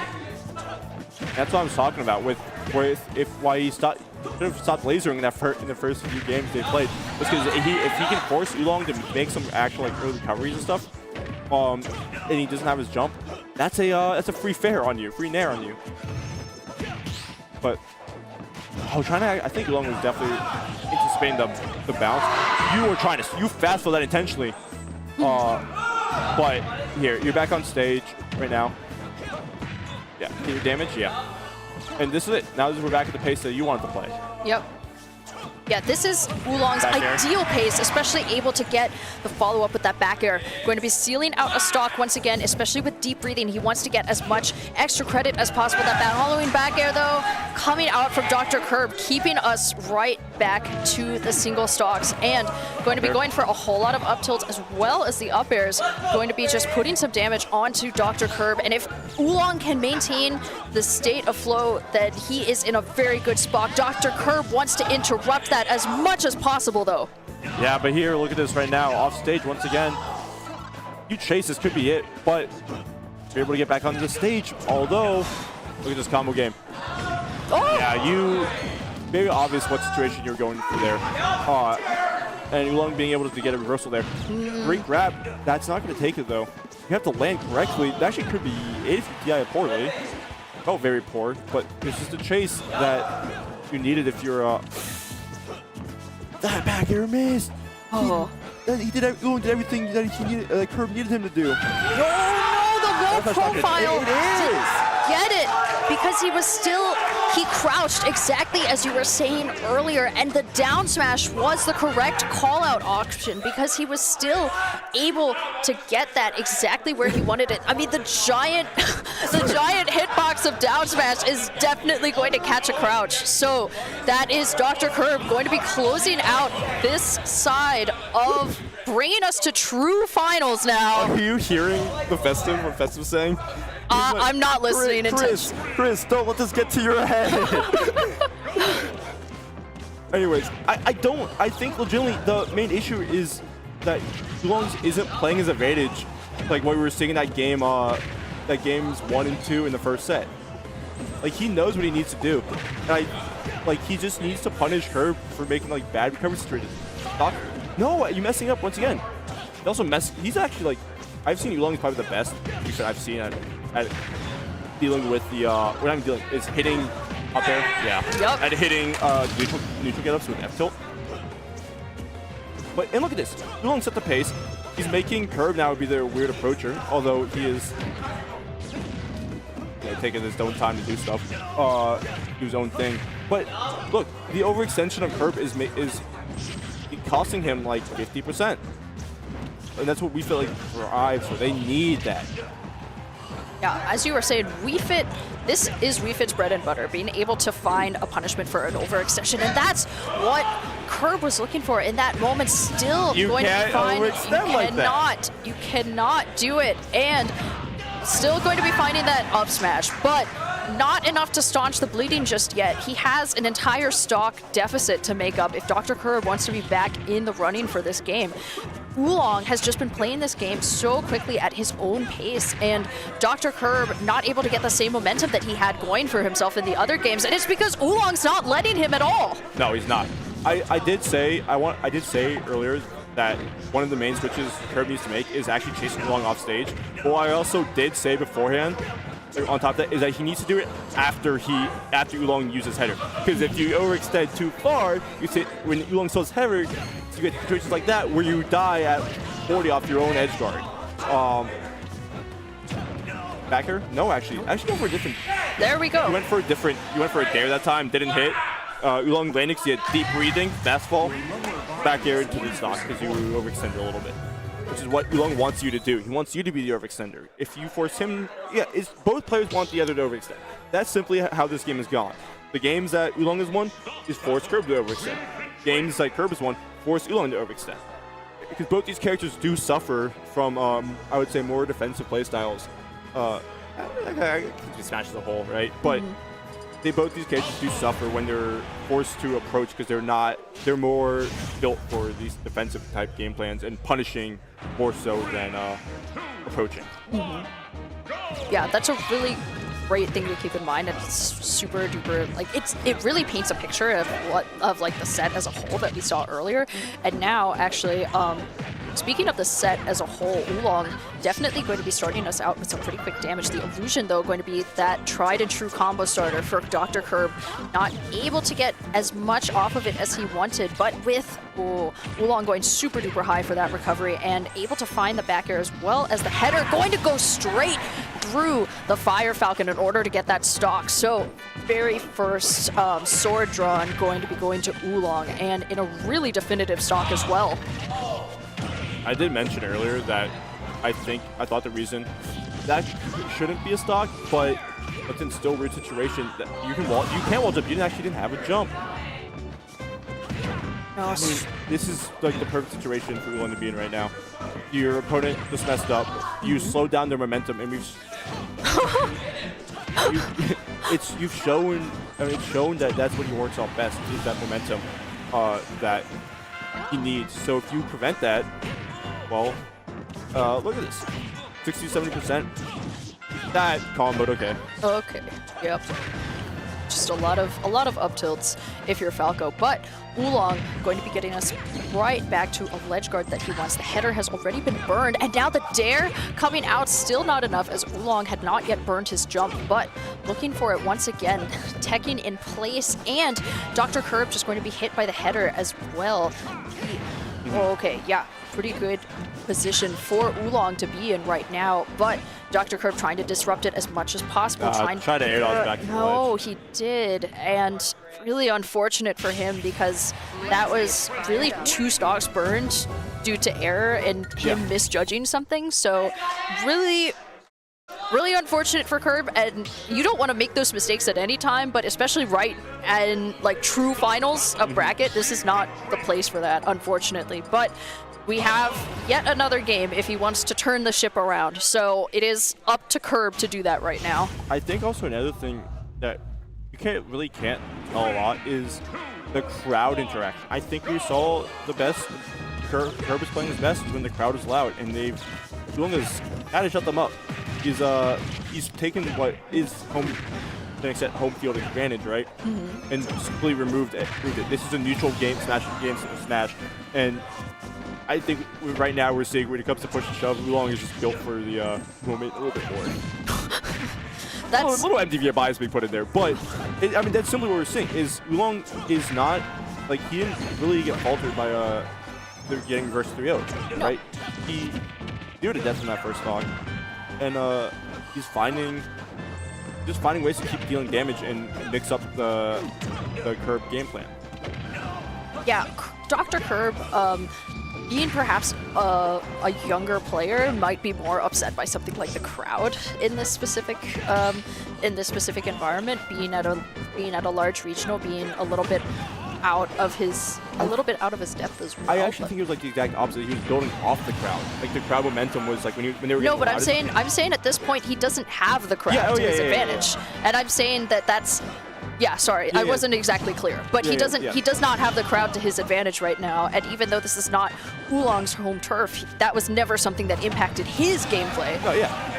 I also think a big part of it was how loud Festive is. You don't need a crowd of your own place when you have people like Festive and MDVA right now who will out loud a different crowd.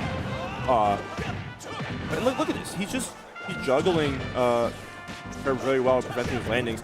And the second stuff starts hitting the fan, you want to parry. You just retreat to the ledge. That's refits kind of strength there. You reset the slow situation. It is going to take a questionable DI, but that is going to be Oolong after what looks like a very rough reverse 3-0 in that set 1. Just very swift 3-0.